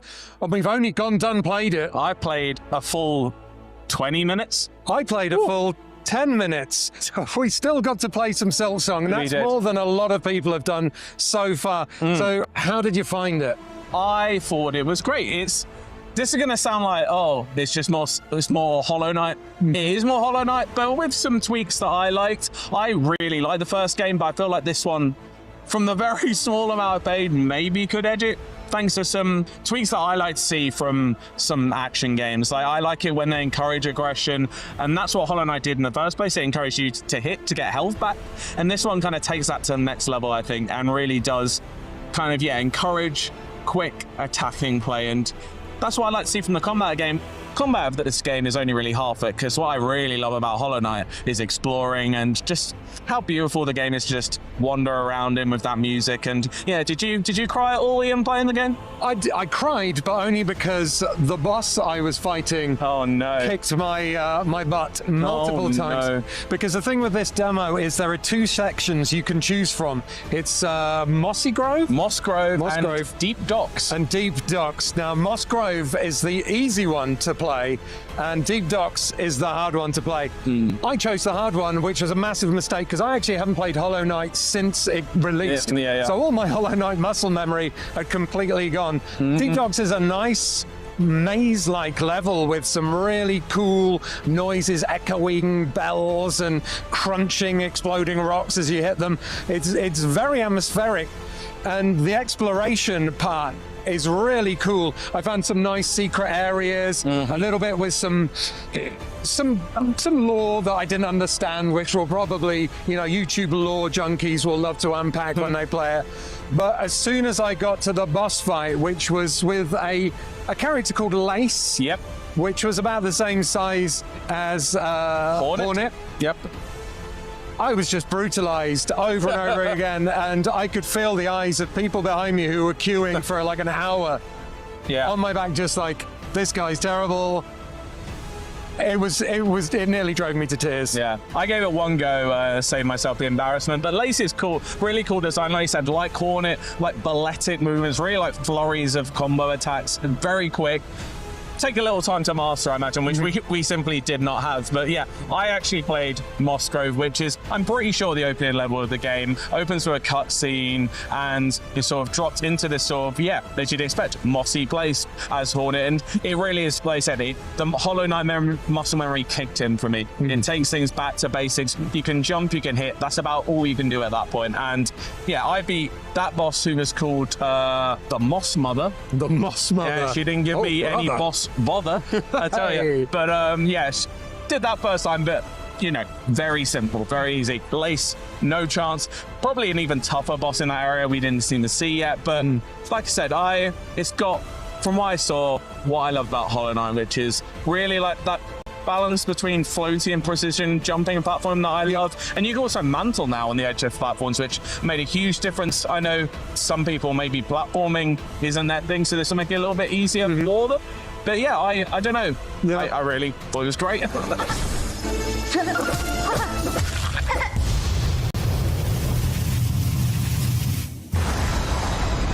Yeah, I thought Hornet controlled really well, slightly differently to the Knight. I don't know. Everything I saw was great. A bit floatier, I think, and also kind of double the size. I don't know whether that's coming out. If double the size is the right size, but I only ever played Hollow Knight in handheld mode on the Switch. I get that. So to play on the big screen, Hornet felt like a much bigger game. I feel like it's an interesting coincidence to almost, like I said, this game feels like you're on the front foot more, and that kind of builds into that visual design. In the first game, the character a lot smaller. It feels like you are kind of fighting for your life in every big boss battle, trying to survive, whereas this one, you can take it to them more, and that visual design, But you don't yeah, dominate man, the like, frame. You're still quite small. hope You're an you're enjoying insect. shows. But, you know, you're a bigger enjoying insect. it. You're not an ant. You're a hornet. You know, that's what you are. Yeah. But you also have like some new attacks. There's like a kunai throw you could Yes, do, right? and I like doing that a lot because it put me out of harm's way. But also, I like that it's now divorced from the health meter. You don't have to. In the first time, you had to choose: am I going to heal or am I going to use, like, you know, the force power ability, something like that. And in this one, you can just heal, not whenever you want, because you do need to build that white bar to full in order to heal, but it does heal you completely, which is nice. But yeah, the kunai, you can, I think, had 12 at the start of that level. Use them freely. Not quite sure how you get them back yet. Maybe you just have to rest. But they were quite powerful. And yeah, can't wait to see what more they have up their sleeve, because I imagine this game is going to be sprawling, to say the least. Yes, I reckon it will. And if it's anything like the original game, once you've completed it, there'll be even more to do afterwards. And all we really need to know now is the release date, and maybe we'll get to find that out very soon. The next day or two. Yes, let's hope this video comes out before that announcement's made, otherwise we'll just look silly. We will look silly, but not as silly as I looked when I died like 5 times. I was embarrassed for you. Yeah, everyone was embarrassed for me. Yeah.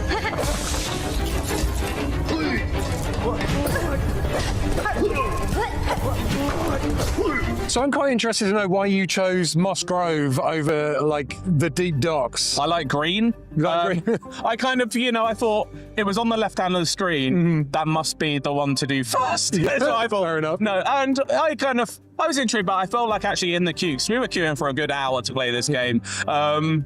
A lot of people were playing the second one. I thought, I've got a good eye for that. I'm going to try the other one. And I liked it, like I said, very simple. There's probably more to it than we saw. But yeah, Deep Docks, I only spent 5 minutes in there. Didn't see a lot. But like I said, a lot of levers, a lot of elevators. Very maze-like you said. Yeah, I was already lost in there and I spent like 3 minutes. Yeah, so if Mossy Grove was more linear, would you say? Yeah, it seemed that way. Not as many secrets hiding, maybe. It felt like a tutorial area, whereas Deep Docks, they probably go deep. Deep Docks went super deep. In fact, I found a couple of elevators, went all the way down. As I said before, I found a secret area, and there was also like a mini, like, fight room where multiple enemies spawned. I thought then there was some weird ones that like seemed like they almost had like pots on the head and they were chucking things at me. Like a really nice little like round lad, which I actually quite liked him, but I had to kill him. He had like a little like almost like saucepan lid as a shield. Yeah, like did like a little bouncing. I like that, but yeah, I was lost. I hope Cornifer's back. I need one of his maps. I really do need that. Yeah, maps and, well, training is what I'm going to need. Yes. For definite. And maybe therapy from how many people were looking at you? Yeah, definitely therapy. Hopefully no one was recording it.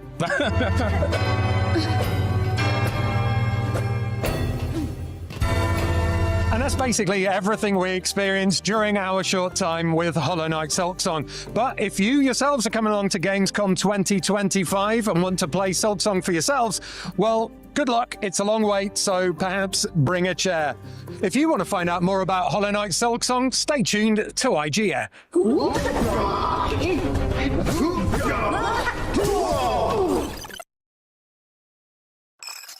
Experience the sprawling metropolis of Hethro in NTE, Neverness to Everness, a free-to-play open-world RPG full of supernatural phenomena and anomalies.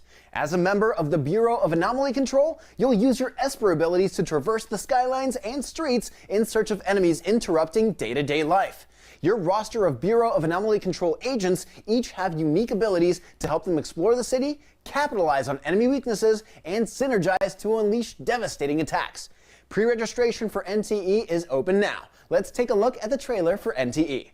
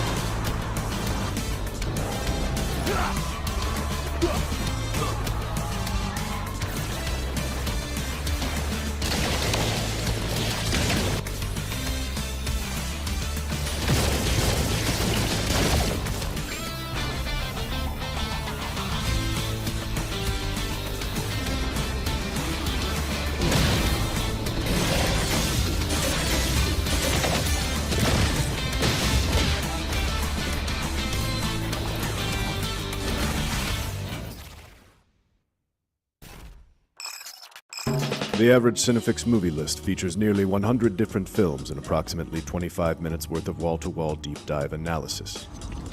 To simulate that pace for this 30-second ad, we're featuring 26 different films, and before you say it, no, that math does not check out. We're not math people, we're movie people. We can't even count down from 10 without ending up at, like, 96. Subscribe to IGN Movies and TV for more Cinefix movie lists. Bad at math, great at movies. Can't find that final collectible you're missing? IGN strategy guides and interactive maps are here to help. One step at a time. IGN guides are trusted by millions, easy to use, and best of all, free. IGN has the very best, most complete and accurate guides for Shadow of the Erdtree, Baldur's Gate 3, Tears of the Kingdom, and so much more. See? It's good, right? Every guide is tested and verified for you by experts. Just search for IGN when you search for guides.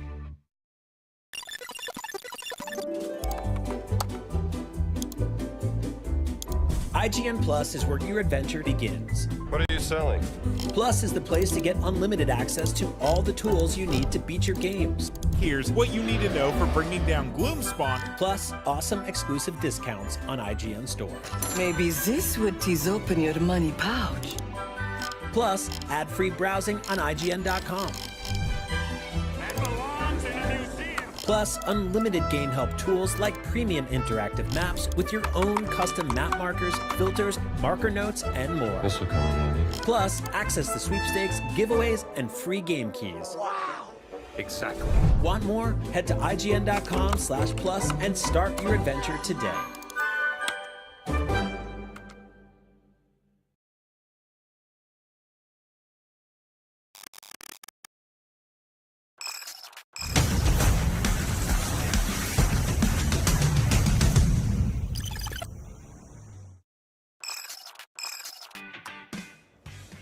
You are watching Gamescom Studio on IGN. It has been more than half a decade since Crimson Desert was first revealed, but next year players will finally get to set foot in the realm of Pywell in this epic-looking single-player RPG. Here to tell us what's in store, Leapy Park and Will Powers from Pearl Abyss. Welcome.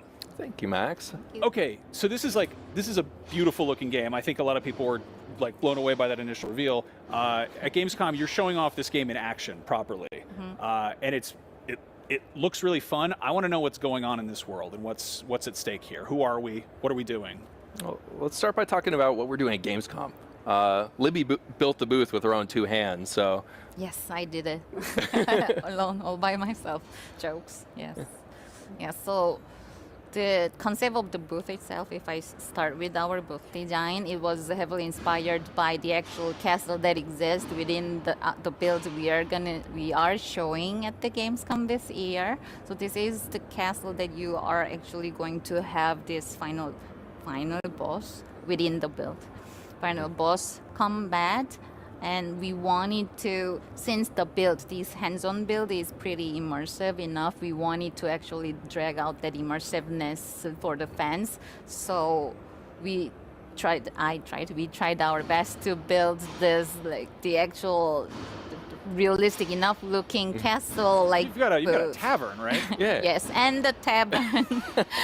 That actually, the tavern itself also exists, not the exact design, but also the concept of the tavern actually also exists in our game, so people can find out once we launch our game. So yeah, the focus and goal was immersiveness. And so what we've shown up to this point has mostly been focused on combat. This build's really special because this is the first point where we're pulling back the curtain and showing what the plot of the game's about. You're getting your first chance to see the open world and kind of roam around in it. And players are seeing this for the first time. And what's so cool, you said the game's beautiful. Thank you, by the way. But everything you see is explorable. Anything you see, I get to do the Todd Howard thing. If you see it, you can go there. You can climb that mountain. Nice. Now let's talk about who we're playing as. Who's the protagonist? So that's Cliff. He is in a mercenary group called the Greymanes, who are fighting to have and bring back really safety to this continent of Pywell. They're in a struggle against an opposing faction called the Drunken Black Bears. Okay, that sounds like a formidable foe, inebriated Ursine. Yeah, I want to talk about Black Desert Online has maybe the most impressive character creator I've ever seen in a game. What was behind the decision to have a bespoke protagonist here? And I guess how much customization will players have over him, like outfits, abilities, skills, all that? So, thank you, by the way. Black Desert, award-winning character creator, and I think that's one of the reasons why we're not calling this an RPG, because we feel like there's a lot of connotations associated with that word, whether it's creating your own character and role-playing as them, or experience points and leveling up systems. Those aren't in this game. Oh, okay. So that's why we're not calling it an RPG, we're calling it an open-world action-adventure game, but there is still a lot of customization that players can have over Cliff. Not just cosmetically, as well as stat points over his armor and how he looks, but also in kind of how they play as their character. Whether you're leveling a skill tree in a certain direction that's aligned with your melee combat or your magic focus or your defensive-minded gameplay, you can really make the play style adapt to how you want to play. Cool. Now, I want to talk about traversal, because obviously a big part of an open world game is just getting around it. And there's some really, just a second ago, he turned into something bird-shaped, I guess, and was flying. Crow's wings. Tell us about that. Tell us about the different ways you can get around, different mounts, different means of moving. So traversal is very important in an open world sprawling continent like this. We call it the continent of Pywell because it's so massive. There's a couple really cool things. Obviously, you can run around on foot and see all the details of the world. Horseback, there's wyvern riding, there are dragons in the game that you can fly around in this large aerial abyss. There's even cool ways where you can take magic, bend trees, and like Looney Tunes, you can launch yourself from the tree into the air, soar through it, and get to the next destination with your wings that are magic imbued. We're not going to go into how you get those wings, but there's magic in the game, so use your imagination. I like magic. That's fun. Now, we've seen some things in the trailer. There's these almost Tears of the Kingdom style sky islands that look almost like sort of puzzle spaces. Can you talk a little bit about those and how they come into play? The Abyss. The Abyss. Yes, the aerial abyss.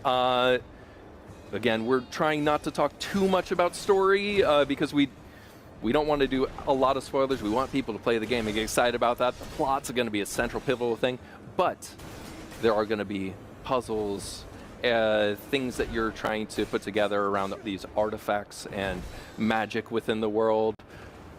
And those sky islands, as you call them, or the abyss, is going to be a pivotal central part of that. So you saw, and actually you've seen in previous B-roll, diving off the abyss and into the world. We're actually showing that as part of the Gamescom demo. That's how we end our tutorial, and players experience that before they start the demo. Oh, that's fun. Now let's talk a little bit about exploration, because you mentioned being able to climb that mountain over there. A big part of that is exploration is great, but that can, without any kind of goal, just be wandering around. What's out there for people to discover? What is sort of hidden in the world? We took a lot of inspiration in the open world and the building of that open world from our experience as a developer. I think, Libby, you can talk about that because you worked on Black Desert when it launched. Can I use Black Desert as an example? Yeah. So, we have enough experience with open world, obviously, and there are so many, still huge community that loves, exploring over, combats, that stressful combats and such. So also, our developers tend to develop the game they wanted to play, genuinely wanted to play. That's the adorable point of them. So they really love to hide all those cute elements and all those details in the world. So throughout the world in Black Desert, for now I can say, there are so many hidden chest boxes and all those different elements. Even per region, you can get different type of fish, different type of meat, different type of collectible minerals and everything. So we wanted to create those realistic but still interesting enough, unique parts into the world, so you can actually find the village or the area that you definitely more immersed into and like set your home camp within that region, etc. So it won't be exactly same for Crimson Desert, but since we shared this vision or this interest in games, so we will definitely hit a lot of like surprises throughout the massive land world. Yeah, okay. Even though like obviously the genres are very different between MMO and single player action and adventure, the living, breathing open world and how the developers have the experience crafting that experience is going to directly translate in how they're building this open world. Got it. Yeah, I guess I'm curious. Again, I was at a glance. You see like a sword and board third-person game, and it's like it looks like an RPG. Au contraire, right? Sir. Yeah, and I'm getting that. But how is the sort of difficulty scaling? Like, if you do have high-level enemies out there, are they even high-level enemies, or are they just hard? You know, are they? So, I get very defensive when someone says this is a very hard game. It's not. What they're experiencing, and this is a hard game to demo because what we're showing is a chapter of the game, and it's not the first chapter. So we're giving people 5 minutes of tutorial to ramp up into several hours into the game. So there's a very steep learning curve for this demo. Right. And yeah, you're throwing them in the deep end. Basically. Right, exactly.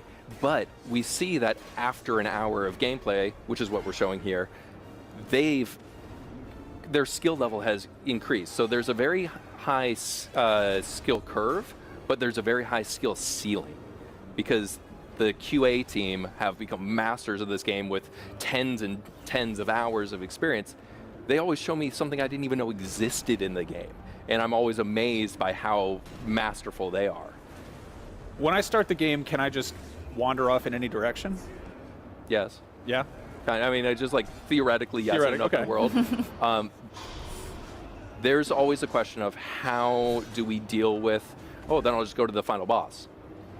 In an open world, you activate instances. So you activate boss fights, and those activations aren't eligible until you've met their prerequisites. So whether it's the time of day or something, we've shown this in our boss fight build, where you go to a certain place and then you wait. There's a prompt. If you haven't had those prerequisites, then that prompt isn't there. So you can't just zoom to the end. Gotcha. But in terms of the open world, I mean, up to a certain extent, you can explore it. Again, we haven't revealed the scope and scale of everything yet, but it is an open world. What are your personal favorite details in this game? Like, what is like one little thing that you just want to make everyone pay attention to? I need more time.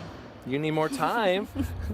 There's so many things. I really, really love, and I promise this isn't a cop-out answer. We've demoed this game so many times for so many people, and because of the way that the technology and our proprietary engine works that we built this game upon, every time you load into it, the weather, the temperature, everything is different. And those aren't just cosmetic details. If you see on the bottom left of the screen, that temperature, if you start this demo on the top of a mountain, if that's under 0 degrees Celsius, you start seeing breath come out. You zoom in and you can see Cliff's breath. Frost starts developing on his beard. There are certain of those elements, I'm not going to tell you right now, that affect gameplay.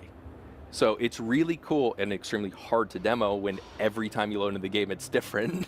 You can't consistently show off the same things, but it makes it exciting and it makes it rewarding to show it off because it's different every time. Sweet. When is this game coming out? I want to play it.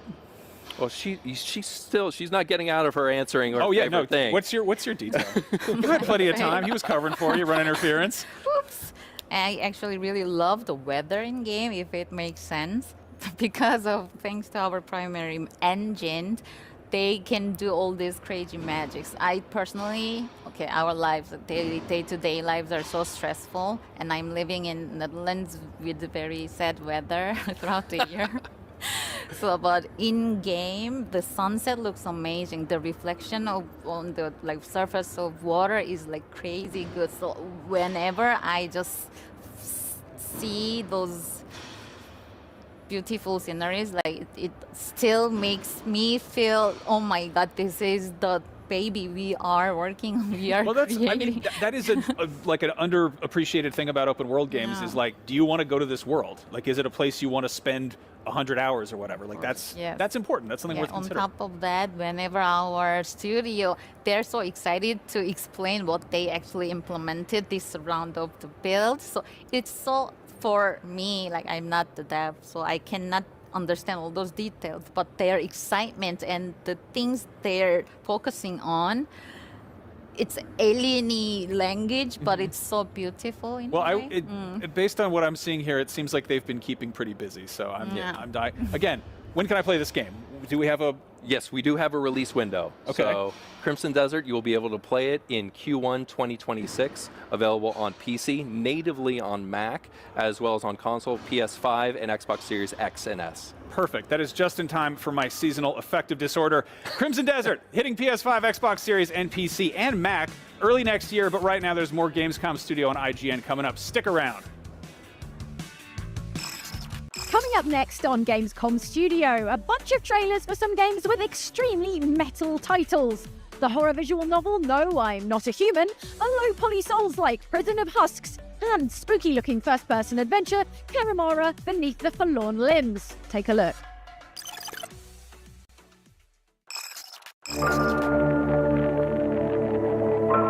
It is their days, and the judgment is upon us.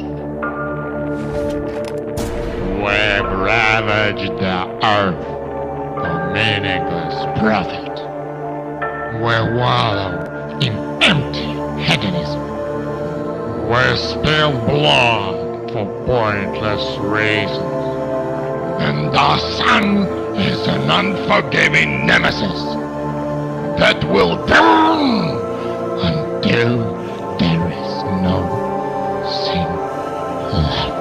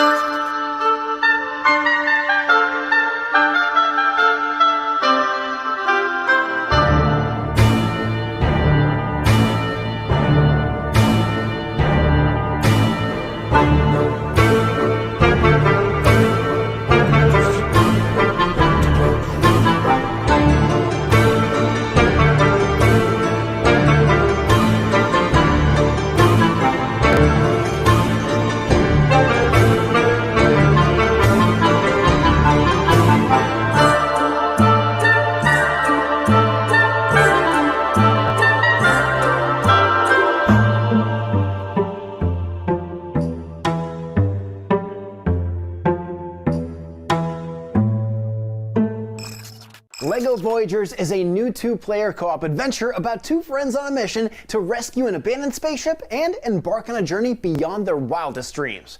Experience life as a Lego brick. Tumble, jump, snap together, and build your way through rich brick worlds in this poetic, non-verbal narrative set in beautiful brick-built environments supported by an atmospheric soundtrack.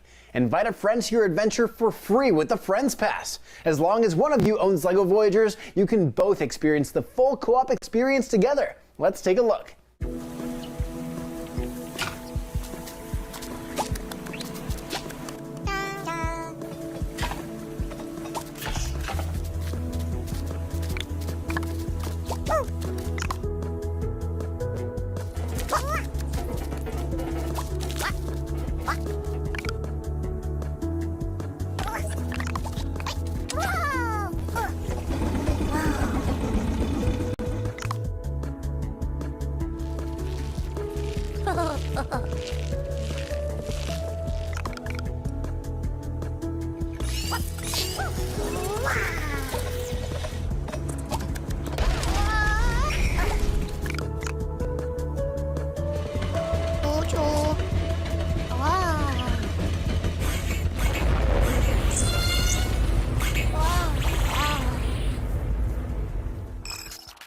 The Cinefix Top 100.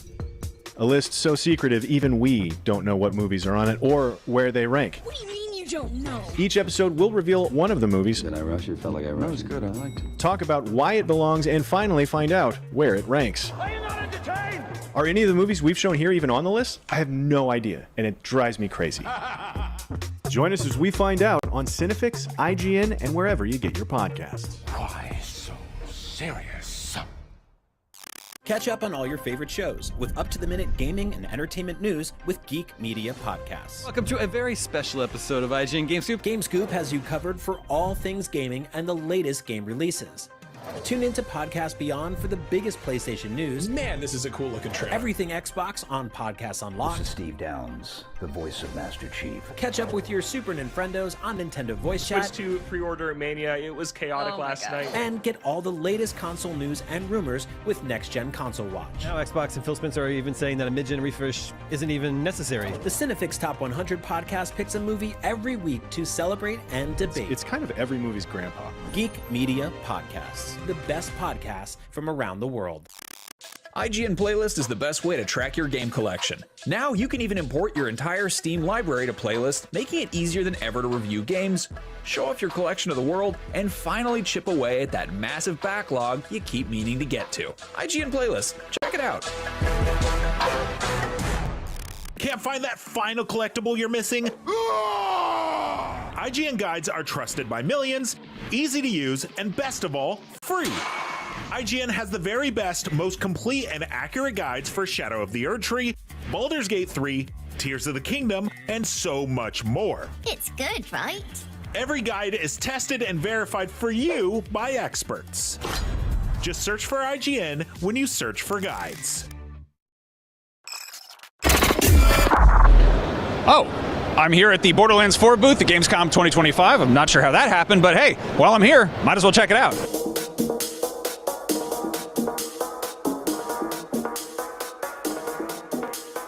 They said they had a few demo stations set up around the corner, but I don't... Oh! There they are! One of the best parts of Gamescom is getting to go hands-on with brand new games, and clearly Gearbox came prepared.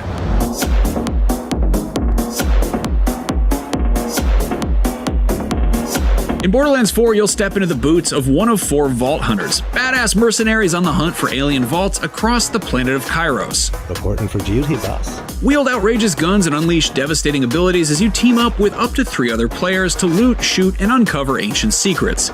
Each Vault Hunter class features a unique playstyle and grants access to one of 3 powerful action skills. Let's meet the crew. First up is Vex, a siren with a talent for summoning spectral allies and wreaking havoc with elemental damage. Think of her as a summoner-necromancer hybrid who bends the battlefield with trickery and deception. Life hasn't always been too kind to Vex. She grew up scraping by on her own, and her siren powers only complicated things further. That hard-earned cynicism fuels her salty, sarcastic attitude. But beneath the snark, Vex is an empath who's seen too much to pretend that things are fine. She may be a pessimist, but when it comes to taking down oppressors or helping someone who's hurting, she'll be the first to throw hands and hellfire. Then there's Rafa, an agile exosuit soldier who's always on the move, and for good reason. Born in microgravity, Rafa's body developed with fragile bones and low muscle mass, making life outside that environment nearly impossible. His way out? TDR's military program, which offered him a tour of the galaxy in exchange for a few upgrades. They re-engineered his body for a cutting-edge exosuit, a walking arsenal equipped with lasers, deployable turrets, and a sword for up-close chaos. But when Rafa realized TDR had no intention of ever releasing him from duty, he went AWOL. Now he's on the run, making the most of his freedom and his firepower while taking down anyone who tries to put him back in a cage. If you're looking to get up close and personal, check out Amon the Forge Knight. Built like a boulder and just as hard to stop, Amon specializes in physical attacks and brutal combo chains with 2 distinct options for every action skill. He also commands a deadly deadly array of weaponized drones, turning the battlefield into his personal forge of glory. Raised in a vault monster worshipping cult, Amon was the sole survivor when the creature they worshipped was finally released and slaughtered everyone he cared about. Now, he's on a lifelong mission to hunt down and destroy as many of these beasts as he can, using his arsenal of drones that form medieval weapons like swords, axes, whips, and spears. Despite his tragic past and imposing presence, Amon is a warrior poet at heart, introspective, unflinching, and full of warm advice and wild stories for anyone who's willing to listen. Finally, meet Harlow, a former Malawan combat scientist turned vault hunter with a serious obsession for figuring out how everything works. As a Gravatar, she brings experimental tech and gadgets into the fray, using cutting-edge tools to manipulate enemy positions and control the battlefield. Her curiosity once made her an outcast among her Trant relatives, but now it's her greatest weapon. Harlow is pure science in motion, brilliant, inventive, and bursting with life. Whether she's reverse engineering a new piece of gear or tossing enemies around with gravity explosions, her spirit and grin can't be beat. Whether you're summoning spectral allies, piloting an exosuit, charging into battle, or hacking space-time itself with experimental gadgets, Borderlands 4 has a Vault Hunter for you. You can check them all out for yourself when Borderlands 4 hits PC, PlayStation 5, and Xbox Series X and S on September 12th, and Nintendo Switch 2 on October 3rd.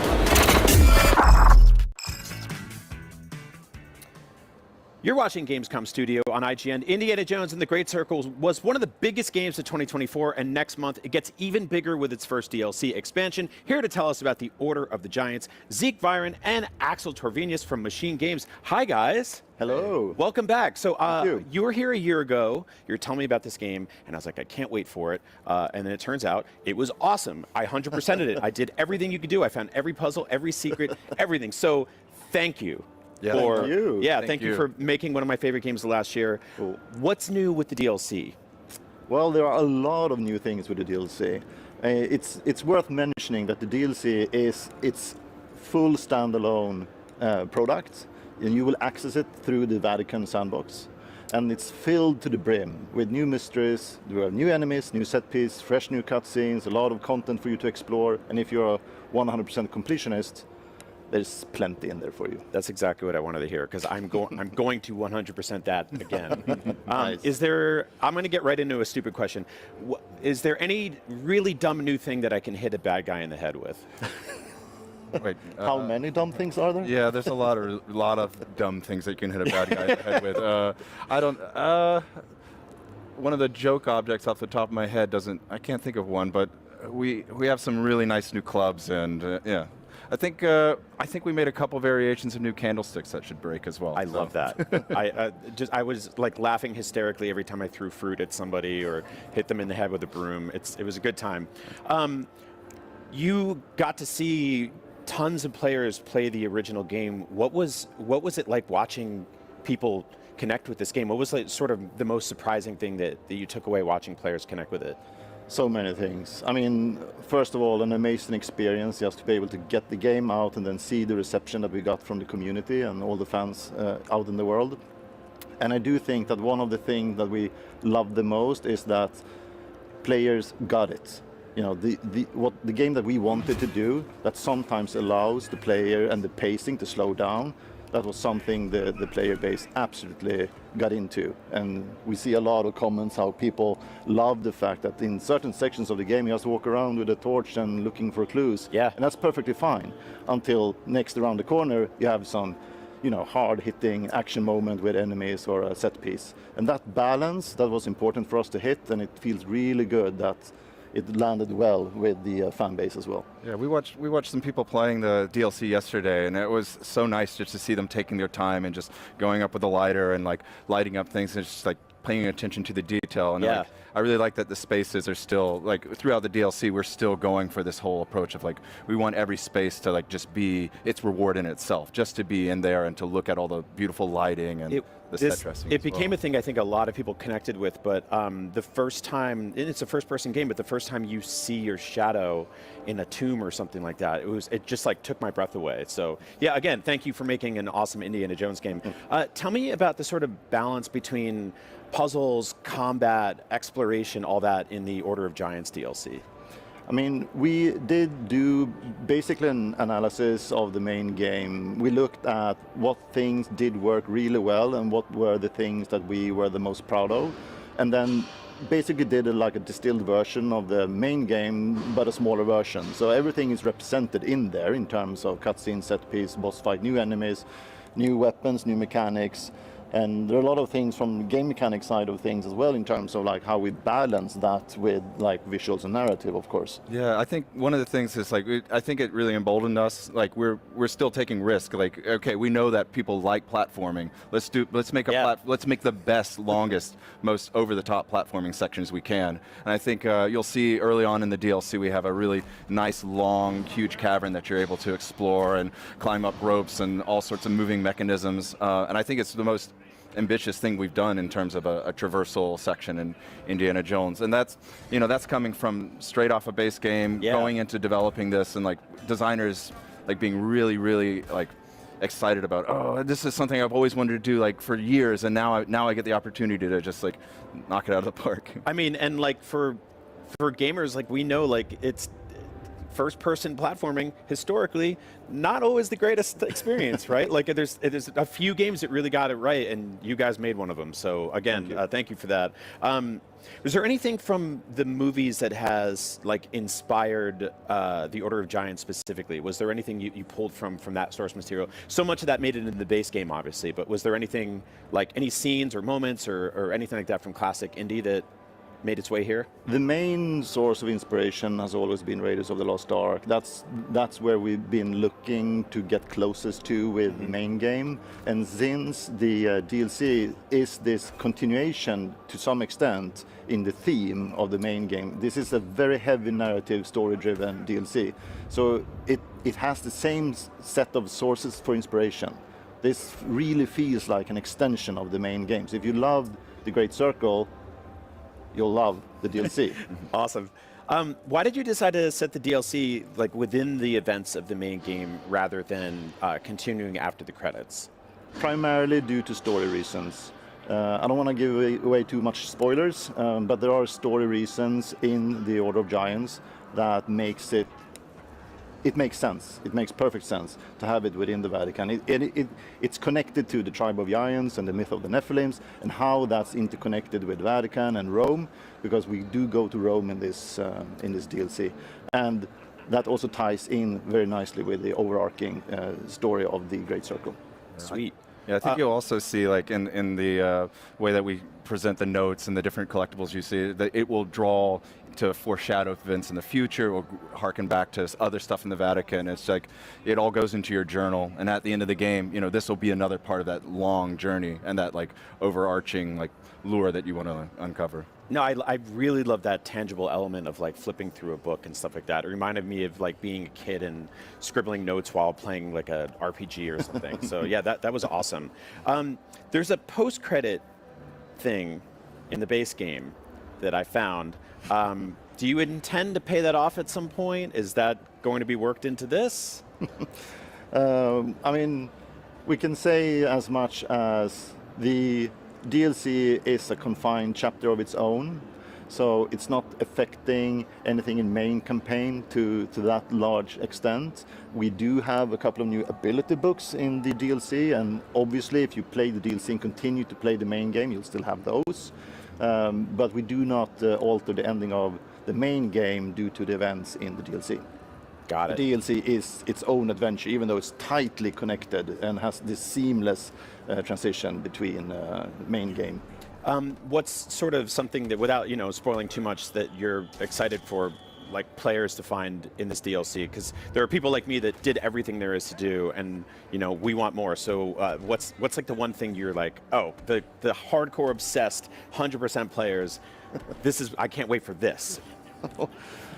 I think I've been seeing on the B-roll now. I want to see them do this fight sequence actually. This is one of my favorite areas in the game where they're pushing people down into the hole.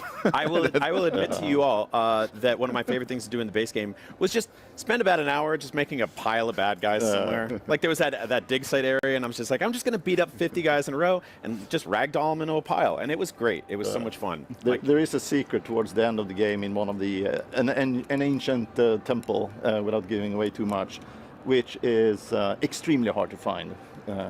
So I'm looking forward to to see people trying to find that one. I'm sure they will, you know. But. Yeah, well, I mean, the challenge accepted, basically, right? I'm a huge Nintendo fan. I've been obsessed with the Nintendo Switch. Nintendo Switch 2, bought it the second I could. You guys announced the game's coming to Switch 2, which is so cool. What's it been like working with that system? I know that the base game, relied on ray tracing a lot, and the Switch 2, you have a different set of specs you're working with here. So what's that been like? It's a lot of hard work for the engineers, that's for sure. And I mean, we are extremely excited to be able to have the opportunity to get out on Switch 2. That will be amazing. But yeah, there is obviously it comes with its own sets of challenges to make sure this magnitude of a game fits into that platform. But it's exciting work, and it's going really well. Did you ever consider motion control whipping with the Joy-Cons? That I can't answer. It just popped in my head. I just imagined doing that on an airplane and people being like, please stop. Yeah. Do you plan to include all the DLC with the Switch 2 version of the game when it releases? Oh, awesome. It's very, very cool. Anything else you'd like to say about Order of Giants? I know people are excited for this, so... Yeah, I think there are two things maybe. I mean, our love and passion for the IP and for the character has really carried through to the DLC. The DLC is not in any way like a subpar in quality at all. It's to some extent, there are sections within the DLC that is even of higher quality than the main game. And it's also, I think we've undergone a huge achievement from the engineers and a lot of the design team to actually make sure that it was possible to have the DLC set up in the way that we have at the moment. It was not an easy thing to splice in this amount of content into the already existing save states for people, So it was a huge achievement from the engineering side and the design team. Yeah, just from the start of development on it, there was a lot of technical hurdles to get into it. But everybody really worked super duper hard, and it's been pretty smooth sailing after that initial bumpy part. I think people knew that Machine Games and Indiana Jones working together would be like a match made in heaven. I don't think people knew just how well that would come together. Cool. Obviously, people were apprehensive. They're like, I want to see Indiana Jones the whole time, and it's like, no, you can be him instead. That's better. What does the future of Machine Games and Indiana Jones look like? Is this a world you guys want to play in for a long time? I mean, we love Indiana Jones, that's for sure. And I do think that one thing that has been very rewarding internally is to see when the team has been working for this project for so many years, that there was still love and passion in the core of our heart to still crank out a high quality DLC. When it comes to the future, right now we're very much focused on, making sure that on the 4th of September, everything goes smooth. And then obviously the work that we're doing towards Switch 2, making sure that will be high quality as well. So that's the current focus. Yeah. And we are excited, that's for sure. I mean, throughout development, Indiana Jones has been such a, I won't say it's easy, but it provides such good guidance. It's like you're trying to get someone to do that punch to be in the face, and it's like, oh, that doesn't feel like Indy. They need to wobble backwards and fall over something, or they need to make a dumb face when you hit them, or got a little slapstick to it. Yeah. Or we should put a fly swatter because that's the thing you want to pick up in the last second. Oh crap! Now I have to fight with this, and I think that continues to be super fun to work with. Yeah. Well, thank you both for making my favorite Indiana Jones game. And yeah, selfishly, I hope you get to keep playing in this world for a long time. In the meantime, DLC is going to be awesome. I can't wait for it. So thank you guys. Yeah, thank you.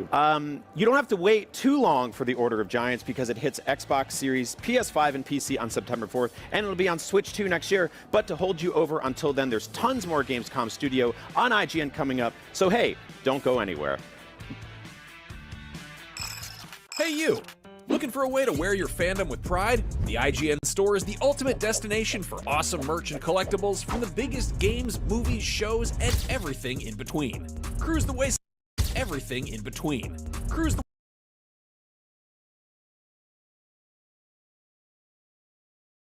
There's a lot of content, bro. When I tell you, there's so much that was shown just on Xbox, and IGN had their own kind of showcase.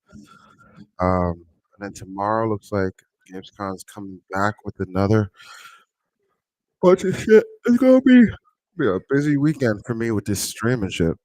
But I'm having a good time. I'm enjoying it. I'm watching. I'm busy, but I'm here. I'm making calls at work and this and that and the other. But I appreciate you guys hanging out. Gaming and entertainment news with Geek Media Podcasts. Welcome to a very special episode of IGN GameScoop. GameScoop has you covered for all things gaming and the latest game releases.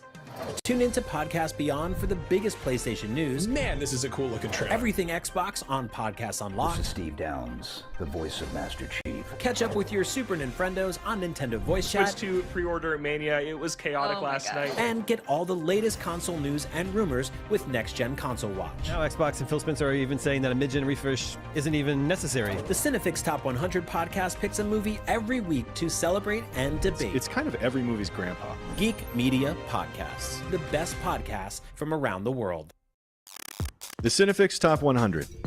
A list so secretive even we don't know what movies are on it or where they rank. What do you mean you don't know? Each episode will reveal one of the movies. Did I rush it? Felt like I rushed. That was good. I liked it. Talk about why it belongs and finally find out where it ranks. Are you not entertained? Are any of the movies we've shown here even on the list? I have no idea, and it drives me crazy. Join us as we find out on Cinefix, IGN, and wherever you get your podcasts. Why so serious?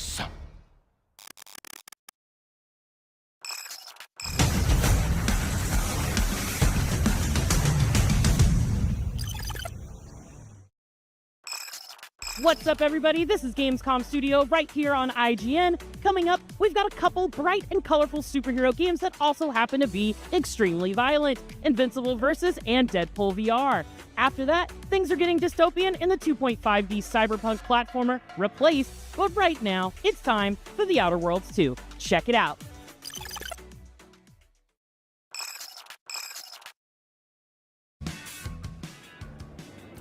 This is Gamescom Studio on IGN. In 2019, we got launched into space in The Outer Worlds, and this fall it's time to suit up again for a sequel that promises to double down on all the sci-fi weirdness. Here to tell us about it, Brandon Adler and Leonard Boyarsky from Obsidian Entertainment. Welcome. Thank Hello. you. Thanks for having us. So I'm really looking forward to this. Big fan of the first game. One of the things I like most about this is the flaws system. I'm sure you can describe it better than me, but it's a way to add unique modifiers to gameplay based on player behavior. So for example, there's the sun gazer flaw, where if you stare at the sun for long enough in game, unlock the sun gazer flaw, which will distort the visuals, but then your character will gradually regenerate health in sunlight, correct? So I like this idea a lot. In real life, staring at the sun is kind of a dumb thing to do. So my question, are there any other dumb things players should experiment with that might unlock flaws in the game? I mean, gosh, there's, I think, over 30 flaws. So we track a lot of different player actions. I don't know if there's anything that I would consider especially dumb, but we definitely check out, you know, let's say, for example, you're constantly reloading your weapon too early. Okay. Like, we might notice that. We might give you the over-prepared flaw, where if you constantly reload, you actually get a bonus to your magazine sizes. But if you don't, and you let your clip get all the way down to 0, then you get a big penalty. So we do a lot of stuff like that. But yeah, there's a ton of them. It kind of reminds me of Fallout New Vegas, where if you were playing a character with low intelligence, that would unlock some very humorous dialogue options. So aside from affecting gameplay, do the flaws affect the story in any interesting ways? I don't think there's any direct flaws for dialogue stuff. We do a lot of that with perks, though. Okay. Perks can affect dialogues. But we also have the dumb trait as well that you. Oh yeah. Well, there's always that. That's a standard. Yeah. The perks are one of the things I think fans are most excited for. I think they seem maybe like a little bit more interesting this time around. Is that something that you actually set out to improve from the first game? Yeah, 100%. That was one of the things that we had targeted very early on, is just we wanted a much deeper RPG, one where the players could kind of build out whatever characters they wanted. We wanted to do that, obviously, with equipment, so we made equipment significantly more and more in depth, but we also wanted every aspect, so we added in things like traits, the perks, the flaws. And for the perks in particular, we looked at Fallout New Vegas and we said, wow, we really like not only the number that are here, but all the different things that could be affected. So we went even harder than that. And I think we even have, we have over 90 now. So I think it's even more than Fallout New Vegas had. Wow. You know what? We do have foot and mouth. Yeah. And a couple of those flaws where you have to take certain things. What's the other one? I'm blanking on it right now. There's another really good one too. That ties in with abrasive. But yeah. Again, it's just all so you can build out your character in a bunch of different cool ways, and just not only that, the game reacting to the way in which you're playing. So we just wanted that whole full RPG experience. I like the serial killer perk, which is where humans you kill will drop their hearts, and you get a bonus to your max health for each one. Yeah, our design director Matt Singh, that's his favorite, man. He goes around and he's just a pure psychopath. I like the ability to play as a real sicko in the game. So that's my next question. Can you kill every NPC in the game? Yes. Yeah. Yeah. And then on the flip side, can you do a pacifist run? Kill nobody. I don't think you can do that. You can get other people to do your killing for you. Okay. I think there's ways through that you can avoid a lot of killing. We didn't put in a specific pacifist playthrough path. Yeah, the people that have done almost pure pacifists have almost gotten all the way through without killing people. But there are a few key fights where something has to happen, and so again, like Leonard's saying, you could have other people maybe do that for you. Sure. And so if you consider that pacifist, then yeah, you can do a pacifist run. So RPG players love when their choices have major consequences. They love when these consequences are actually visible in the world. So I know it's hard to discuss, no spoilers, but will we see any of that in Outer Worlds 2? Yes, quite a few. One of the things that we wanted to do a lot more in this game was have a lot more longer term reactivity as well as more spectacular reactivity, which of course is all due to time and money.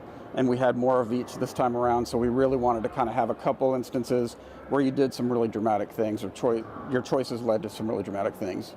Yeah, if that's what you're looking for as a player, you're going to be happy with the Outer Worlds 2. Nice. Depending on who you ask, one of the nice things about the Outer Worlds 1 is that you can beat it in a couple weekends. I appreciate that as someone who plays a lot of games, so it's not always the case for RPGs. So this time around, can we expect the campaign to be around the same length as the first game, or did you try to go bigger this time? We went a lot bigger this time, but I do believe, I haven't tested this out myself, you can just do the main story arc and it's a lot smaller. Yeah. We're not forcing you to do a lot of extra content. Obviously you have to get yourself to a certain level to do certain types of content, but we're not gating you from like just really pursuing the main story arc if that's what you want to do. But we wanted out a ton of exploration and rewards for exploring this time around. Again, the time and money thing, we were able to get much bigger areas. It's still the thing where you're flying around in your ship to the different areas. It's not contiguous, but in each area you go to, there's a lot more places to explore, a lot more side quests to find. I think too, when it comes to character customization and builds, you're kind of taking a Rodney Dangerfield approach. You get no respect at all. That's a Max Scoville joint. But can you speak to that? Why you made the decision to not allow people to respect their characters? Yeah, I personally think, especially in an RPG, it's really important that the decisions you make have impact and weight. And for me personally, respecking reduces the impact of those choices. If you can at one moment become a charismatic rogue that is, talking his way through everything, and then you want to respec to, well, never mind, I actually don't want to do that. I want to be an engineer that does this thing. It just doesn't sit right with me. Like, it feels like if you pick your character and you're role-playing your character, that's something that should be an important choice and kind of lead you throughout the entire experience that way. And so hopefully we've given you a lot of options, no matter what you've chosen, to have like cool, fun experiences. But yeah, it was important to me that we make players understand that, hey man, the choices you make actually do matter. I've been playing a lot recently, just an actual playthrough. Over the course of development, I obviously do a lot of jumping in, testing specific things, and then I'll cycle through different, different skills, different abilities to be able to like see how the content's going to play out. And as a person who's playing it, trying not to cheat, because I could always do that if I wanted to, it's really tough because you get in there and you're like, I want both these perks, or I want this perk. Oh no, I want to spec my character this way. And once you've made that choice, even then you have deeper choices as you go along the way. So it's really, excuse me, it really adds to the gameplay. Thinking back to Outer Worlds 1, Supernova was basically a hardcore mode that limited your perks, allowed permanent death for your companions. You had to eat and sleep. Is this mode returning for Outer Worlds 2? No, we are not doing Supernova mode. No. We removed some of the different survival elements that are in there, but we do have like harder modes for folks that are in there, but it's not the exact same thing. How are you handling difficulty here? Scale, or is there difficulty settings? Yeah, it's difficulty settings that you can kind of set. Yeah. You brought a new, it's a companion trailer here for Gamescom, yeah. Part of Opening Night Live. Do you have a favorite companion in the game, both of you? Well, I wrote, sorry, excuse me, I wrote Azza, so she's my favorite. But it's hard to pick. All the companions have like really great storylines, and they're really cool individual characters. And there's, different aspects to them that are funny or endearing or irritating in an endearing way. So it's really hard to pick. I mean, stepping back, I think there's a couple that I would I would say are my favorites, but then, I'll play another time and swap out the companions and see something really cool and just go like, oh, I should play more with that companion. Yeah, I love Niles. Not only do I love his story and his overall arc, but he actually has some pretty cool gameplay stuff. Not only his companion abilities and whatnot, he actually acts as my tank in the way that I built him out. But I love that he actually has like a field engineering skill, so he's basically a workbench anywhere. So whenever I need to generate ammo, let's say go in there and craft more ammo, or if I want to add mods to my weapons, and he's there, I don't have to go run back to go find a workbench. I can immediately go like, hey Niles, will you craft this thing for me? And he's like, yeah, sure boss. And then, it's a lot of fun, and it's actually really useful too. Just like with all the other stuff, it's really hard choices because they're all great. Because not like Brandon said, Niles has that field workshop capability, and that's invaluable. So you're like, oh, but I want to check out the different companions. So it's really a hard choice sometimes which ones you want to play with. Like I said, I'm really excited for it. It's been a long time coming. Outer Worlds 1 was 2019, and then 2 was announced, I think, at E3 2021. Yeah, it was a while ago. It's been a little minute, so yeah. I'm really excited to finally get to play it. Thank you so much for coming by, IGN Studio. Thanks for having us. Yeah, thanks for having us. The Outer Worlds 2 hits Xbox Series, PS5, and PC on October 29th. Right now, there's more Gamescom Studio right here on IGN.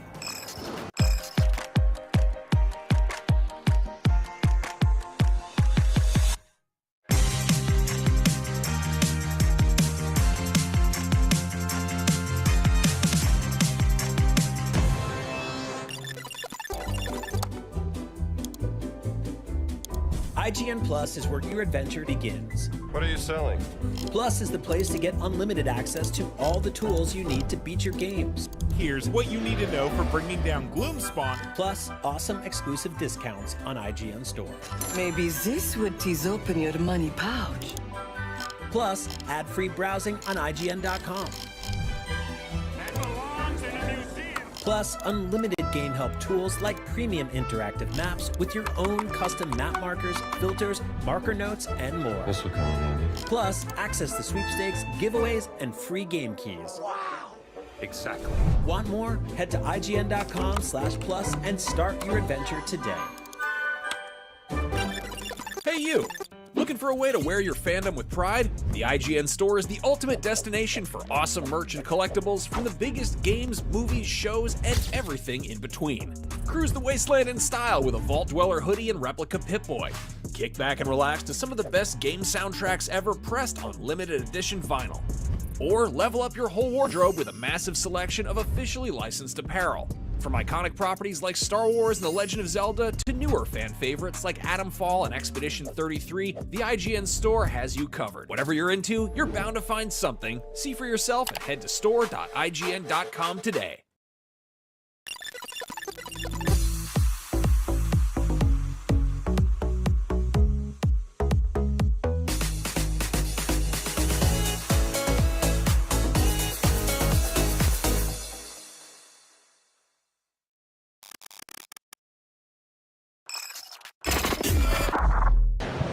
I feel like I'm in a time loop because I keep winding up back here at the Borderlands 4 booth at Gamescom 2025, and I'm finding all sorts of new stuff to check out. Hey man, how's it going?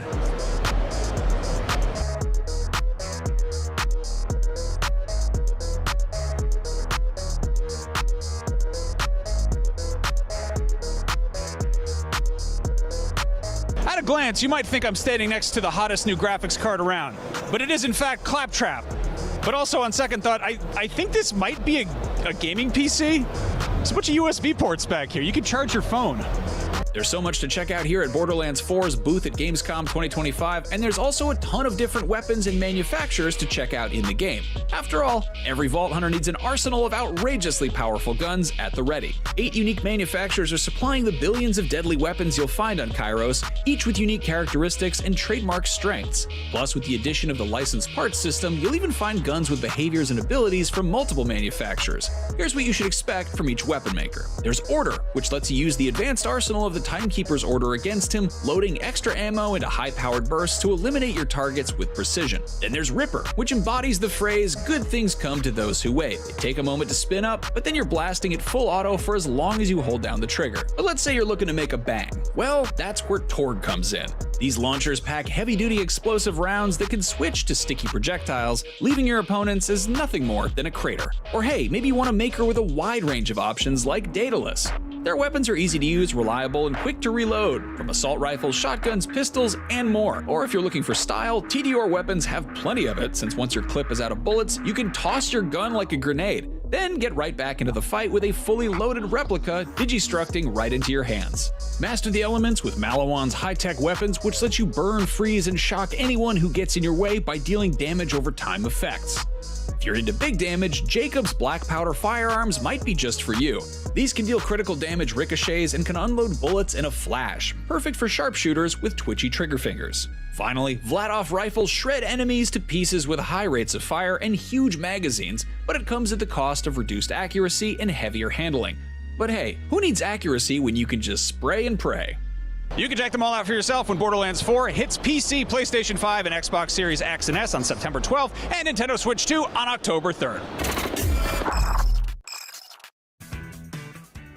You're watching Gamescom Studio here on IGN. Next year, we get to throw down in one of the most brutal comic book universes around. Here to tell us about Invincible Versus, executive producer Mike Willett and combat designer Rip Parbu.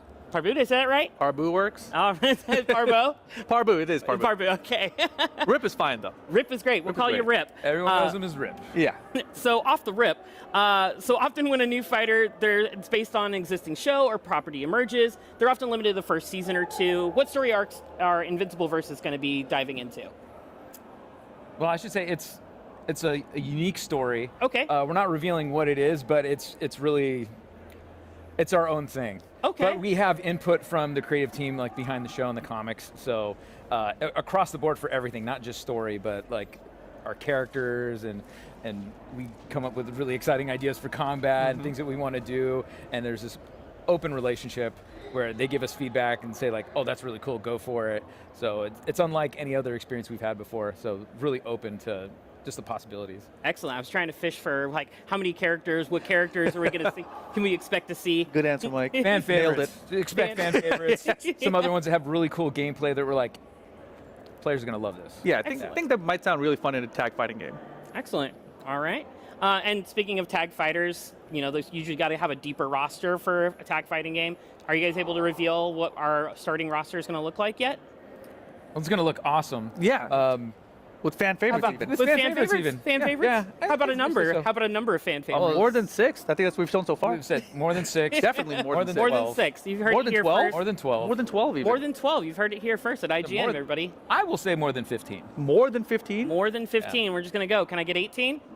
18? Can I get 18? I don't know. 15 sounds like a lot. Yeah. We're going to make some people sweat. Yeah. But we're going to have a really fun roster. Yeah. Excellent. What character... Can you talk about which character's been the toughest to recreate?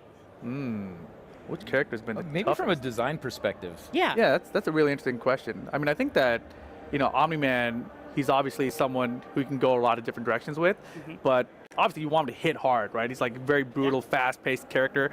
And obviously you've seen him in other fighting games as well, but this is a tag fighter, so you kind of want these aspects that are really accessible to players. So that was a little bit of a challenge on my part, just to think about how do we make it more accessible so that everyone who picks this game is like, I want to play Omni-Man, how do we make him fun and still a good character that's fun to play, right? So Omni-Man and Invincible is sort of the same situation, so they're both going to be fun, good characters, I think. Excellent.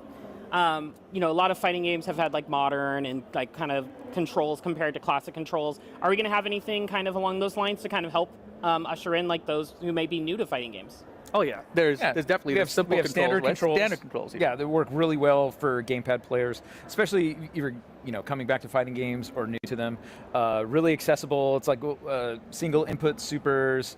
But for the hardcore, we have motion inputs, and so we've reduced the amount of buttons down to like a 6-button layout that's really accessible, really fun for people that like playing on leverless, like playing on arcade sticks.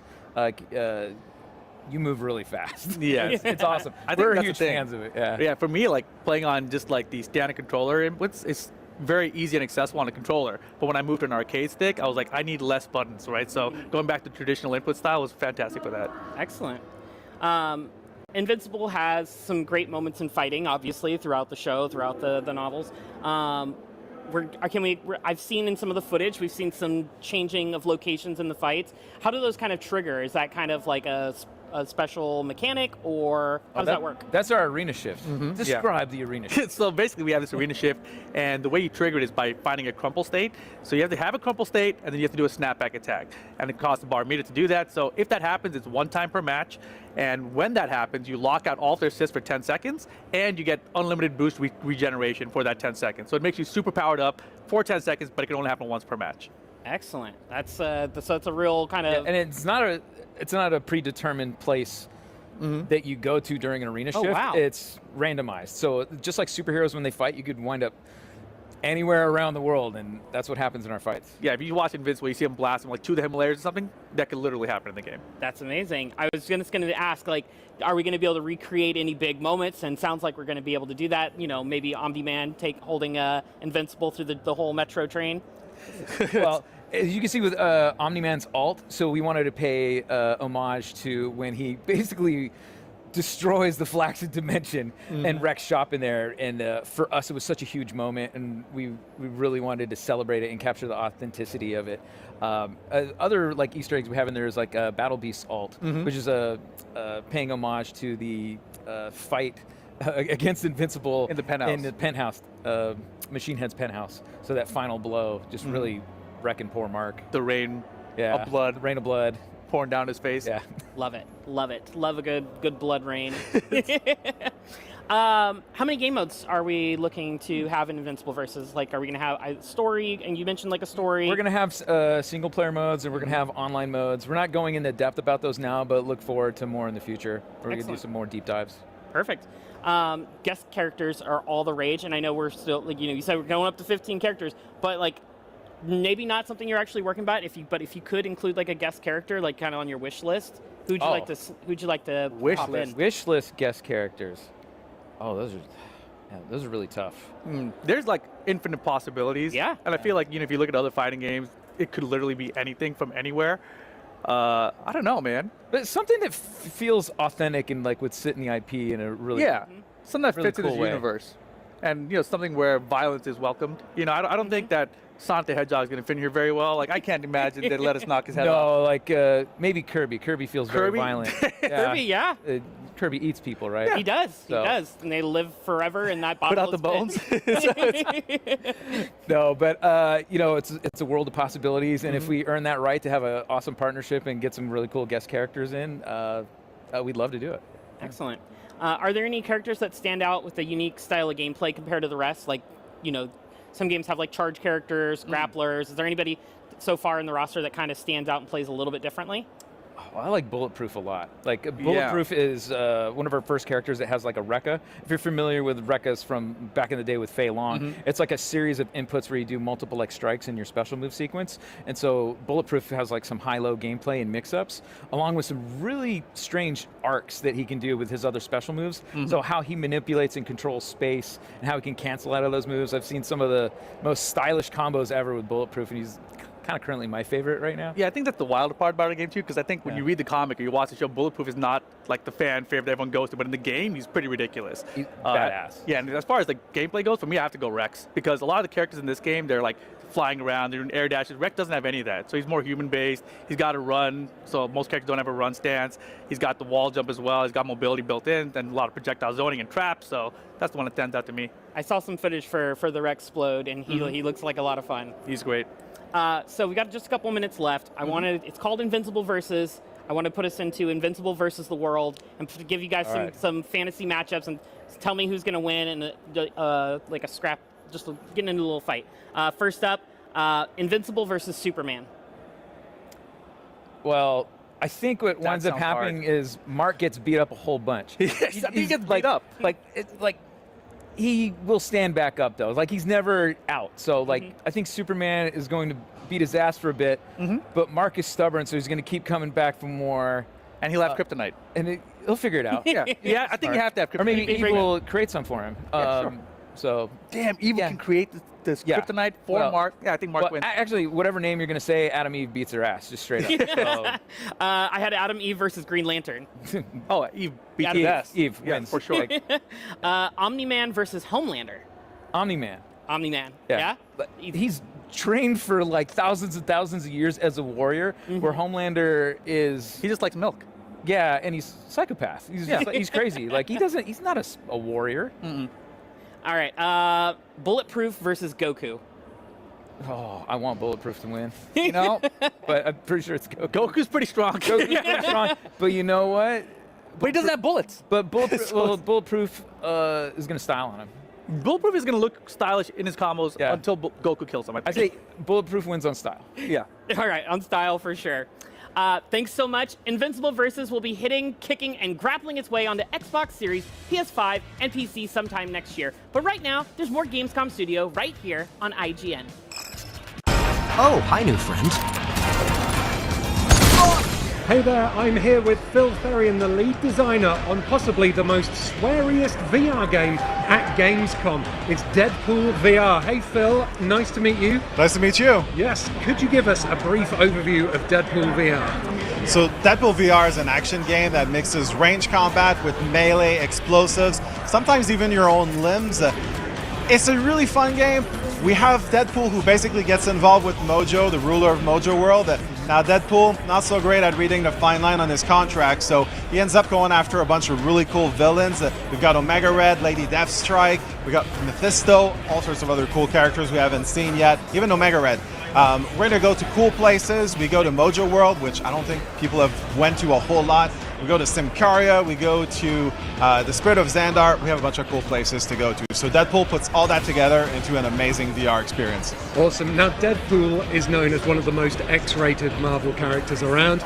A lot of that is to do with his love of violence. How violent can you get in Deadpool VR? So Deadpool can be as violent as you're creative. And really the game is made so that it rewards your creativity. Now we have rewards in the game. We have Mojo Bucks that you can get if you're performing really well when you complete combats. We want you to be creative. So really you can throw swords, you can throw guns. Now this is Deadpool also. Somebody comes at you, cuts off your arm. What do? You grab your arm, throw it at people. So there's a little bit of gore, but it's kind of a funny cartoon gore, and it's really based off of the creativity in combat. So it's fun, it's satisfying, but it's not so overwhelming. You're like, whoa, take a minute, It's actually really, really fun. Cool. Now, I've seen a snippet in one of the trailers of Deadpool pushing an enemy's face into some helicopter blades. Do you have like a favorite or most comical finisher move or anything that you can pull off? So I think it's really contextual. If there's an enemy on a bridge, for example, for me it's grapple gun, throw him off the ledge. I always think of that Indiana Jones moment where the guy comes at him with the swords and he just pulls his gun out. To me, that's how I play Deadpool. The more threatening the enemy is and the more I can sort of embarrass his abilities with what I'm doing, I'll do that. And there's a ton of those. We have a ton of custom animations. We have a big enemy in the game. You slide under his legs, get your swords out, you can completely open up his belly. I love that stuff. So I don't have one favorite, it's just contextually favorite. There's a ton. When you slide underneath his legs, can you also open up his undercarriage? Is that an option? Yeah, actually, it actually is. Yeah, absolutely. That is one thing that we have in the game. Excellent. I'm looking forward to doing that then. Now, I'll be doing that with one of Deadpool's signature weapons, his swords. He's also got 2 signature pistols. How does the swordplay work in Deadpool VR? So the swords can block blows if you cross them together. You can also throw them. You can swing at enemies, and then you can also combine your swords with some of your traversal. So you can jump up in the air, dive down at enemies, you can slide on the ground, stab up with your swords. They are a very, very functional weapons. Personally, I like using them as ranged weapons. If there's somebody really far up on a ledge, I like to throw swords, and then as they're dying, I'll just grapple them down just to really drive the point home that I got them. They're very flexible weapons. Same thing with your guns. Your guns, also, you want to reload them quickly, throw them at people, get them back in your hands. That's how we reload in Deadpool. Awesome.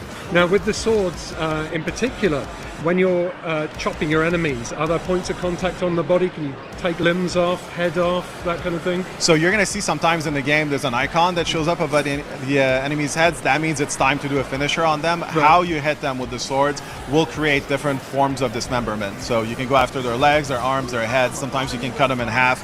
We have all sorts of crazy things you can do. Awesome. And now, it's not just the swords and the pistols you can use. You've mentioned other weapons as well, but I have a feeling there are some very creative weaponry in the game.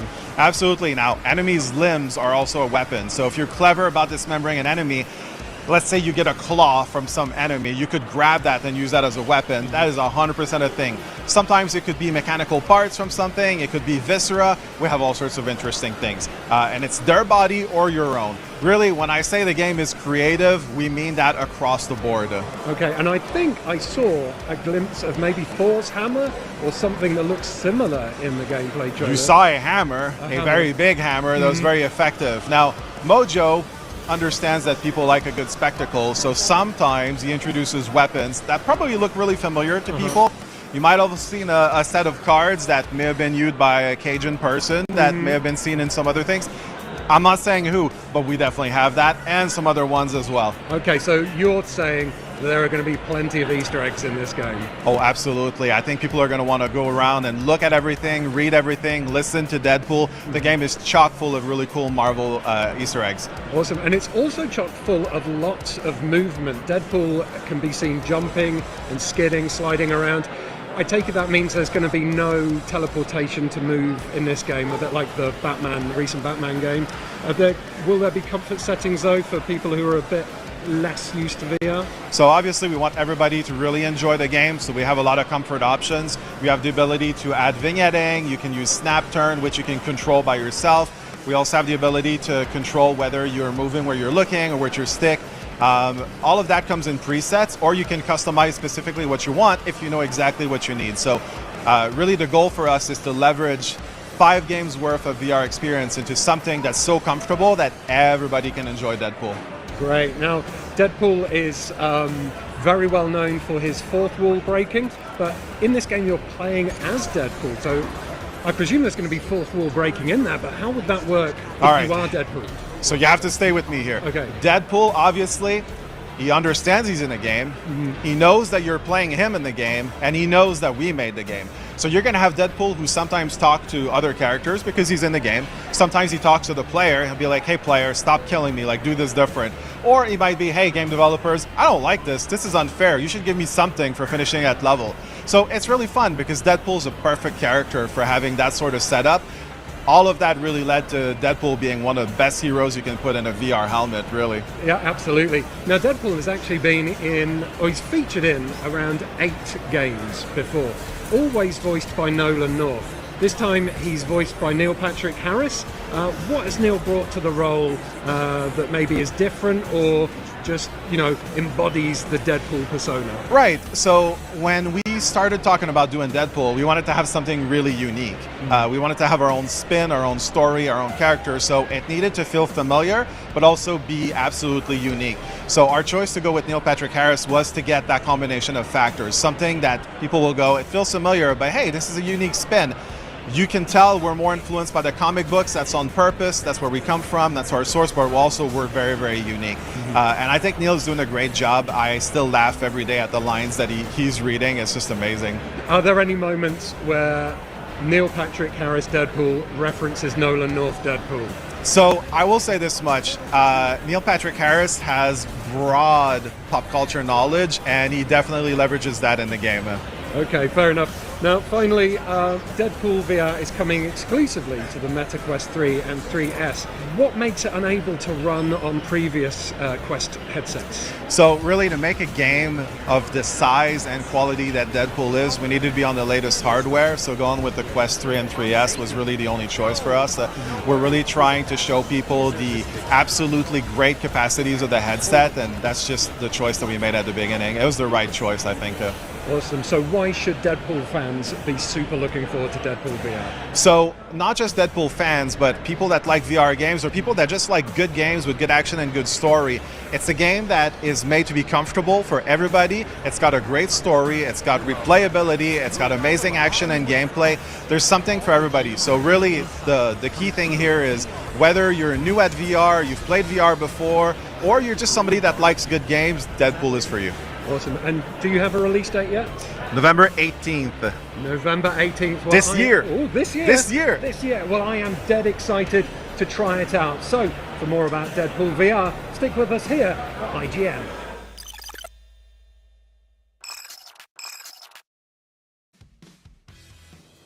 You're watching Gamescom Studio on IGN. The Caped Crusader is known for dropping in when least expected, and sure enough, one of the biggest surprise announcements at Opening Night Live was LEGO Batman Legacy of the Dark Knight.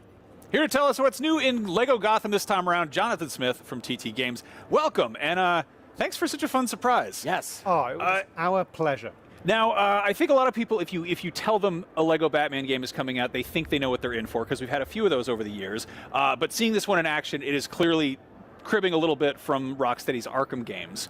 Can you talk a little bit about, I guess, the systems that you've improved the most and what you've taken from the Arkham trilogy? We're inspired by everything Batman. Decades of films, TV, comics, and games. If you're going to make a game now where you play as Batman, of course you're going to be inspired by the incredible work that our friends and colleagues at Rocksteady did when they brought The Dark Knight to life in that series. So we start with that inspiration, but we have to do new things. We want to do new things. We're a LEGO game. We're going to make sure it's accessible for all players. We're going to put 2 playable characters together to team up against all those bad guys. You can switch between them. They've got different new gadgets. The interplay of the 2 gadgets for the 2 characters gives all kinds of new possibilities. And we really wanted to go further than we've ever gone before in a LEGO game with that combat.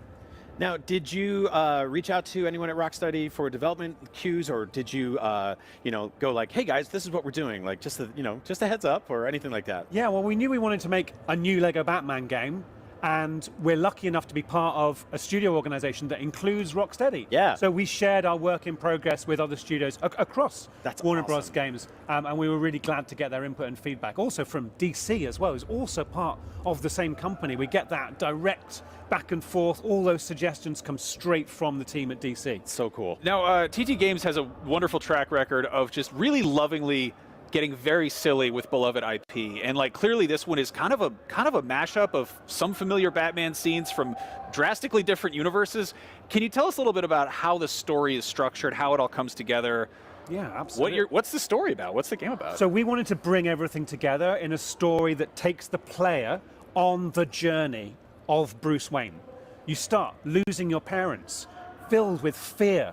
You train with the League of Shadows, you return to Gotham City, you take up this vigilante stance, and over years, you expand your Batcave, develop new technology, meet new allies.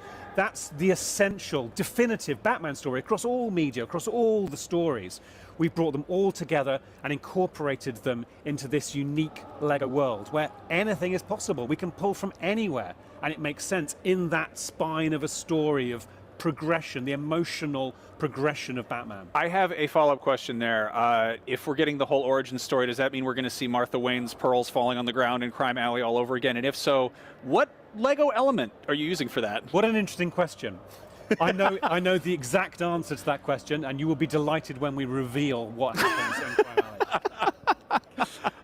But it's these sort of things. This is the joy that we have when we're lucky enough to play in these worlds. We have those images. We look back at the comics, the very first starting stories for the character, the way it's been retold, reinterpreted over the years. We can now look at that and have fun with it. And you get to do it through, a comedic lens at time. It was also we saw nods to, the hallway scene in the Batman with the lights cutting in and out. So I love that you're working all that in. It seems like so much fun. I was a huge fan of the last Lego Star Wars game. Good. And I love the sort of massive open, almost open world environments, right? Like they pretty much were. We're seeing a bit of that here with Arkham City. What's the sort of size and scope of the city here and other worlds and other environments that we can expect? Yeah. So Gotham is a crucial part of the Batman story. Discovering Gotham is a crucial part of the player's progression through the story campaign. So we've got missions that take place in Gotham and around Gotham, and you'll be free then to explore and discover the secrets of that city as you play through the story. You'll start on Tricorner Island, right at the bottom, the South Island of Gotham, and that actually is the part of the city that we've got for people to play here at Gamescom on the show floor, just a small part of the overall Gotham. But as you then progress, so you'll go onto the huge South Island and discover iconic landmarks like the Great Wayne Tower, Ace Chemicals building, we've got Gotham Zoo, we've got Botanic Gardens, like everything you'd expect, Gotham City Hospital further north, transit systems running through, traffic and pedestrians, really bringing the city to life. And the work that the team has put in at street level on every shop front, every billboard is a reference to something from the lore, a joke, all brought to life with beautiful Lego models, painstakingly created. See, I was also a huge fan of Lego City Undercover. So seeing great another, game. yeah, Great seeing game. another like open world city game from you guys, again, super happy about all. You this. are going to be so impressed by how far we've moved since then. That is a fantastic game, and it gives you the sense of exploring a city. Yeah. But this is Gotham next gen. You know, with a team that did Lego Star Wars has Amazing. now taken it to the next level. Now, talking about little Easter eggs and references, do you have a personal favorite little detail or nod that you got to put in there? I love that right now, and I've been watching people play the game here at Gamescom. No one I've seen has yet done this. There is a music store, a Lego music store with album art, beautiful Lego album art, and there is a guitar that you can play just outside the music store. So you get Batman rocking out on the guitar. I love that. I love it. Is there a copy of Seal's Kiss from a Rose in the window? Oh, there should be. You're absolutely right. There should be. There is. I'm not going to say what it is. I'm going to save this one. But there's a great soundtrack moment in this game Oh my from God, I an cannot wait. iconic Batman movie scene. If you're here at Gamescom, go find the Easter eggs that you can. We've got Batmobiles in this game. We saw a couple all of the them already. All the Batmobiles. Yeah. You can just go ahead and promise all the Batmobiles. That's crazy. Nobody can promise all the Batmobiles. Well, that's Lego, because Lego can make anything possible, and we can go wherever we want, and we can have 66, we can have 89, we can have the Dodge Charger. Yeah. It's all there. Have you incorporated any other type of bat? Tumbler, the Batpod, the Batbike. It's all there. It's got it all. And that's just for Batman. All the playable characters have got their own vehicles as well. You mentioned wheeled vehicles. Are we going to see any aerial vehicles or water vehicles? You glide with the Bat Glider across the streets and rooftops. So that will get you airborne. You can take gusts of, you can build fans that lift you up. You'll fly high above the city using the Bat Glider. Can you do the catapult thing from Arkham Knight from the... Yep. Sweet. Amazing. Right on. Lego Star Wars Skywalker Saga had like 400-something playable characters. That's a bit of a roster. How big are we looking at for this one? We have focused on Batman, and we've really put detail into not only that character and all his moves, but then the way that he progresses and upgrades. Both his abilities, his skills, his fighting moves upgrade, his gadgets upgrade as well. We've expanded that focus to then build the Bat family, with Jim Gordon, Catwoman, Robin, progressing into Nightwing, Batgirl. All of those characters have got their own gadgets and gear and upgrades as well. So we wanted to make that, if you want, sort of a focused, deeper experience with those characters. I love Lego Star Wars, the Skywalker Saga, but by focusing on Bruce Wayne and that story and focusing on that character, and I think adding more depth to what you can do with those characters, we have charted a different path here. No, as someone who unlocked every in-gen employee in Lego Jurassic Park, I appreciate the well focus. Yeah, I know. I'm obsessed. You announced Matt Berry is voicing Bane. Oh yeah, which is just incredible. It's perfect, isn't it? Yeah, no, it's. I remember I was watching it and I was like, yep. One of those things I never would have thought to put together. But can you talk about who's voicing Batman? Yeah, we have Shai Mattison. So he's an actor who's been in various different video games and done some TV as well. But he is our Lego Batman. And what we needed in that performance is someone who could be both the young, angsty Bruce with the Dodge Charger and then progress over years, sort of through Keaton, through into sort of being an older, gruffer, more mature Batman with all these kids running around. He brings that performance out. He's got the gravitas. He's also got the humor and the winks as well. Yeah, the comedic chops that you're going to need for a Lego game, right? Because you guys are working in a bunch of slapstick stuff, which is, quintessential to the sort of the origins of the character, the 1960s stuff I saw. Where exactly, that's all works in as well. That's right, of course. Now, James Gunn is currently overseeing the entire DCU. That includes games. Lego stuff isn't really canon, but has he seen this game? If so, what does he think? And has he made any like outrageous character demands that he wants to see in the game? Or so yes, he has seen and played the game. You'll see and hear from him in good time, and we haven't had any outrageous demands. I'd love an outrageous demand. I really would. Those are our favorite kinds of demands. He's saying he wants to put Batmite in the in the DCU. Wow, is Batmite in the game? So I'm going to give you. I'll give you a limited number of exclusive reveals. Oh my God. Okay. Well, so we do have a list. You've used your first I used my first one. Hold on, wait. Yes. Yes. Batmite confirmed. Okay, so we do have a full list here. Yes. So we're going to ask you a list of characters that we want to know if they exist as minifigs in the game. You can say yes, no, or no comment. Okay, I'm going to say no comment to most of them because we've only just revealed this game yesterday. That's okay. So I'm going to hold it. We're going to keep some surprises. So in you're store. saying there's a chance. But I will confirm what I choose to. Here we go. Superman. No. Okay. This is Bruce Wayne. This focuses on Bruce Wayne's story. Great. Good to know. Harley Quinn.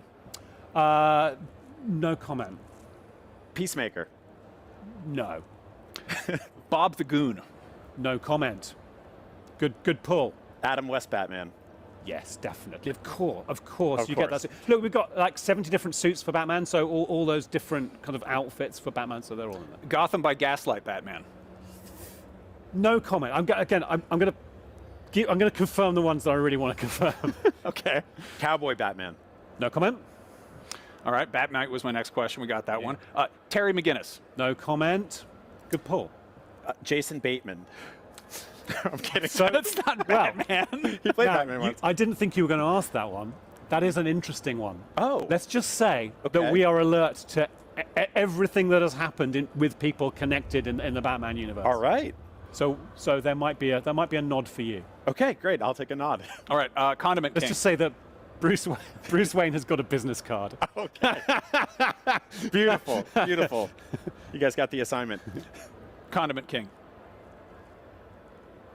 I am thrilled to exclusively reveal the Condiment King is in Lego. Yes, of course he is. It's World got everything. premiere. I said last night, it's got it all. Of course, it's got Condiment King. This is how video game journalism is done. Pay attention, kids. Asking the hard questions, getting to the truth. Polka Dot Man, and if so, who voices him? Greg Miller or David Dastmalchian? Yeah, it's a good question. No comment.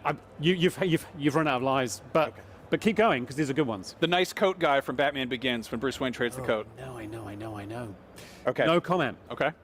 Last one, David Zaslav. No comment. All right. Well, thank you so much. Lego Batman Legacy of the Dark Knight is out in 2026. We cannot wait to play it. It's the game that we all need right now in our lives as Batman fans. Right, Max? Just not the one we deserve, because we've been very bad pestering you with just silly questions, but very much looking forward to it. We have lots more coverage coming out of Gamescom Studio right here on IGN. Welcome to the biggest gaming playground in the world, where 500,000 people come together to play, connect, and celebrate across Cologne. 1,500 exhibitors, the biggest names in the gaming industry, bringing countless games for you to explore and dominate. And we're just getting started. Ready to jump into some gameplay? Then get set for Gamescom Opening Night Live, featuring the major announcements and brand new game trailers. Less watching, more playing? Then stop by Gamescom's unique indie area, where you're in control of the most creative and unique projects from beloved indie studios. And if that's not enough, don't miss Gamescom Awesome Indies, our show featuring the hottest new titles from the scene. Or become the hero yourself and step into the Gamescom Cosplay Contest, bringing cosplayers and fans together from around the globe for an unforgettable community experience. Join live shows, esports tournaments, and creator events at the Gamescom Event Arena. Can't make it to Gamescom in person? Visit our website gamescom.global and experience all program highlights via our content hub, Gamescom Now. While you're there, make your voice count in the Gamescom Award. Vote for the most exciting games, groundbreaking products, and jaw-dropping innovations presented here at Gamescom. Do you remember our incredible friends and gaming experts from IGN? Of course, they're back, hosting full days of Gamescom studio live streams on Twitch and YouTube. Oh, hey, AP, crashing the party. You'll find our all-time favorite RPG Gamescom epics on our website. Join the community and grab your loot. Now moving on to something that is very important to us, our initiative Gamescom Cares. We want to shine a light on social and environmental responsibility. In order to reduce emissions, Gamescom runs on 100% renewable energy. Just as important, accessibility is key for us. Gamescom should be a safe, inclusive space for everyone. Speaking of inclusive spaces, The Gamescom City Festival is taking over the city with live music, awesome shows, and all kinds of fun. Did we mention? Entry to the City Festival is free for everyone. Welcome to the playground. Welcome to Gamescom. Metal Eden is a fast-paced, adrenaline-fueled sci-fi FPS from Rycon Games, the creators of Ruiner, and published by Deep Silver. Set in a dystopian future, players assume the role of Asuka, a hyper-unit deployed to the orbital city of Mobius on a mission to save humanity by recovering the citizens' cores. Harness your superior agility and acrobatic combat prowess to dash, grapple, and wall-run your way through hordes of enemies. Built in Unreal Engine 5, Metal Eden features 8 unique missions blending the high-octane combat of Doom and the futuristic parkour of Ghost Runner. A free demo is available now across all platforms, giving players access to the first 2 missions and first-hand experience of the game's fast-paced action. Metal Eden launches September 2nd, 2025 on Steam, PlayStation 5, and Xbox Series consoles. Let's take a look. Establishing connection. Core Ripper active. Hyper unit is mission go. Give him hell, Hyper.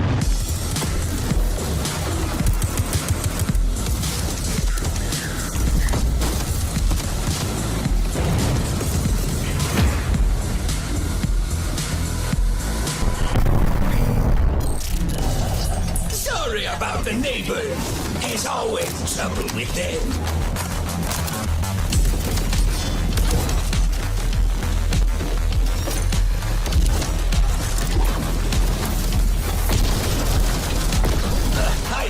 Unit in the flesh. Nexus was not lying about you. You are built on a phantom core. That makes you basically immortal.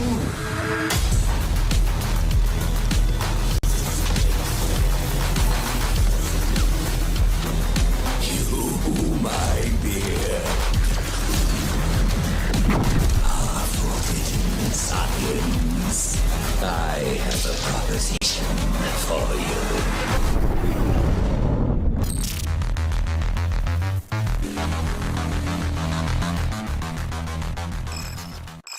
The average Cinefix movie list features nearly 100 different films and approximately 25 minutes worth of wall-to-wall deep dive analysis.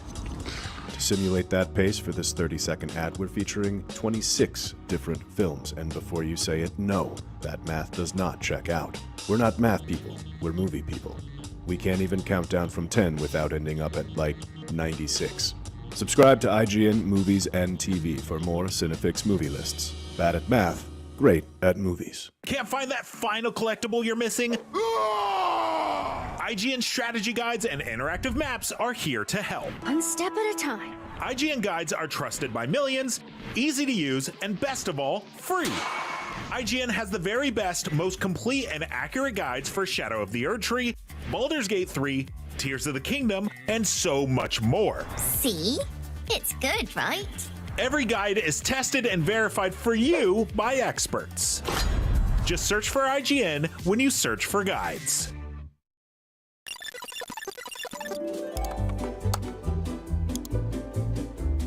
IGN Plus is where your adventure begins. What are you selling?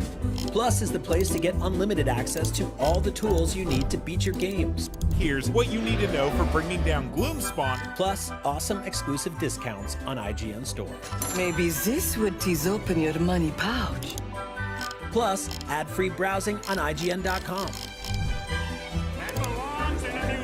Plus, unlimited game help tools like premium interactive maps with your own custom map markers, filters, marker notes, and more. This will come in handy. Plus, access to sweepstakes, giveaways, and free game keys. Wow! Exactly. Want more? Head to IGN.com/plus and start your adventure today.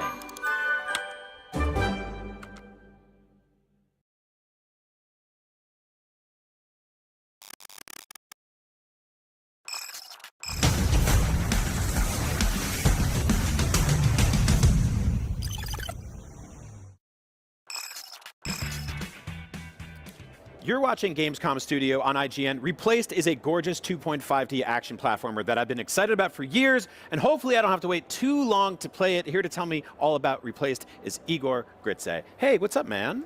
Thanks for having me, and hopefully we can have a meaningful interview right now. Yes, I'm excited. So, Replaced is like just a stunning looking video game. The 2.5D pixel art, there's all this great lighting and moody atmosphere and effects and stuff like that.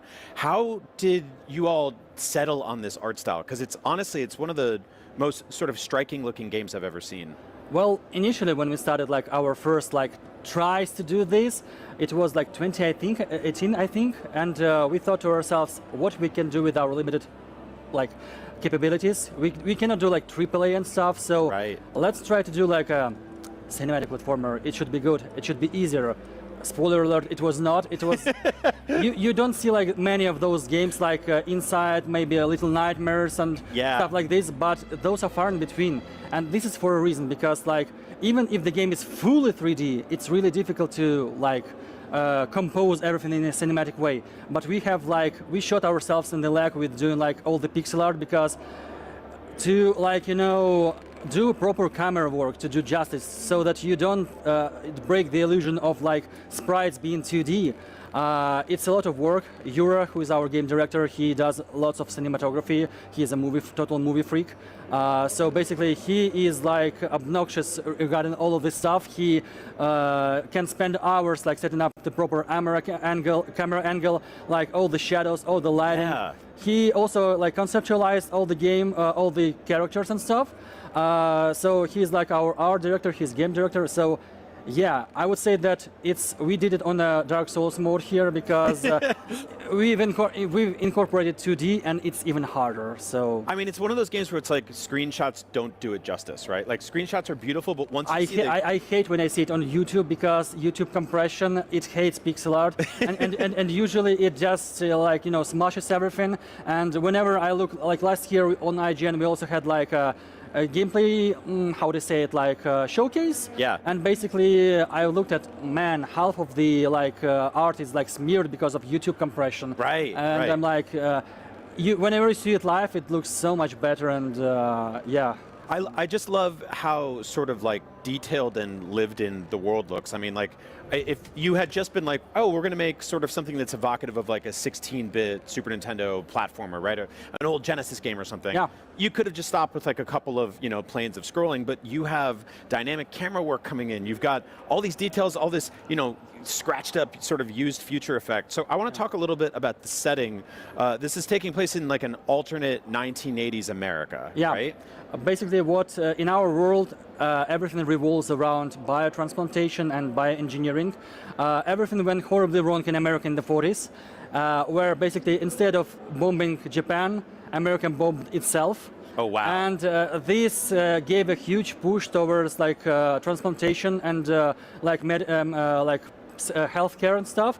But like in all like cyberpunk stories, everything goes like to crap like really fast. So initially, like donorship was like very honorable and very like it gave you great like rewards, like money and stuff. But later down the line, it became more and more dystopian. And eventually, like there appeared a whole like category of people called disposals.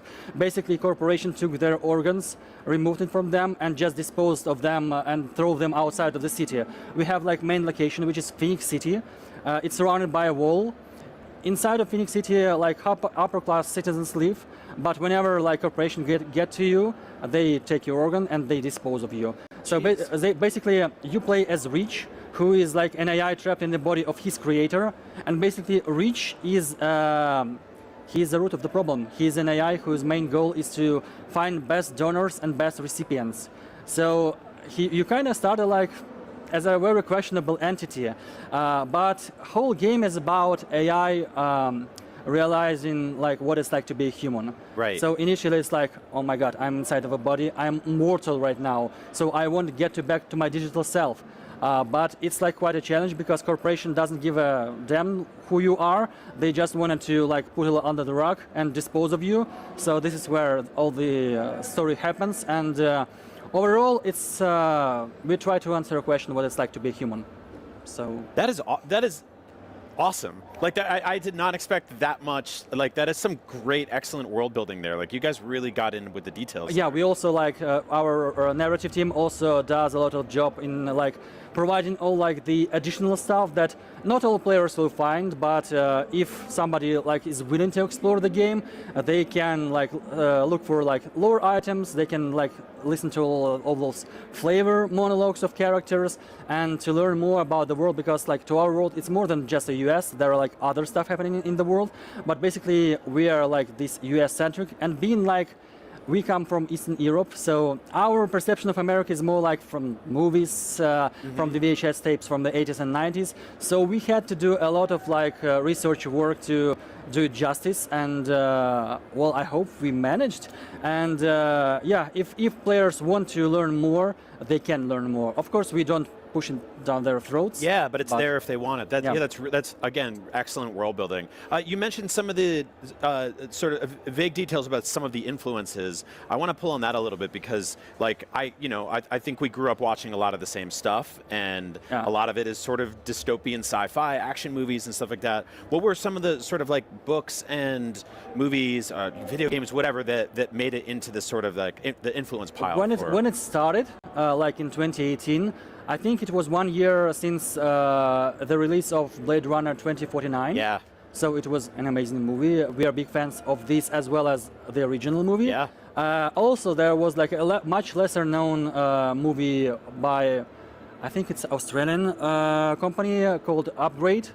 It's about like also about an AI trapped inside a human body. Yeah, I've seen Upgrade. I love it. Yeah, and also it's an inspiration for our combat system because of how our character moves in a sort of like unnatural way to a human, because he can pass human body's limits, and that's why basically he's like that. In terms of games, our holy Bible, I think, is Inside from Playdead, because it's like a top-notch cinematic platformer. Even though their story is not so like spoken, it's more like a minimalistic, but it's like a textbook for how you should build it. But as well, like as we learned ourselves, it's very, very difficult and very expensive to make this kind of game. And of course, like visual style, there is an elephant in the room. This is like we were heavily inspired by The Last Night. Yeah. They have like a gorgeous art style. It heavily inspired us, and we thought that this is a really great look. This is a really great take on this retro stuff. So we tried to do it our own, and during the game development, I think we've reimagined our art style several times. It's less noticeable for people from the outside, but basically there were a lot of problems that we had to resolve. But I think most likely for us, it's those cinematic platformers, as well as like the legacy platformers, like in a Flashback or Another World. Yeah, but unfortunately those wouldn't work today because of their nature, and players today, they expect a bit of different styles. A little bit quicker, yeah. Yeah, so we try to incorporate stuff like combat system, which was heavily inspired by Batman Arkham series. We try to incorporate it in 2D. I like that a lot. So I was going to ask you about the combat, because I can see the sort of like the magnetism that the protagonist has towards the enemies and snapping from thing to thing. You've got this Blade Runner style pistol, right? Yeah. And it looks like it's got a meter that charges up. It's basically both a pistol and a police baton. So it has like a kinetic energy like generator inside. So whenever you beat the crap out of enemies, you also charge the gun. But you cannot overuse it, so you have to shoot once a while. And this was also one of the main plot devices for the story, like the gun, and the thing that actually Reach can possess this gun because it has a biosensor which is locked to, and only police officers and Phoenix Corporation can use it. So this is a major plot device, but those are spoilers, so this is one other time. It's cool. I really appreciate, you mentioned earlier some of the camera work. You get to see it a lot during the combat, right? It's there was a scene in one of the clips I watched from you guys where the protagonist gets hit, the camera spins completely upside down. It's just like that sort of dynamic stuff that you wouldn't necessarily expect from like a classic 16-bit platformer. Did you guys get to experiment with here? Yes, and basically this is one of our main like selling points, but as well this is our curse, because we have no, but don't quote me on that, camera cuts in the game. So basically, everything has to be seamless. So Right. the transition from gameplay to cutscene and stuff. So basically, this is where a lot of things can break immersion. So it takes a lot of effort to do the proper camera work, do the proper setup for this, and it's a lot of trial and error. And because it's not like a traditional movie, but it's not like a very traditional video game itself. So we have nobody to ask about that, so we have to experiment with that. And sometimes we can borrow stuff from other great minds in the industry, but there is a lot of experimentation involved. You guys have been working on this game for a long time. There was obviously some skepticism when we're so used to now, modern gamers, where a game gets announced and we wait years and years and years to find out more. What were I guess some of the challenges that you faced getting to where you are in development now? Well, initially I would say that during first several years of development it was mostly a prototyping and exploring the opportunity. I think serious development started somewhere in 2020. And after that, there were a lot of challenges, you name it, that we have to understand what it's like to run our own company. This is our first personal project. And then we have to understand what it takes to create a game in terms of combining all those systems together, financing for all of this, and also an elephant in the room is the war in our region. Yeah. We are not from Ukraine ourselves. We have one team member who is in Ukraine. Right now he's drafted in Ukrainian armed forces, unfortunately. So we do not claim to be the victims here, but at the same time our region is very unstable. So that's why we have to relocate most of our team. It halted our development on a big scale, and we still had to continue the development because money is running out. So we have to be mindful. This is a business. Yeah. Even though this is an art, we still have to be mindful that we have to pay people for them to provide to their families. So yeah. Well, I'm really happy where the game is right now. It looks really gorgeous. You guys are very clearly putting in a lot of work on it. So congratulations, and I can't wait to play it. Thank you so much for coming by. Thanks for having me. That is Replaced. It looks awesome. Hopefully we'll all get to play it soon. But until then, we've got plenty more Gamescom on IGN coming up very soon, so stick around. Oh, hi. Coming up next on Gamescom Studio, we've got a handful of new trailers, a look at what's coming down the assembly line in Satisfactory, the narrative horror by Sweet Carol, the cozy life sim Sarsand Island, and stylized rock climbing game Cairn. Take a look.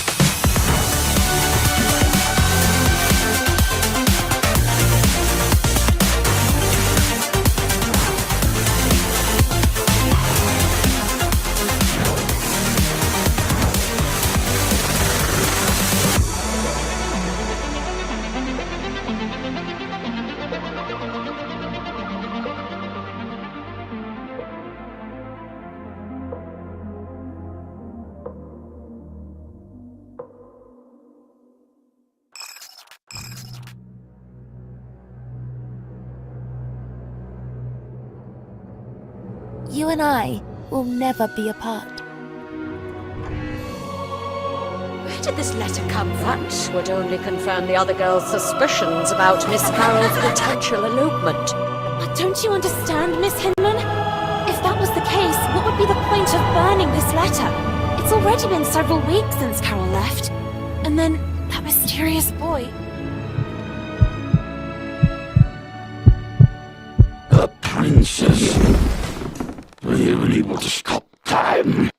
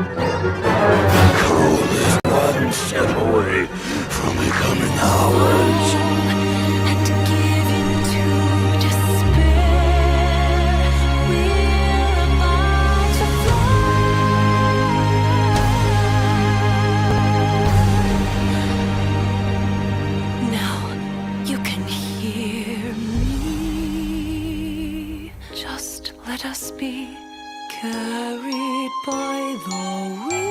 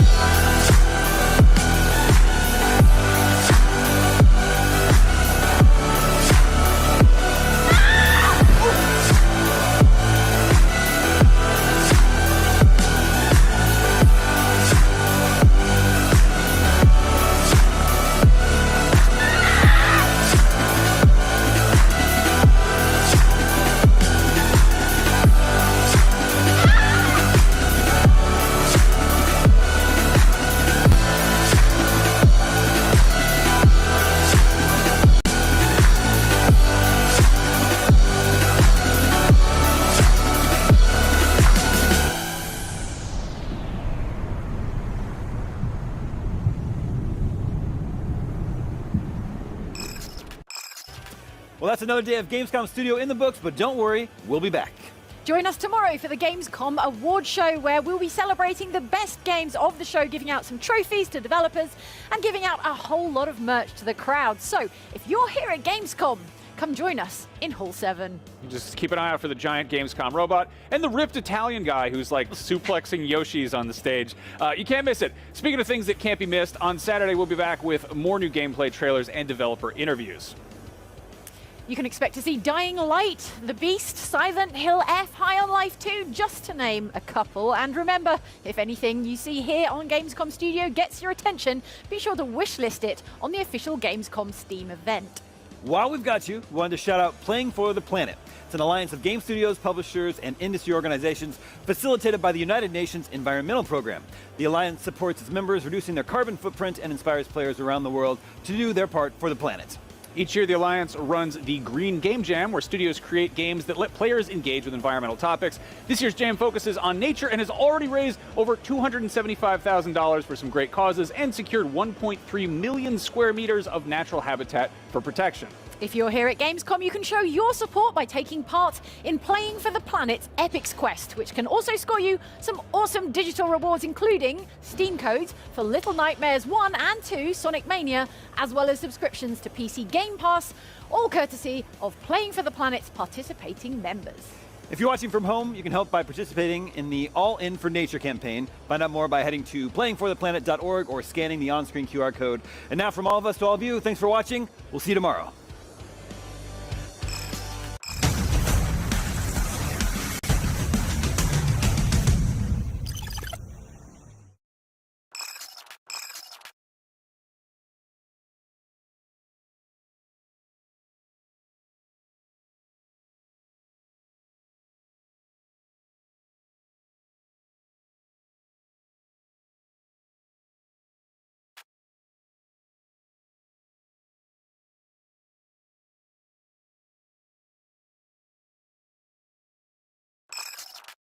Welcome to the biggest gaming playground in the world, where 500,000 people come together to play, connect, and celebrate across Cologne.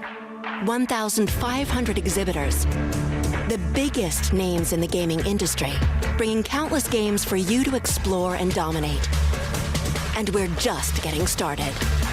Ready to jump into some gameplay? Then get set for Gamescom Opening Night Live, featuring the major announcements and brand new game trailers. Less watching, more playing? Then stop by Gamescom's unique indie area, where you're in control of the most creative and unique projects from beloved indie studios. And if that's not enough, don't miss Gamescom Awesome Indies, our show featuring the hottest new titles from the scene. Or become the hero yourself and step into the Gamescom Cosplay Contest, bringing cosplayers and fans together from around the globe for an unforgettable community experience. Join live shows, esports tournaments, and creator events at the Gamescom Event Arena. Can't make it to Gamescom in person? Visit our website gamescom.global and experience all program highlights via our content hub, Gamescom Now. While you're there, make your voice count in the Gamescom Award. Vote for the most exciting games, groundbreaking products, and jaw-dropping innovations presented here at Gamescom. Do you remember our incredible friends and gaming experts from IGN? Of course, they're back, hosting full days of Gamescom studio live streams on Twitch and YouTube. Oh, hey, AP, crashing the party. You'll find our all-time favorite RPG Gamescom epics on our website. Join the community and grab your loot. Now moving on to something that is very important to us. Our initiative, Gamescom Cares. We want to shine a light on social and environmental responsibility. In order to reduce emissions, Gamescom runs on 100% renewable energy. Just as important, accessibility is key for us. Gamescom should be a safe, inclusive space for everyone. Speaking of inclusive spaces, the Gamescom City Festival is taking over the city with live music, awesome shows, and all kinds of fun. Did we mention? Entry to the City Festival is free for everyone. Welcome to the playground. Welcome to Gamescom.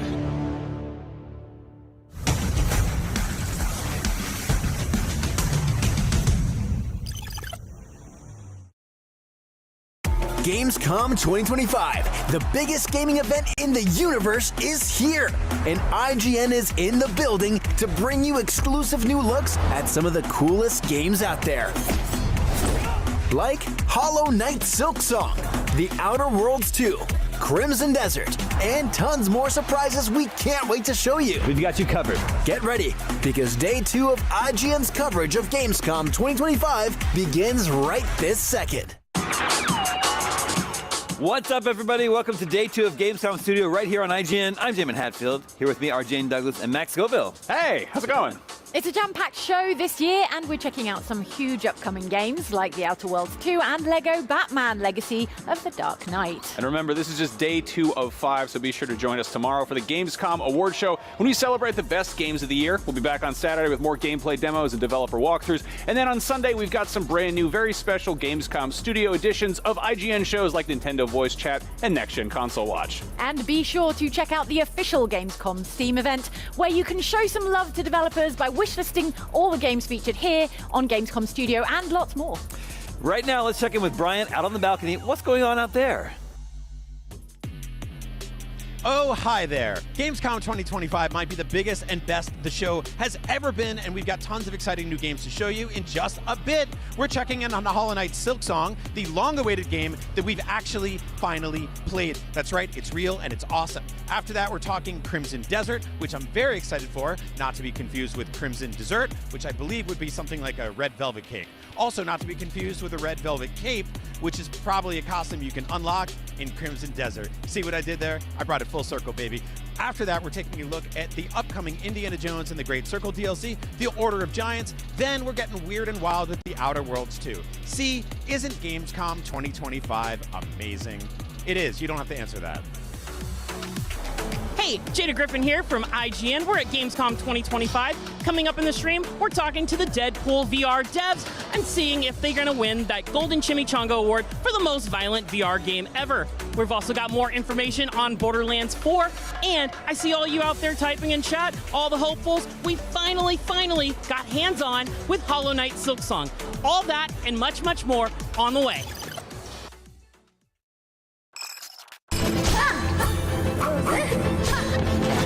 It's been 6 long years, and I'm not talking about the wait to play Silksong. No, it's been 6 long years since Silksong has been announced and is finally playable here at Gamescom 2025.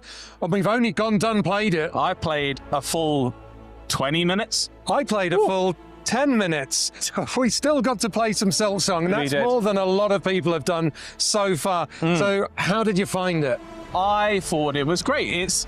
This is going to sound like, oh, it's more Hollow Knight. It is more Hollow Knight, but with some tweaks that I liked. I really liked the first game, but I feel like this one, from the very small amount I played, maybe could edge it, thanks to some tweaks that I like to see from some action games. Like, I like it when they encourage aggression, and that's what Hollow Knight did in the first place. It encouraged you to hit, to get health back, and this one kind of takes that to the next level, I think, and really does kind of, encourage quick attacking play, and that's what I like to see from the combat game.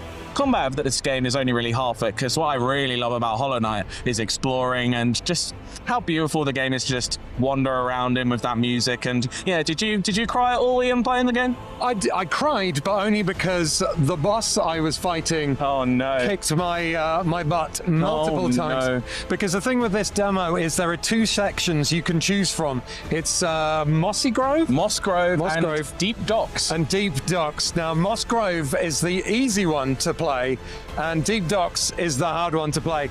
I chose the hard one, which was a massive mistake, because I actually haven't played Hollow Knight since it released. So all my Hollow Knight muscle memory had completely gone. Deep Docks is a nice maze-like level with some really cool noises, echoing bells and crunching, exploding rocks as you hit them. It's very atmospheric, and the exploration part is really cool. I found some nice secret areas, a little bit with some lore that I didn't understand, which will probably, YouTube lore junkies will love to unpack when they play it.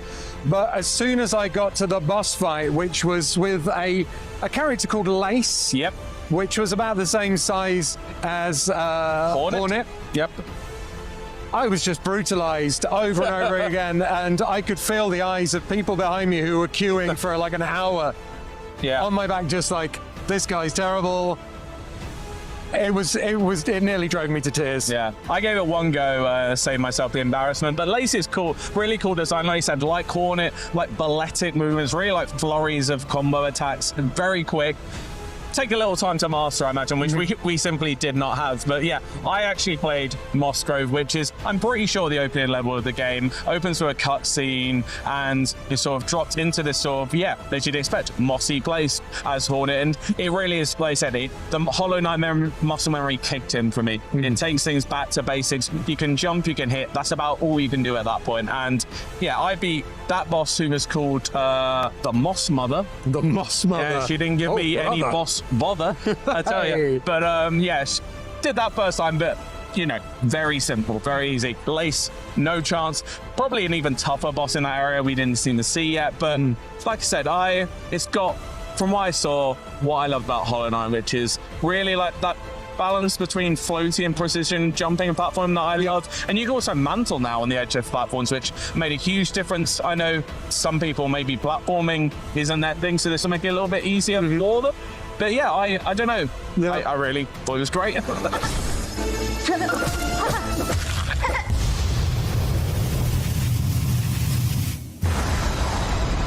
Yeah, I thought Hornet controlled really well, slightly differently to the Knight. A bit floatier, I think, and also like kind of double the size. Yes. I don't know whether, like, if double the size is the right size, but I only ever played Hollow Knight in handheld mode on the Switch. I get that. So to play on the big screen, Hornet felt like a much bigger character. I feel like it's an interesting coincidence. It's almost, like I said, this game feels like you're on the front foot more, and that kind of builds into that visual design.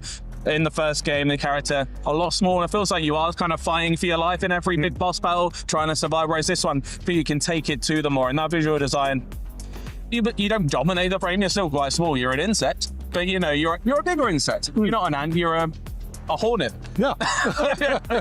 That's what you are. Yeah. But you also have like some new attacks. There's like a kunai throw you could do, right? And I like doing that a lot because put me out of harm's way. But also I like that it's now divorced from the health meter. You don't have to, in the first horror, you had to choose, am I going to heal or am I going to use the force power ability, something like that. And in this one, you can just heal, not whenever you want, because you do need to build that wide bar to fall in order to heal, but it does heal you completely, which is nice.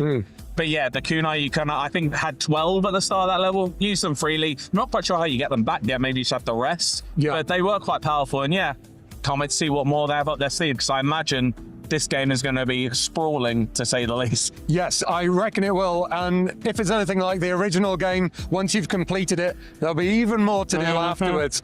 And all we really need to know now is the release date. And maybe we'll get to find that out very soon. The next day or two. Yes, let's hope this video comes out before that announcement's made, otherwise we'll just look silly. We will look silly, but not as silly as I looked when I died like 5 times. I was embarrassed for you. Yeah, everyone was embarrassed for me. Yeah.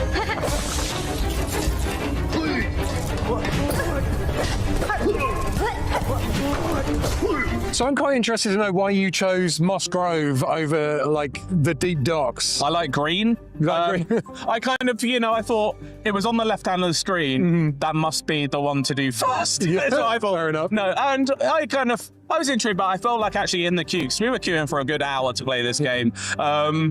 A lot of people were playing the second one. I thought, I've got a good eye for that. I'm going to try the other one. And I liked it, like I said, very simple. There's probably more to it than we saw. But yeah, Deep Docks, I only spent 5 minutes in there. Didn't see a lot. But like I said, a lot of levers, a lot of elevators. Very maze-like you said. Yeah, I was already lost in there and I spent like 3 minutes. Yeah, so if Mossy Grove was more linear, would you say?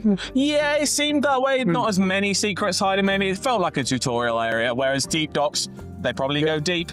Deep Docks went super deep. In fact, I found a couple of elevators, went all the way down. As I said before, I found a secret area, and there was also like a mini, fight room where multiple enemies spawned. I thought then there was some weird ones that seemed like they almost had pots on the head and they were chucking things at me. Like a really nice little round lad, which I actually quite liked him, but I had to kill him. He had a little almost saucepan lid as a shield. Yeah, did a little bouncing attack. But yeah, I was lost. I hope Cornifer's back. I need one of his maps. I really do need that. Yeah, maps and, training is what I'm going to need. Yes. For definite. And maybe therapy from how many people were looking at you?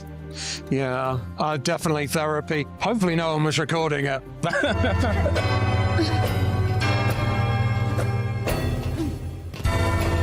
And That's basically everything we experienced during our short time with Hollow Knight Silksong. But if you yourselves are coming along to Gamescom 2025 and want to play Silksong for yourselves, well, good luck. It's a long wait, so perhaps bring a chair. If you want to find out more about Hollow Knight Silksong, stay tuned to IGN.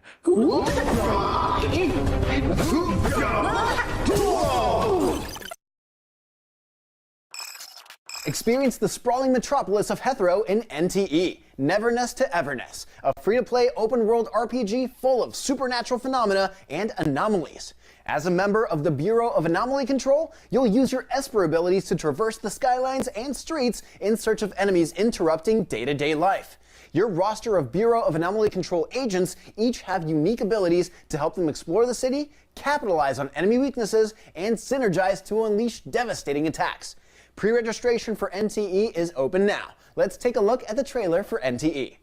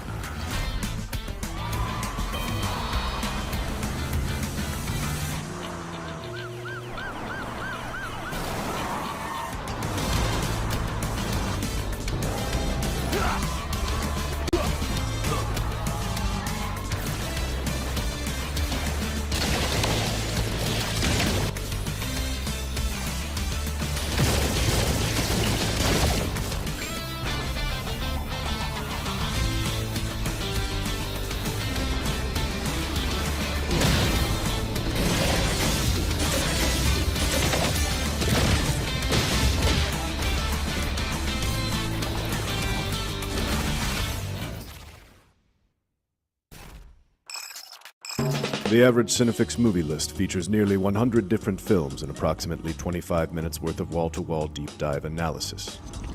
To simulate that pace for this 30-second ad, we're featuring 26 different films, and before you say it, no, that math does not check out.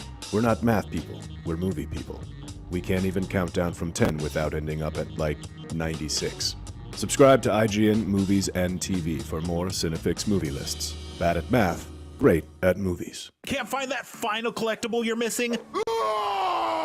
IGN strategy guides and interactive maps are here to help. One step at a time. IGN guides are trusted by millions, easy to use, and best of all, free. IGN has the very best, most complete and accurate guides for Shadow of the Erdtree, Baldur's Gate 3, Tears of the Kingdom, and so much more. See? It's good, right? Every guide is tested and verified for you by experts. Just search for IGN when you search for guides.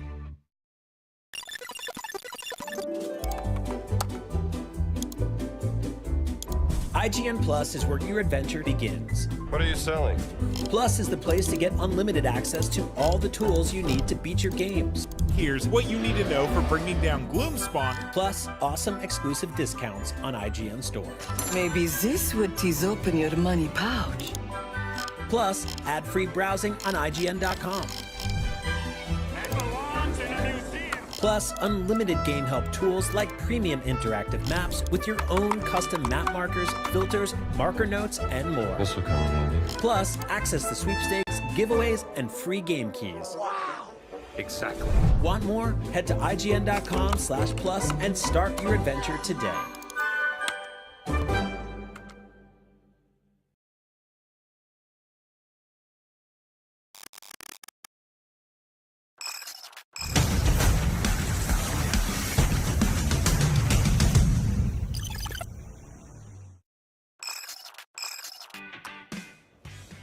You are watching Gamescom Studio on IGN. It has been more than half a decade since Crimson Desert was first revealed, but next year players will finally get to set foot in the realm of Pywell in this epic-looking single-player RPG. Here to tell us what's in store, Leapy Park and Will Powers from Pearl Abyss. Welcome. Thank you, Max. Okay, so this is a beautiful-looking game. I think a lot of people were blown away by that initial reveal. At Gamescom, you're showing off this game in action properly, and it looks really fun. I want to know what's going on in this world and what's at stake here. Who are we? What are we doing? Well, let's start by talking about what we're doing at Gamescom. Libby built the booth with her own two hands, so... Yes, I did it. Alone, all by myself. Jokes, yes. Yeah, so The concept of the booth itself, if I start with our booth design, it was heavily inspired by the actual castle that exists within the builds we are showing at the Gamescom this year. So this is the castle that you are actually going to have this final boss within the build. Final boss combat. And we wanted to, since the build, this hands-on build is pretty immersive enough, we wanted to actually drag out that immersiveness for the fans. So we tried our best to build this, like the actual realistic enough looking castle. Like you've got a tavern, right? Yeah. Yes, and the tavern. That actually, the tavern itself also exists, not the exact design, but also the concept of the tavern actually also exists in our game, so people can find out once we launch our game. So yeah, the focus and goal was immersiveness. And so what we've shown up to this point has mostly been focused on combat.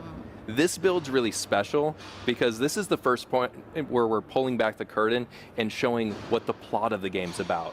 You're getting your first chance to see the open world and kind of roam around in it. And players are seeing this for the first time. And what's so cool, you said the game's beautiful. Thank you, by the way. But everything you see is explorable.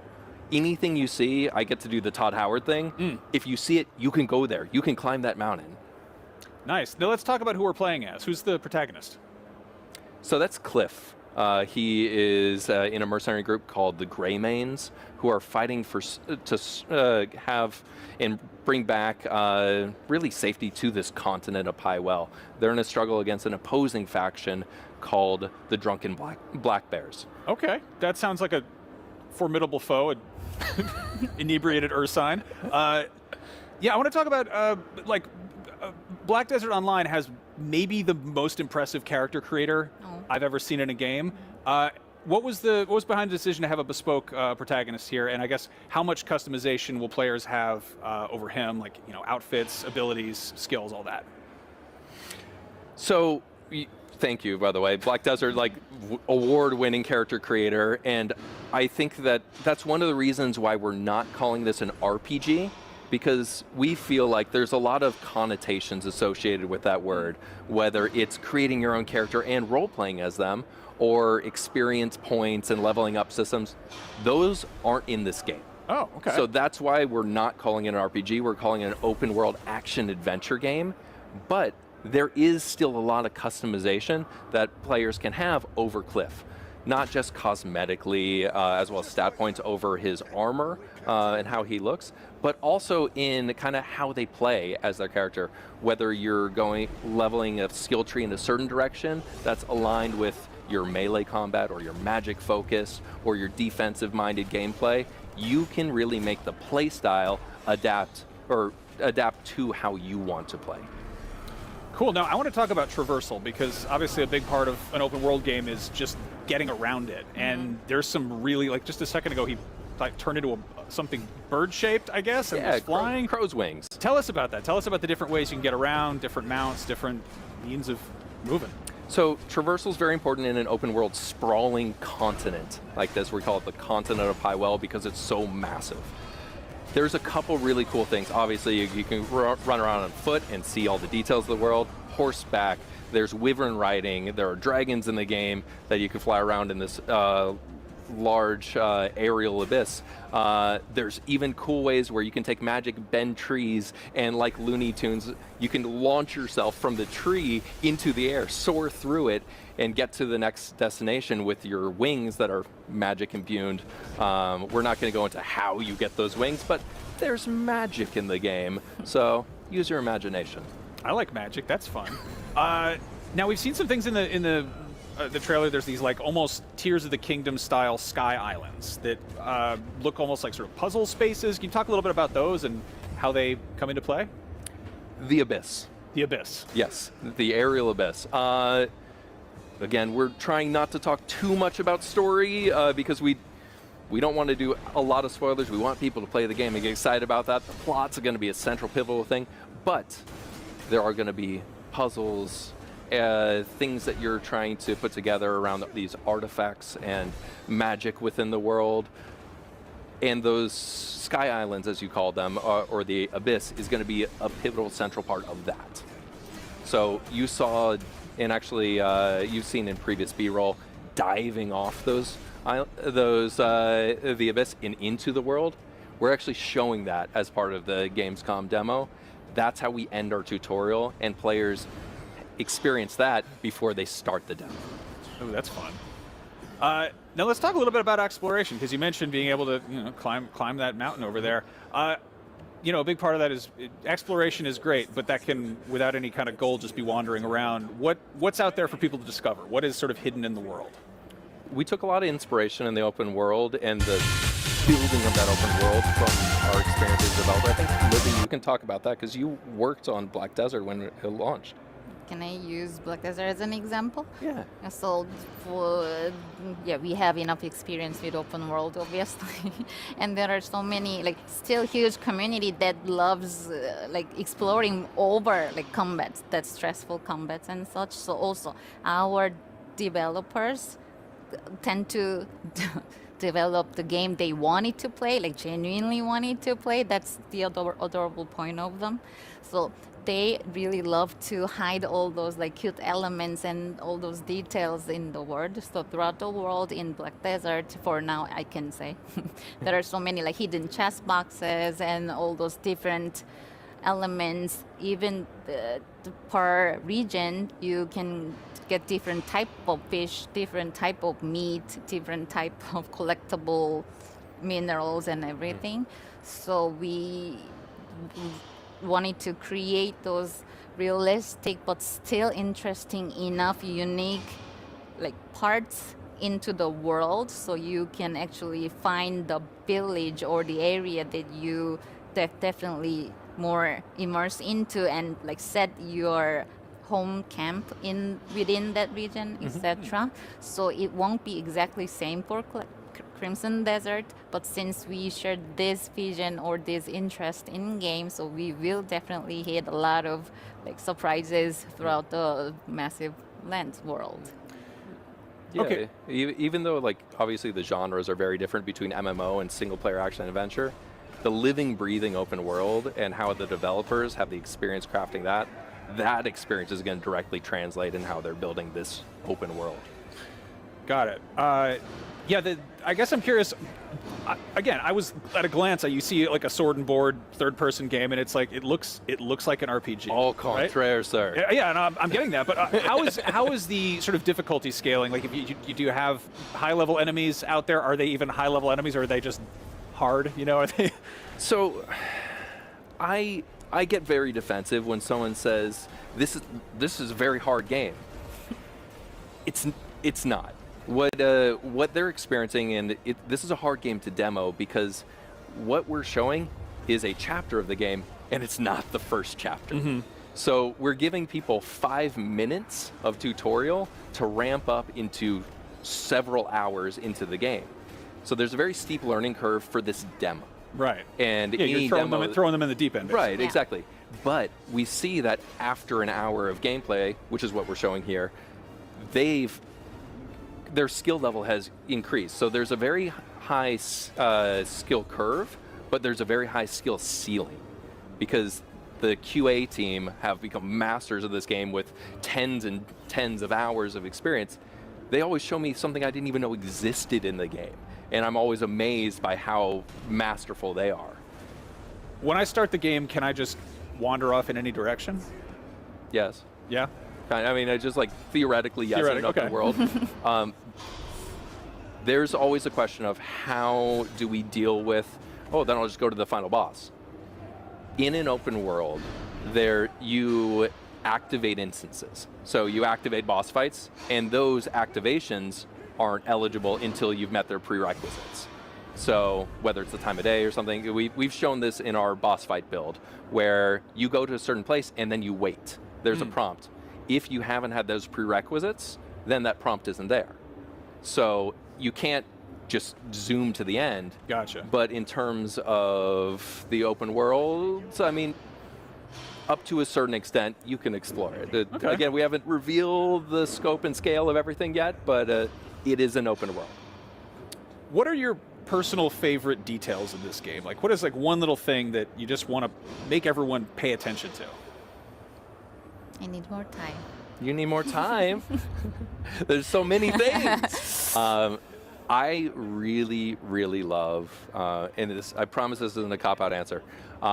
We've demoed this game so many times for so many people, and because of the way that the technology and our proprietary engine works that we built this game upon, every time you load into it, the weather, the temperature, everything is different. And those aren't just cosmetic details. If you see on the bottom left of the screen, that temperature, if you start this demo on the top of a mountain, if that's under 0 degrees Celsius, you start seeing breath come out. You zoom in and you can see Cliff's breath. Frost starts developing on his beard. There are certain of those elements, I'm not going to tell you right now, that affect gameplay. So it's really cool and extremely hard to demo when every time you load into the game it's different. You can't consistently show off the same things, but it makes it exciting and it makes it rewarding to show it off because it's different every time. Sweet. When is this game coming out? I want to play it. Well, she's not getting out of her answering her favorite thing. What's your detail? You had plenty of time. He was covering for you, run interference. Oops. I actually really love the weather in game, if it makes sense, because of thanks to our primary engine, they can do all these crazy magics. I personally, our lives, day-to-day lives are so stressful, and I'm living in Netherlands with very sad weather throughout the year.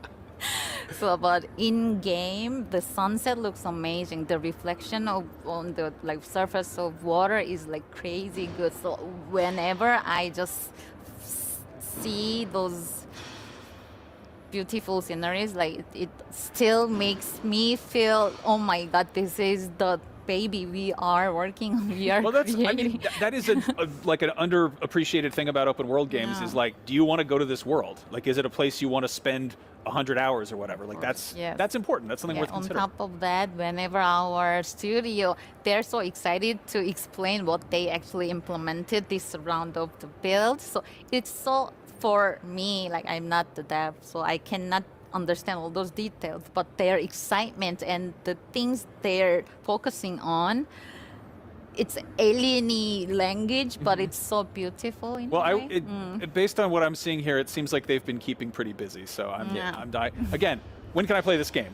Do we have a... Yes, we do have a release window. Okay. So Crimson Desert, you will be able to play it in Q1 2026, available on PC, natively on Mac, as well as on console, PS5, and Xbox Series X and S. Perfect. That is just in time for my seasonal affective disorder. Crimson Desert, hitting PS5, Xbox Series, and PC, and Mac early next year, but right now there's more Gamescom Studio on IGN coming up. Stick around. Coming up next on Gamescom Studio, a bunch of trailers for some games with extremely metal titles. The horror visual novel No, I'm Not a Human, a low-poly Souls-like Prison of Husks, and spooky-looking first-person adventure Karamara Beneath the Forlorn Limbs. Take a look.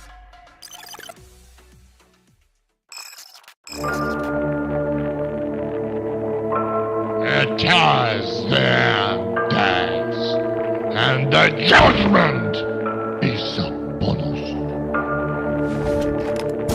We've ravaged the earth for meaningless profit. We wallow in empty hedonism. We spill blood for pointless reasons. And the sun is an unforgiving nemesis that will burn until there is no sin left.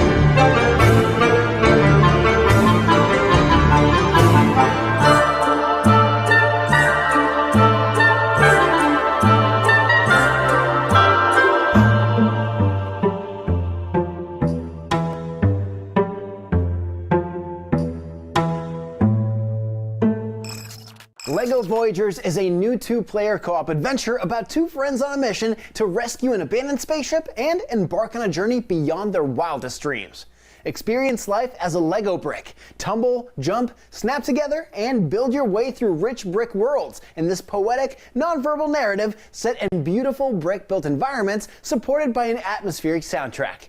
Invite a friend to your adventure for free with the Friends Pass. As long as one of you owns LEGO Voyagers, you can both experience the full co-op experience together. Let's take a look.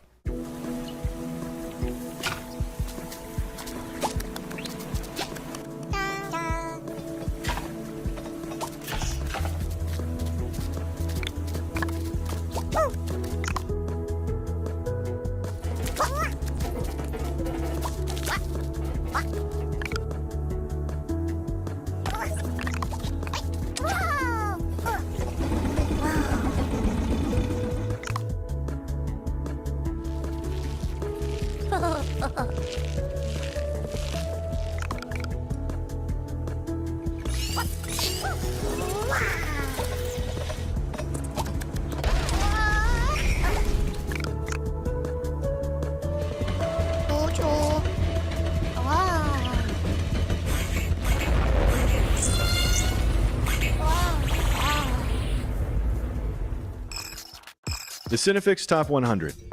A list so secretive even we don't know what movies are on it or where they rank. What do you mean you don't know? Each episode will reveal one of the movies. Did I rush it? Felt like I rushed. That was good. I liked it. Talk about why it belongs and finally find out where it ranks. Are you not entertained? Are any of the movies we've shown here even on the list? I have no idea, and it drives me crazy. Join us as we find out on Cinefix, IGN, and wherever you get your podcasts. Why so serious? Catch up on all your favorite shows with up-to-the-minute gaming and entertainment news with Geek Media Podcasts. Welcome to a very special episode of IGN GameScoop. GameScoop has you covered for all things gaming and the latest game releases. Tune into Podcast Beyond for the biggest PlayStation news. Man, this is a cool looking trailer. Everything Xbox on Podcasts Unlocked. This is Steve Downs, the voice of Master Chief. Catch up with your Super Nintendos on Nintendo Voice Chat. Switch to pre-order Mania. It was chaotic last night. And get all the latest console news and rumors with Next Gen Console Watch. Now Xbox and Phil Spencer are even saying that a mid-gen refresh isn't even necessary. The Cinefix Top 100 podcast picks a movie every week to celebrate and debate. It's kind of every movie's grandpa. Geek Media Podcasts, the best podcasts from around the world. IGN Playlist is the best way to track your game collection. Now you can even import your entire Steam library to Playlist, making it easier than ever to review games, show off your collection to the world, and finally chip away at that massive backlog you keep meaning to get to. IGN Playlist, check it out. Can't find that final collectible you're missing? IGN guides are trusted by millions, easy to use, and best of all, free. IGN has the very best, most complete and accurate guides for Shadow of the Erdtree, Baldur's Gate 3, Tears of the Kingdom, and so much more. It's good, right? Every guide is tested and verified for you by experts. Just search for IGN when you search for guides. Oh, I'm here at the Borderlands 4 booth at Gamescom 2025. I'm not sure how that happened, but hey, while I'm here, might as well check it out. Yo, what up, chat? It's been a lot of replays. We're gonna finish off with the Borderlands replay. They said they had a few demo stations set up around the corner, but I don't... Oh, there they are. One of the best parts of Gamescom is getting to go hands-on with brand new games, and clearly Gearbox came prepared.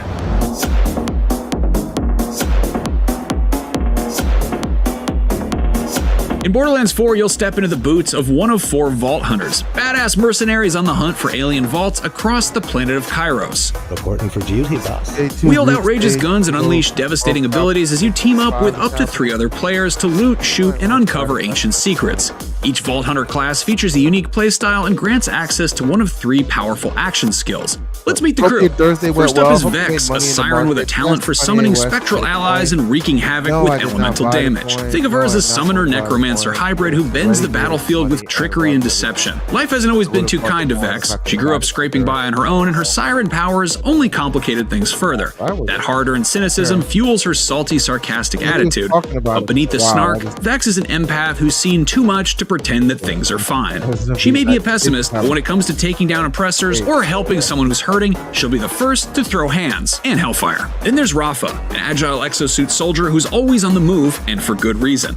Born in microgravity, Rafa's body developed with fragile bones and low muscle mass, making life outside that environment nearly impossible. His way out? TDR's military program, which offered him a tour of the galaxy in exchange for a few upgrades. They re-engineered his body for a cutting-edge exosuit, a walking arsenal equipped with lasers, deployable turrets, and a sword for up-close chaos. But when Rafa realized TDR had no intention of ever releasing him from duty, he went AWOL. Now he's on the run, making the most of his freedom and his firepower while taking down anyone who tries to put him back in a cage. If you're looking to get up close and personal, check out Amon the Forge Knight. Built like a boulder and just as hard to stop, Amon specializes in physical attacks and brutal combo chains with 2 distinct options for every action skill. He also commands a deadly array of weaponized drones, turning the battlefield into his personal forge of glory. Raised in a vault monster worshipping cult, Amon was the sole survivor when the creature they worshipped was finally released and slaughtered everyone he cared about. Now, he's on a lifelong mission to hunt down and destroy as many of these beasts as he can, using his arsenal of drones that form medieval weapons like swords, axes, whips, and spears. Despite his tragic past and imposing presence, Amon is a warrior poet at heart, introspective, unflinching, and full of warm advice and wild stories for anyone who's willing to listen. Finally, meet Harlow, a former Malawan combat scientist turned Vault Hunter with a serious obsession for figuring out how everything works. As a Gravatar, she brings experimental tech and gadgets into the fray, using cutting-edge tools to manipulate enemy positions and control the battlefield. Her curiosity once made her an outcast among her Trant relatives, but now it's her greatest weapon. Harlow is pure science in motion, brilliant, inventive, and bursting with life. Whether she's reverse engineering a new piece of gear or tossing enemies around with gravity explosions, her spirit and grin can't be beat. Whether you're summoning spectral allies, piloting an exosuit, charging into battle, or hacking space-time itself with experimental gadgets, Borderlands 4 has a Vault Hunter for you. It has been a wild time, man. There's a lot of stuff. We've watched this times now, so we're gonna move on and we're gonna check out what's happening here.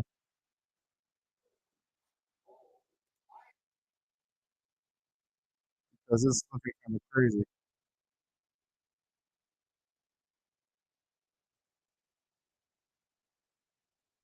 Are they really fighting blindfolded? They really are fighting blindfolded, bro. So is someone telling them in the air what's happening? Like, yo, okay, so all right. This is crazy.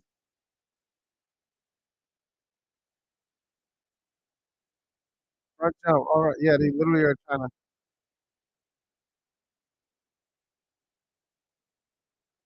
Really good, yay! The blindfold challenge.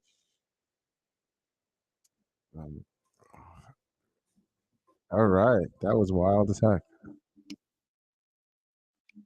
So we're watching a little bit of Street Fighter. I'm gonna figure out what I'm playing tonight on stream. What's up, bud?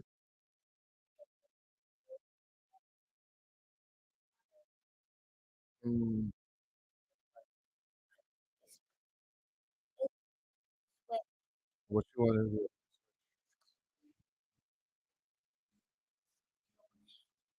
Steven Universe saves the light.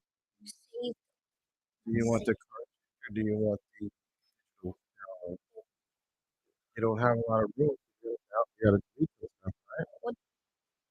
I don't want you to delete it. You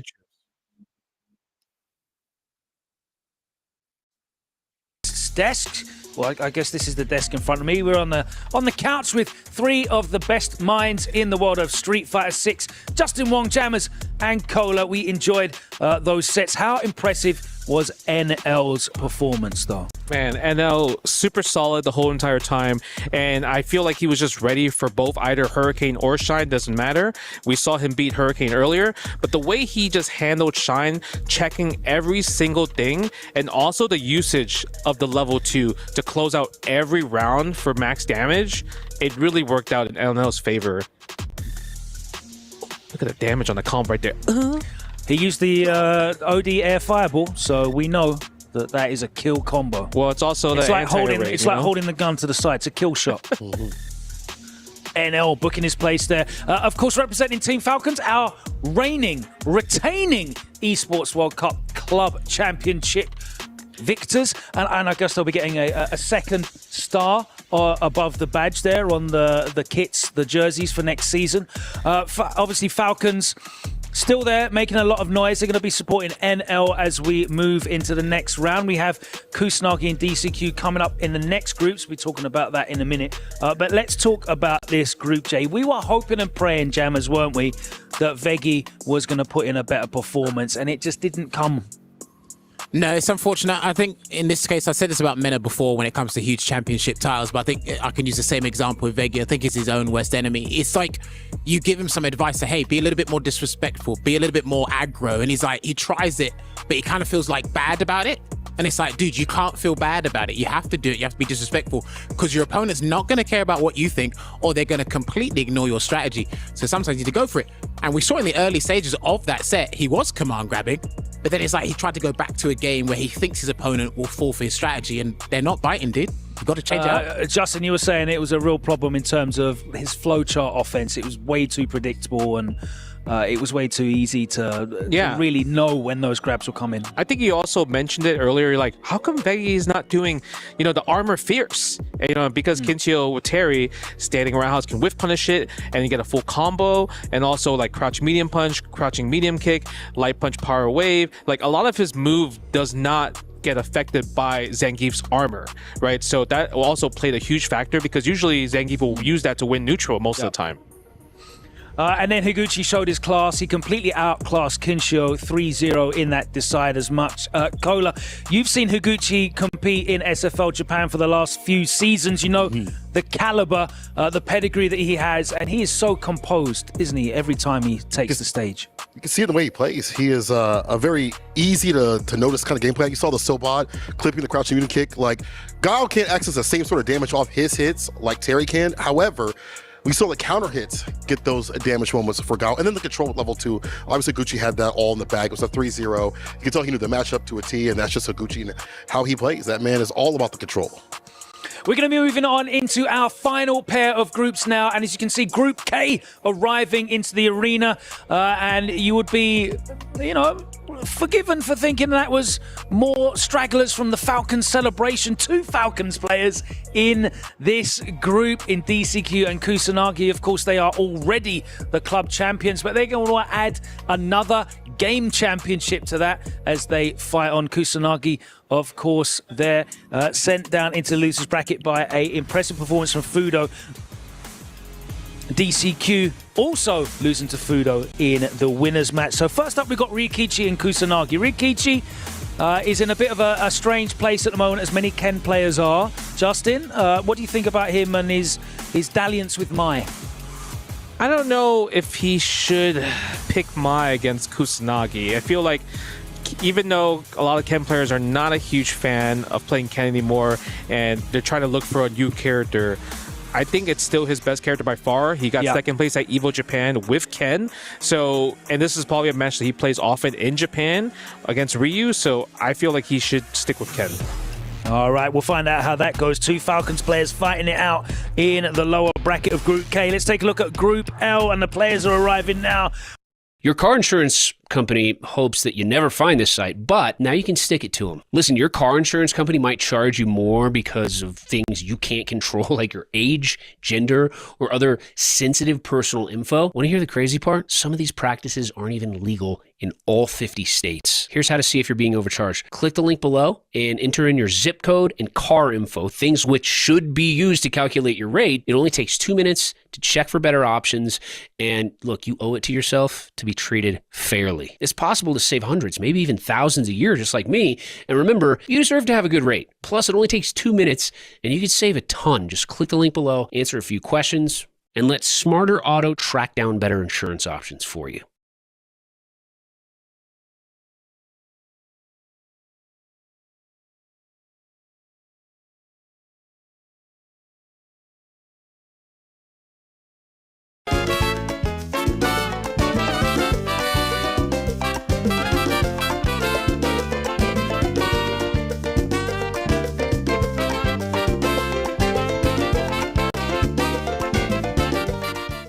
Mickey awaits after an impressive performance in the initial match. He was outclassed by Bonchan in the winners match. He will be there waiting in the deciders match. Jammers, Pugera is a player that you had high hopes for. Do you think he can turn things around? It was very close against Bonchan, wasn't it? Yeah, because of his element of surprise, that can sometimes work against him. I think the million-dollar question here is he going to pick Sagat again and try against Wasim, or is he actually going to go back to his trio of Jury, DJ, or the Bison? It depends on if he wants to get out of this group or not. All right, we have Vibin in the initial elimination match. We can hear from the player. He spoke to Ryan Hart a little bit earlier on ahead of this group. Let's hear what he has to say. Oh, okay. We're not going to be going to that. Mickey, he was super impressive in his win against Vibin, though.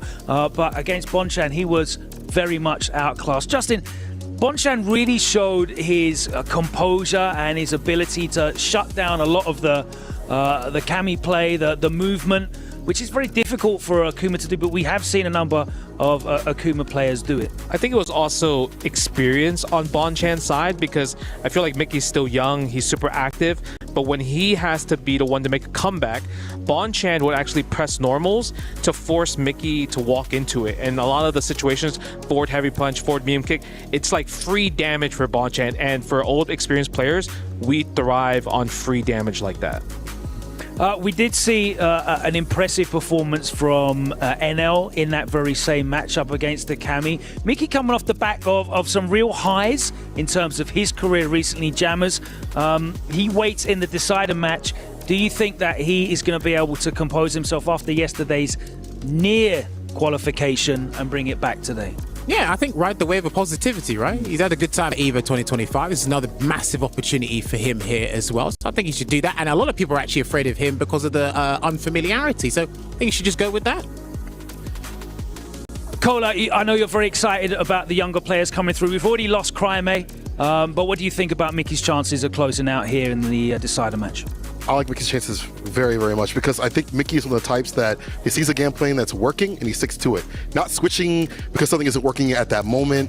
Could take him further, and especially with these players that haven't really found an answer to him just far, I think he's got a really good shot comparatively. But we'll see what Pugera brings. I want to see the character, if he makes it through, if.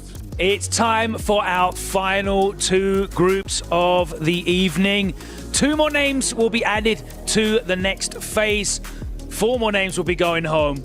That is coming up after this. It's the Esports World Cup Street Fighter 6. The action continues in a short while. Hello, everybody. Welcome to the Street Fighter Sound Challenge. I'm your host with the most, IFC Yipes, and I'm here with my contestants for today. We got Nephew, Liquid Zone Nephew, and of course, Twisted Minds Latif. I know you guys are professionals when it comes to Street Fighter, but we're gonna test your sound knowledge. So all you guys gotta do is just write your answers. That's it. All right, here we go. You ready? Ready.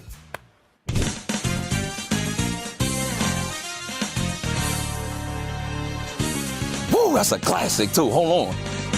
Okay. All right, I'll go with my guess. I can show. I'm ready. Okay. Did you look at my board, right? No. Nah, he wasn't looking. I'll let you know. All right, I want to see you guys flip it in 3, 2, 1, go. Okay. Latif, you get some bonuses right there. It is Sagat, but it's not Street Fighter 2. It's Street Fighter Alpha 2. But you still got it right. It's Sagat though. It's Sagat though. I had the flow.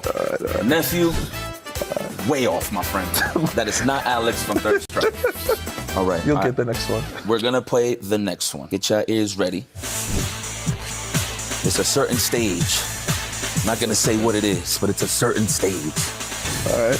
Okay. 3, 2, 1. So what I said is breaking the car stage. Oh, that's pretty smart, no?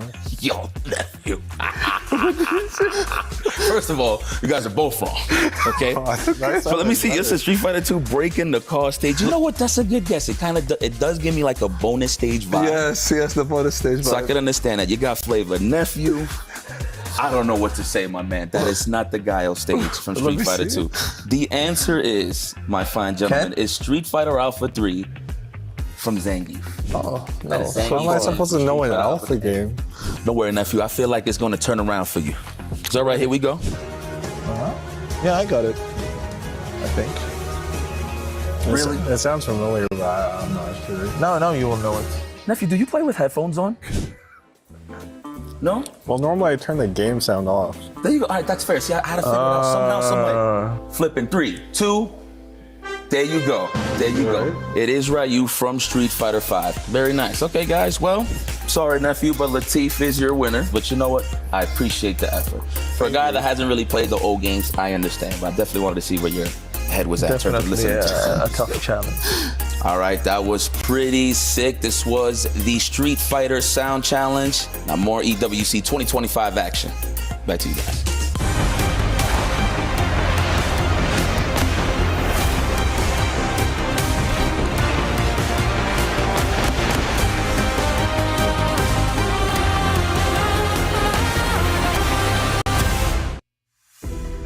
Welcome back, ladies and gentlemen, to the Amazon Esports Arena here live at the Riyadh Boulevard as we continue on with some more Street Fighter 6 action. We've gone through the gauntlet of all of our groups, except for the last two. But before we talk about those, still have to recap groups I and JNL surviving here as he had to face off against Shine. Shine took out Hurricane, but then, I'm sorry, all your glazing was not enough, Rob. Shine went down, NL 3-1. I just heard you say I N J N L, and I just ate NL by having to watch my guy Shine go down. But we're not going to act like Shine did not do his thing up against Hurricane with a 3-1 victory. But in the end, NL ended up being too strong. NL never lose, never lacking.